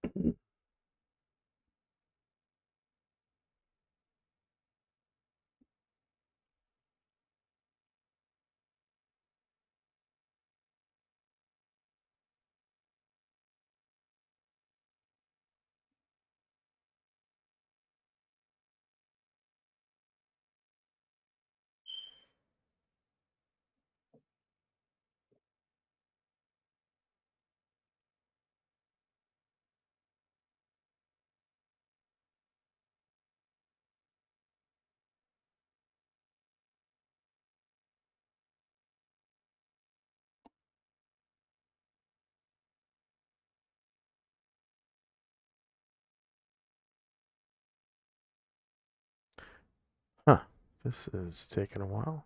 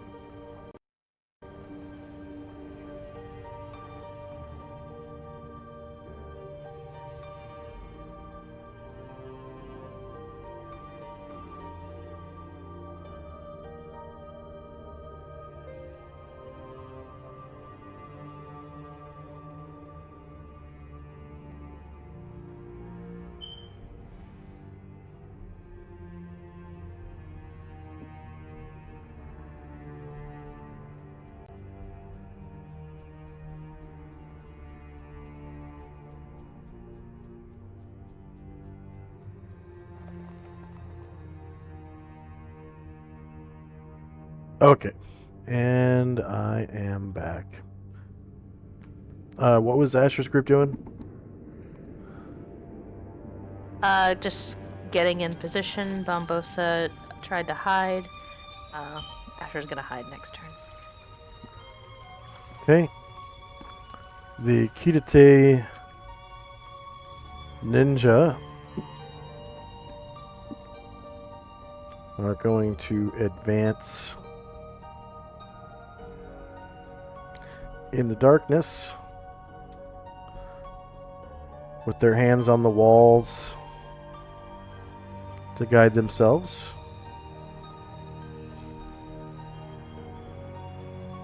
Oh, yeah, they're back there.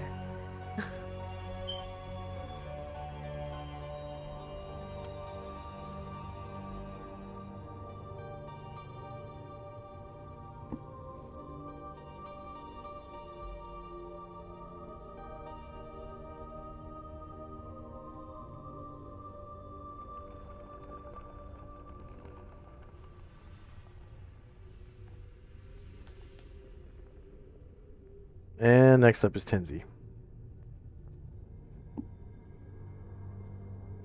Tenzi looks back and says to Ryer, I don't understand it. When she listens, it's like people are attracted to the door.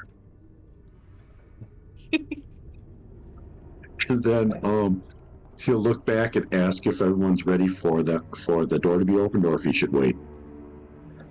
Shadrach calls Asher out. holds up a finger like 1 second. Yeah, Right, yeah, so me we'll too. wait. I got something special for Asher. Awesome. All right, we'll wait. Second. That'll be it for us.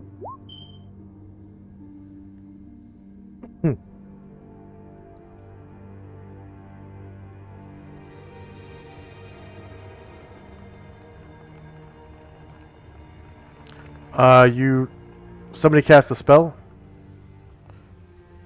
I will be on my turn. Okay. We're just going to wait. So we're going to end our turn. Alright, so end of round.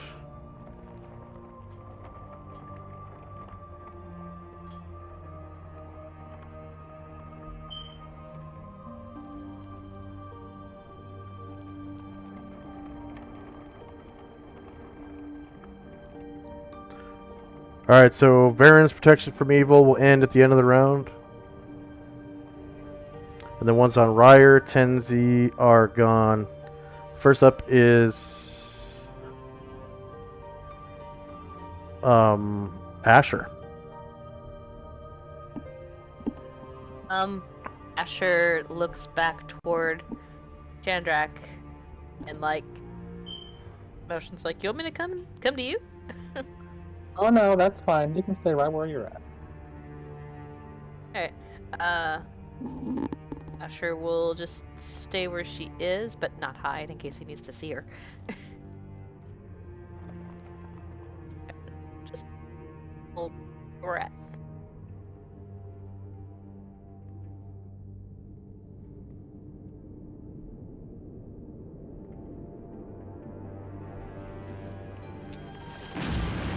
I'm a cleric.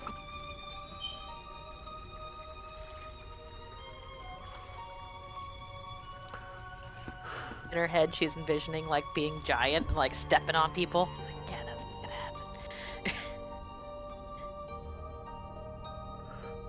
happen. Okay, protection from evil on Chandrak has long since passed, and the Kidate are moving up.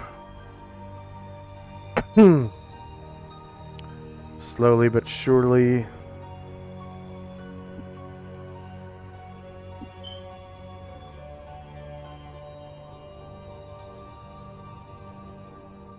Tenzi.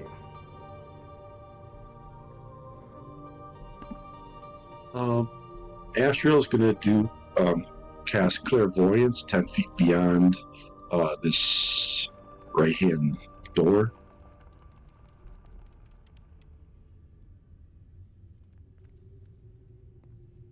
Oh, Morph, you see, I do like.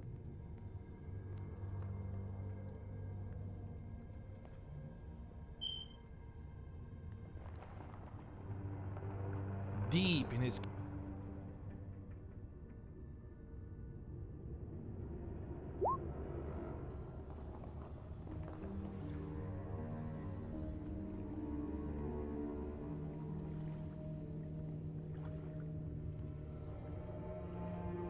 Clairvoyance on the other side of the door.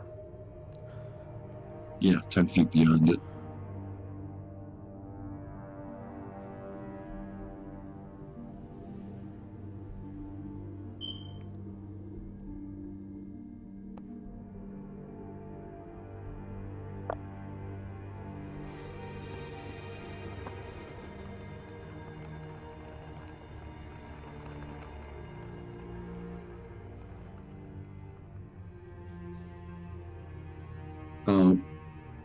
So is this like pools of water or something? No, it's blue tiles. Okay. And is like a column edge? Yes.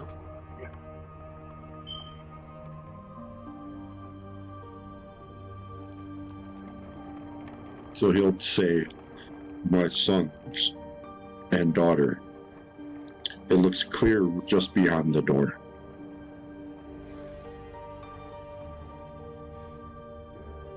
And that'll be it for our turn.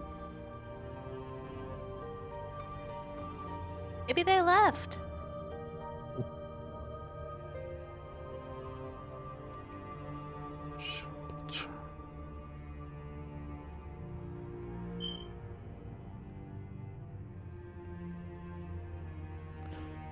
Okay. Shandrak. So, how tall is Asher?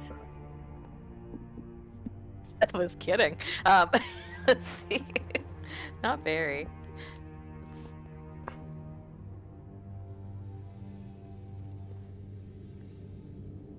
5'2".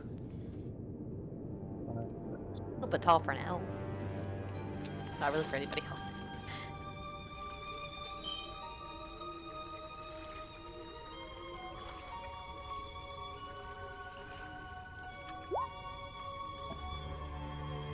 The green beam goes from the staff and enlarges Asher.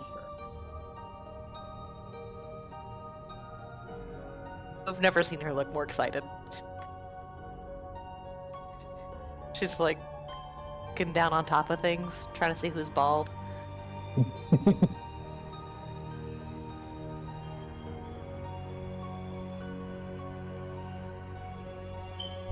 Thanks, Shadrach! This is gonna be great. Alright. Now, just give me a minute to hide, and then I'll be ready. And that's all for me.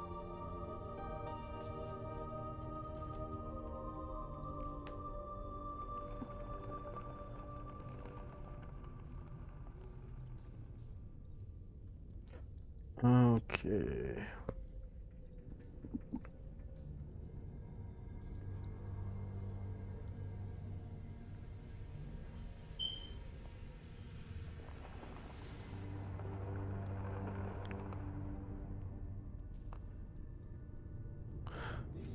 End of round. Got spells in time. Did you cast a spell? Just enlarge for my staff. Enlarge on who? Asher? Okay. Oh, you enlarged Asher. Yeah.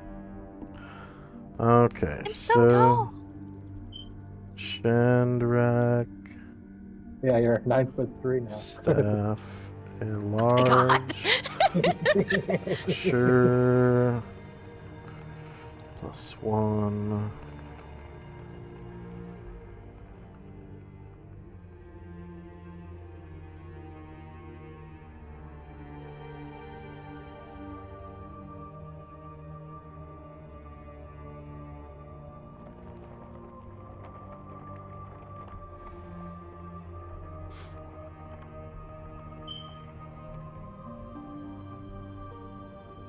Okay.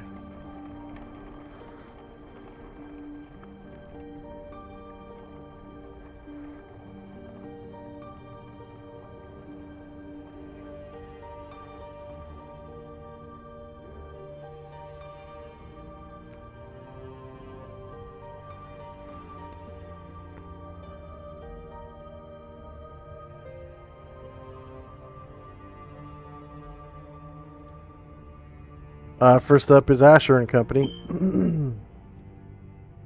Asher is going to duck behind Brine Druid, which I think is still bigger than her, so I think she can still hide behind him.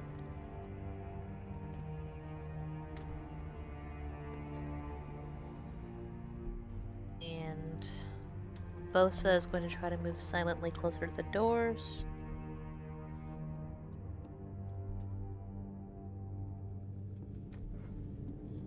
And beyond that, we're gonna wait for Shandrak to hide.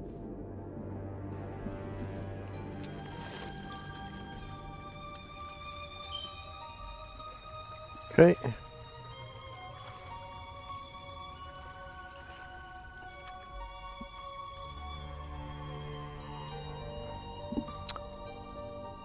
Let's take a 3-minute break, and we'll come back and have our finale for this session.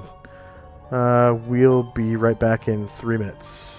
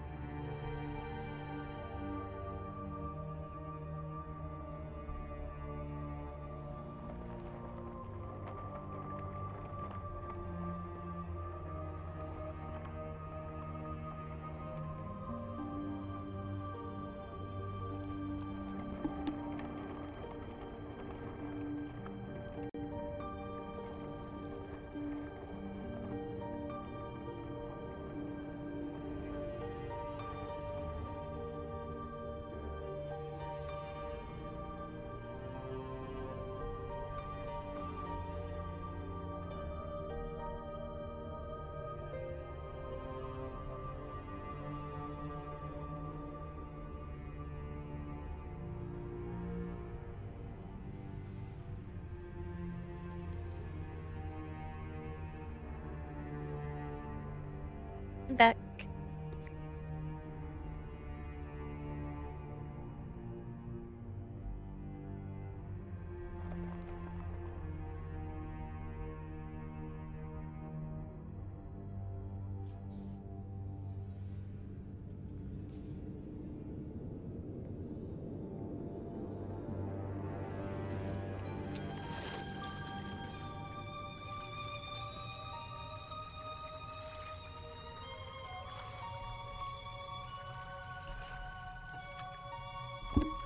And we are back.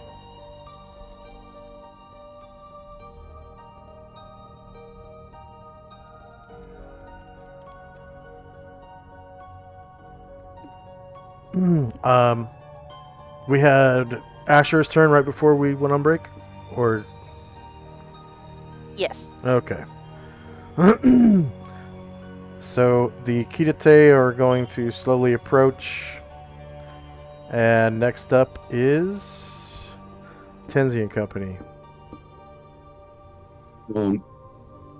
Astral will recast clairvoyance 15 feet below where the current one is, so like right here.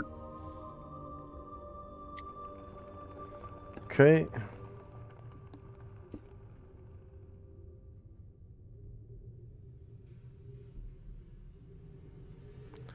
Unfortunately, you can So you only can just cast move it within your light radius.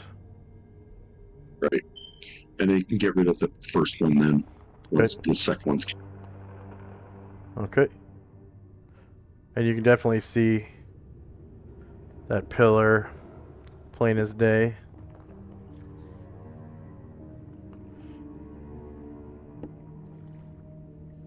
okay.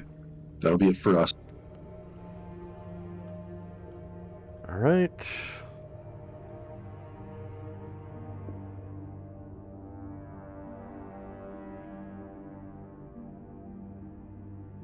And Shandrak. All right. Shandrak makes his way down the hall.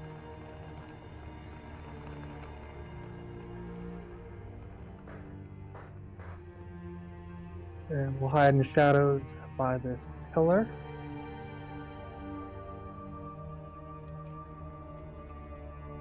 And then Ryer will come on up and open this door.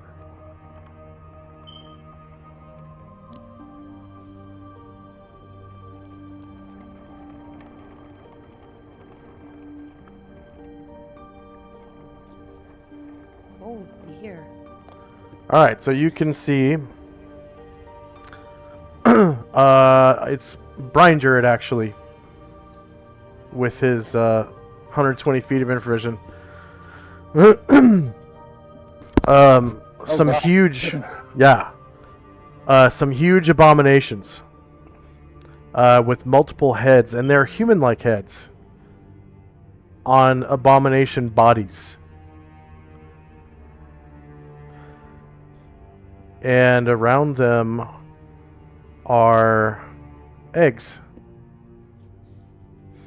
And they're guarded by, you can see a normal abomination down here.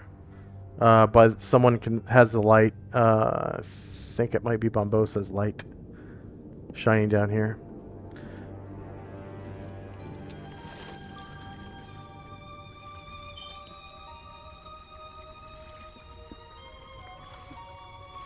And it's actually laying eggs.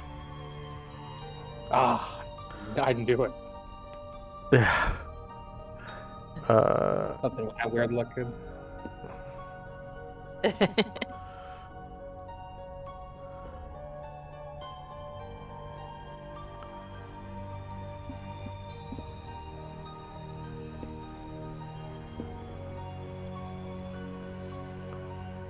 Okay.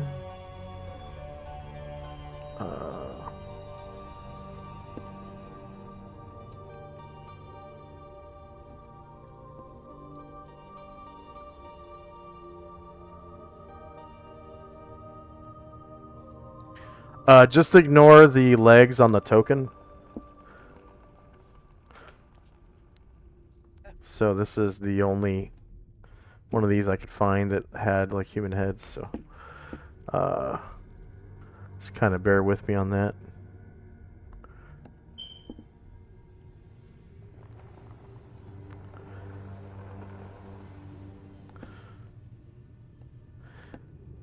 And it is huge sized, so a little bit bigger than a normal abomination.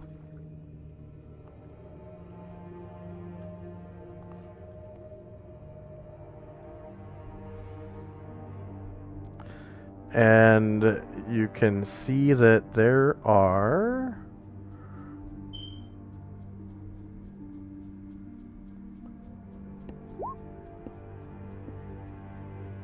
4 of them laying eggs up on this pedestal.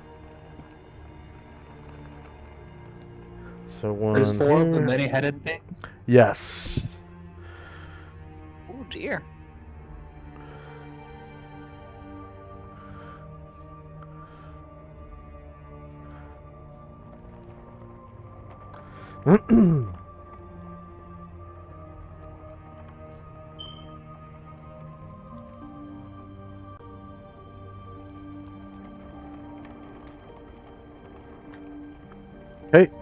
Anything else for Chandrak and company?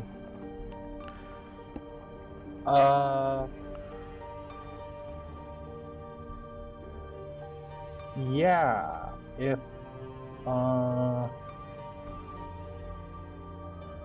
yeah, if I can keep going, I'll have Gargamon step on through the door. Okay. I'm gonna roll for surprise for them.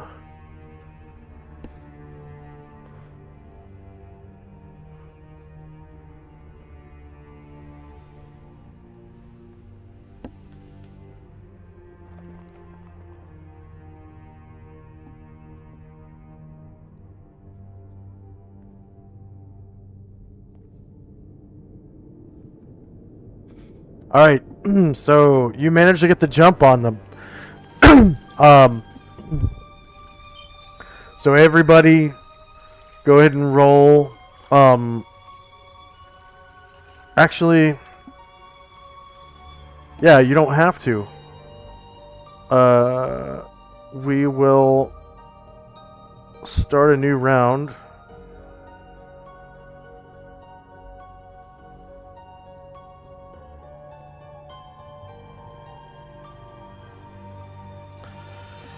That's 2, 3, 6. Enter, and you can do all of your characters all at once. That should speed things up. So, spells and time.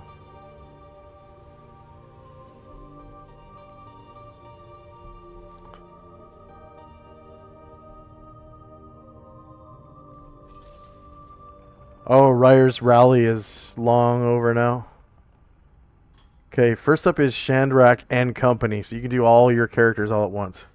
So you get the drop on them. Okay. Yeah. All right. If you want to attack them, you can. That is.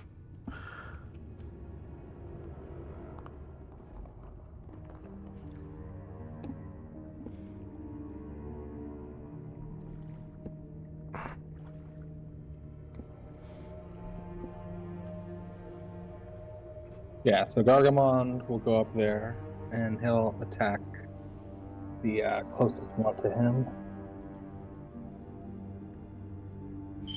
So you notice these eggs are bigger than the other ones. Oof, yeah, they are.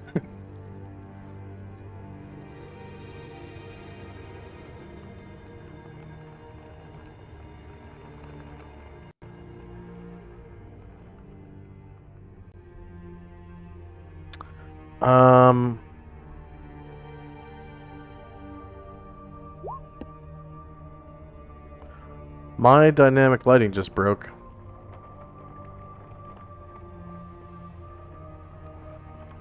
See if I can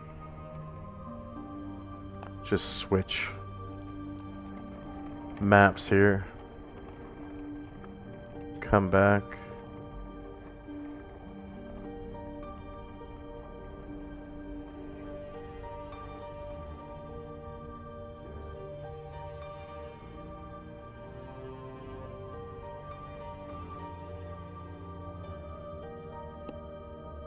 Yep, that fixed it.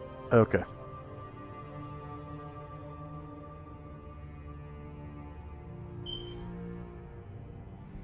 Yeah, they're laying big ass eggs up there.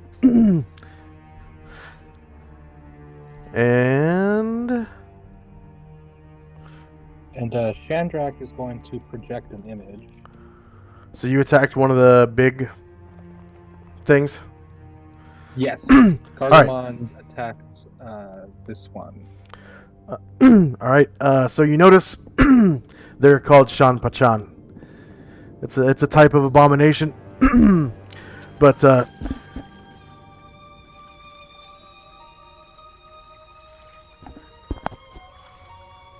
so it's against its surprise AC, which hits. You cause 14 damage.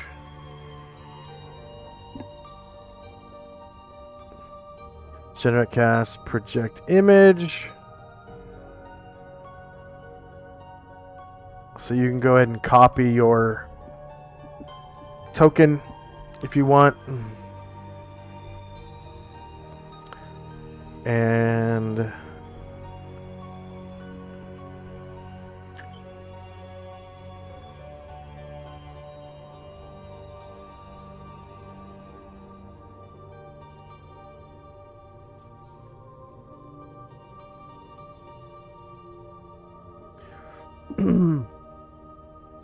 your main token is hiding in shadows, yeah? Well, he was, but I assume I'm visible now, and I cast project image, right? True, yeah. So you'd have to make your token. Yeah, it has verbal, somatic, and material components.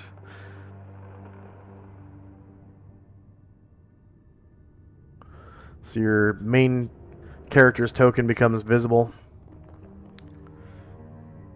Yeah. Yeah. And Ryer will just he won't be able to make it far enough, so he'll just he'll go here. And that's all for me. All right. Asher. Okay. Asher is, or sorry, first Brinder is going to.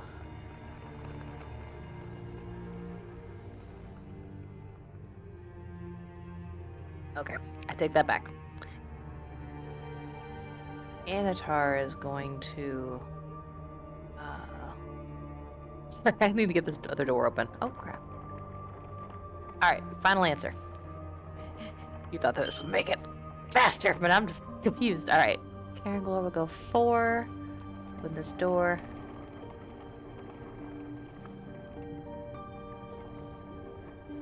Six, 7.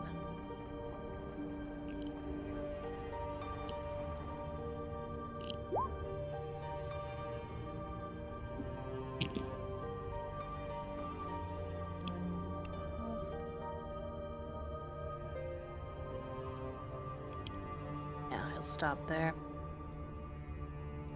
Vine Druid is going to fly up, so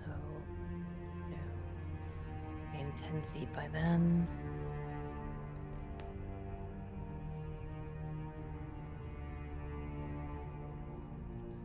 Six squares.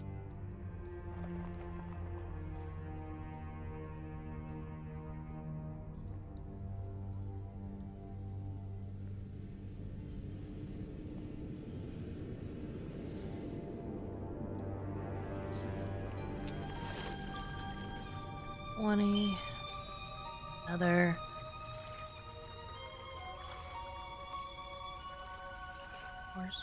Another 10 feet. 24.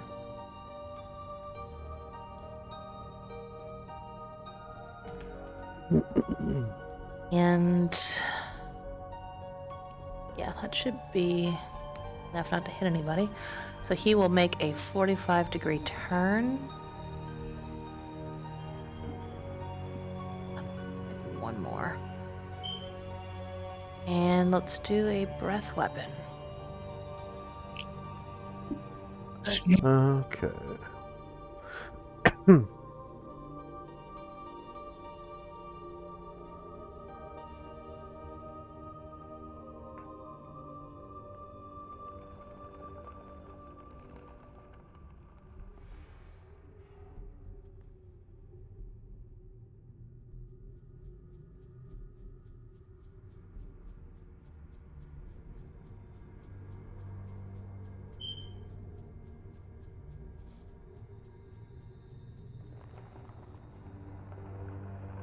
Actually, could back him up one more.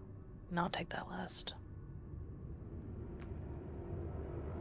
5 feet. Yeah.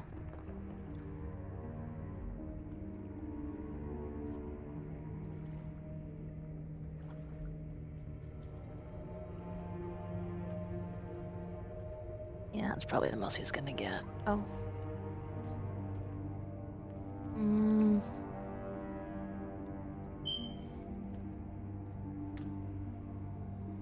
Yeah. have him shoot it off or no? He's only get one. Say again. I'm talking to myself. Mm. I probably just should have him do it to the south. I thought he was going to be able to get 2 from there. So let me turn him back the other direction. I gotta grab his stem.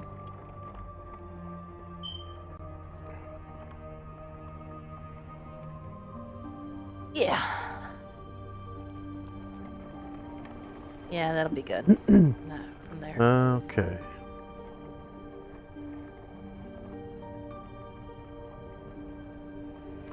So it looks like you get the center of 2 of them. I'll roll a group save versus breath.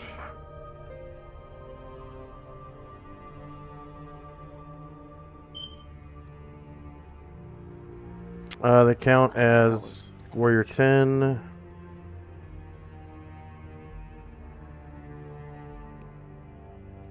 Ooh, they fail. Target number was 9 or higher, and they got a 5. So they take 12 fire damage. Yeah, he's getting tired.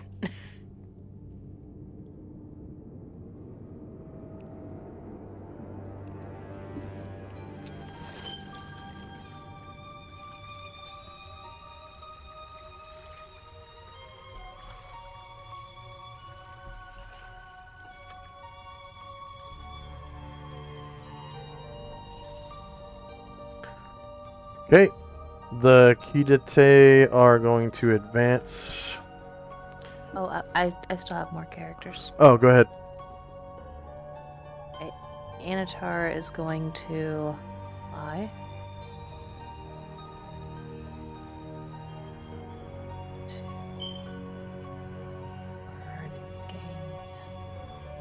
Squares. That's 8, 9, 10, 11, 14.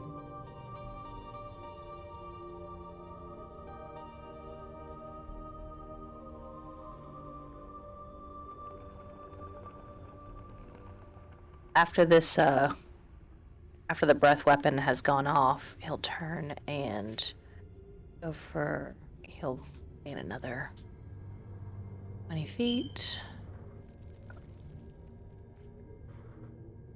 122. All right, and he will make his longsword attack. How tall is this thing?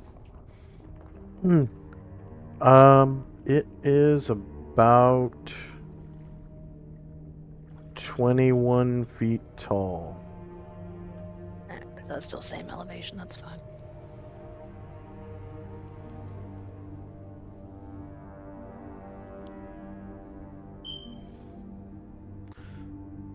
Okay, -4 beats AC 4 for his surprise attack. Damage is 21. Bosa is going to drop stealth, just so he can take his full movement.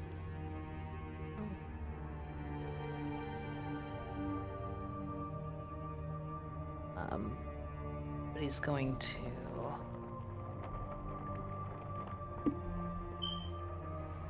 try to hide behind this pillar, so we'll try to gain stealth again here. Asher is going to try to Featherfoot. 2,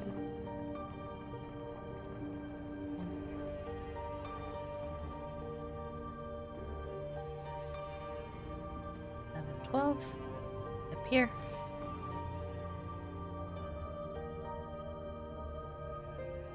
Baron is going to fly. 10 feet. 6.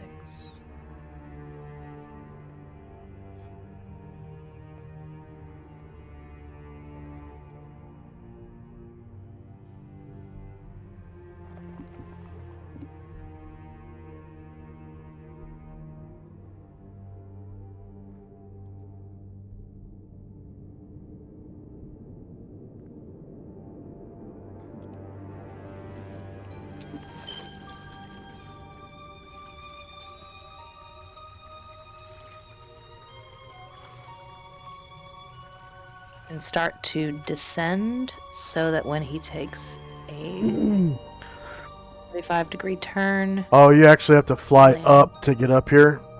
Each of these Okay. each of these circles is Uh-huh. see each square is stairs. That's 5 feet of elevation. So 1, 2, Okay. 3, 4, 20 feet. Alright, so by the time he gets here, he's basically just hovering above the floor anyway, so he just lands here. Yeah. And he will attack the injured one.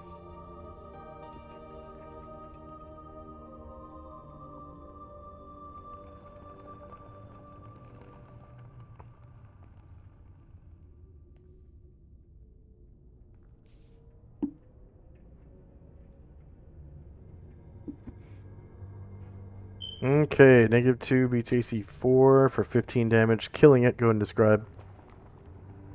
So he's too low to lop off any heads, but like gets one of those like scaly feet right where it does the backward joint, and he hacks off there, and so like stumbles down and gets partially crushed under its own weight. Okay. And lastly, Jim is just going to move forward. Okay. Tenzi. Tenzi will cast Vengeful Strike on Asher. Vengeful Strike on Asher. I'm sorry. I forgot to Asher. do Erdrin's move. Can I do that real quick? Yeah. Yeah, go ahead. Okay. Yeah. So Erdrin will move silently. 1, 2, 3, 4. And then he will take a backstab shot at this abomination that's in the water. Has he had a round to reload since his last backstab? Yeah. There were Okay. a couple rounds where we're Yeah, that's true. Okay. He reloaded and he collected his bullets too. Where is he now? Oh, he is now in front of the door. He's right there. Okay. And he's going to be shooting at this abomination in the water.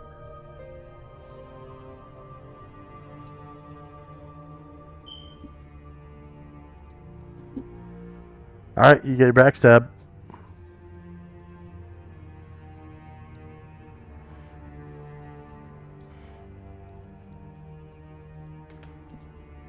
There we go. Wow, 48 damage. That's You one-shot it. Go ahead and describe. Yeah. All right. So Erdrin comes through the door, sees one of those psionic abominations, and just like blows his head off. Yeah. Nice. And Tenzi? Tenzi cast Vengeful Strike upon Asriel. Asriel will fly into the room, and I'd like to get him next to this water elemental here. I think he can get the square here.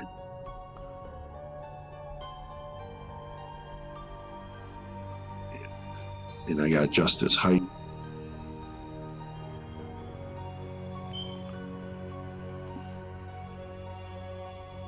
Okay, I'm switching his red bubble to Vengeful Strike emotes.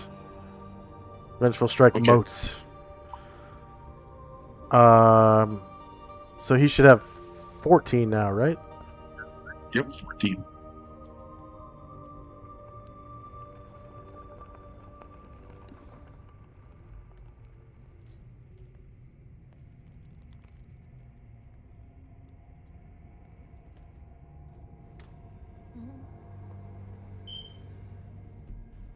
Alright, and you can make your attack.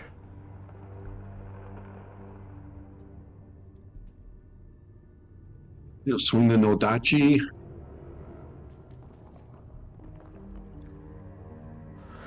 Okay. -6 beats AC 2. You cause 30 damage to the water elemental. And then I'm just going to move Musashi forward, and that'll be it for us. Okay. So I'm going to award you guys experience now, and we'll call this the end of the session for the end of the surprise round.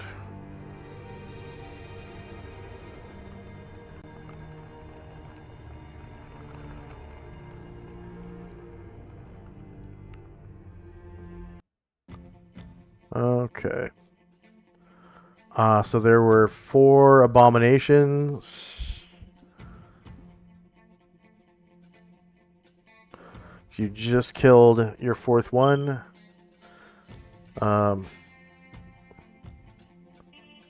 Abominations are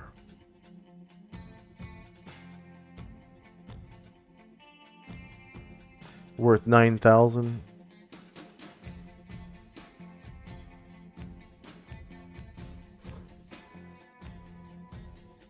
For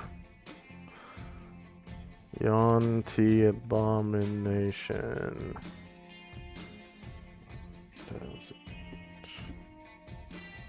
3-player characters.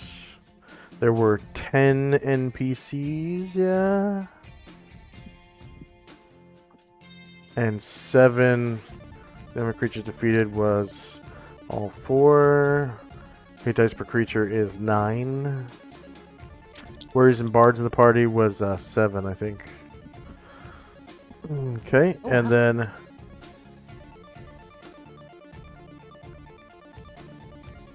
there were 2 purebloods.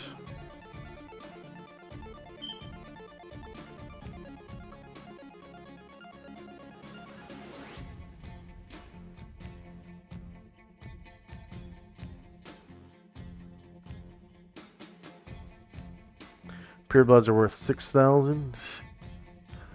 So 2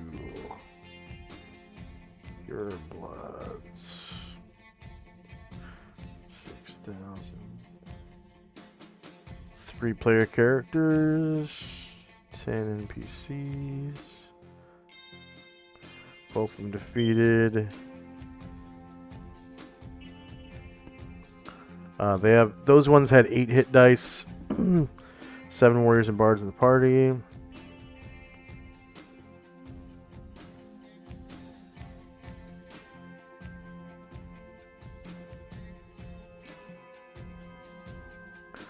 And there was 3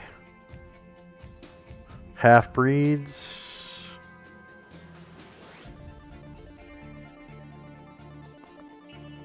You had 1 snake arm, 1 snake head, and 1 snake head and tail or whatever. The half-breeds are also 8,000.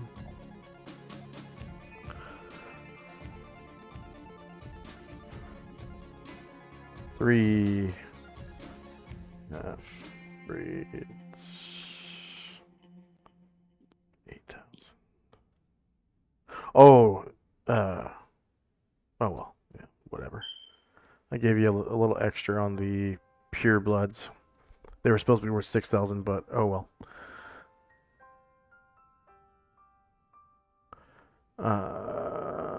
So submit 3-player characters, NPCs who earn XP was 10.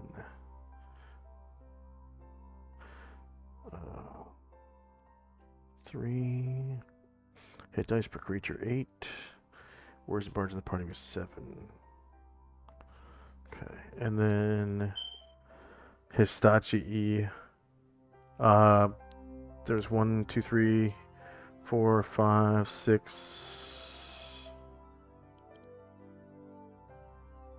7. I think there were 7 Histachi.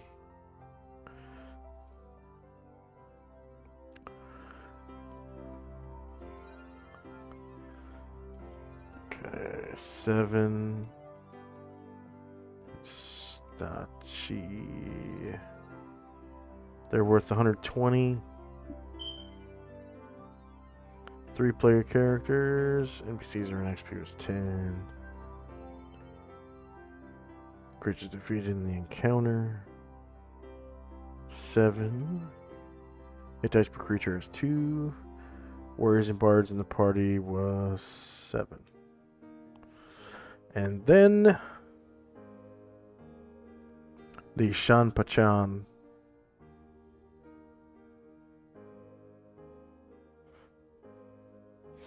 One Shan. They're worth 12,000. 3-player characters, 10 NPCs. 1 was defeated. They have 10. 10 hit dice. Warriors and bards was 7. All right. I'm sure everybody is super far from gaining a level. At least the player characters are. Oh yeah, pet characters. Yeah.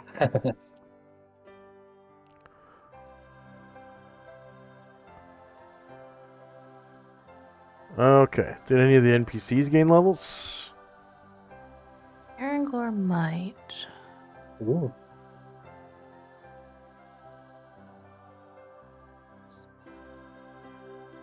Oh no, like 2,500 away. So close.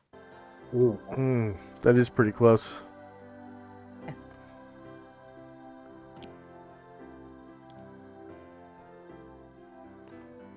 Okay.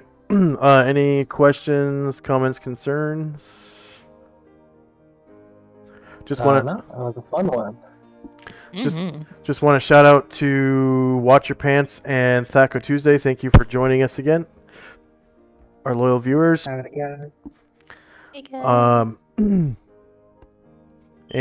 let's see, the next time I play will be it's gonna be next time we play Solynod Hex next Sunday, but I might do some world building streams. I have to redo the token markers. Got to redo those, and then because I want to add some more. And the last time I did that was on my old computer, so I don't have the file anymore, so I have to redo all of them. Which shouldn't take super long, but I'll probably do it on stream. And then I do have a bunch of spells that I need to do, especially the one that Tenzi cast this session, the Impervious Sanctity of Mind. I don't think I did that. Let's see, find Sanctity. Nope. So I gotta redo, or I gotta do Impervious Sanctity of Mind, and there might be some other ones.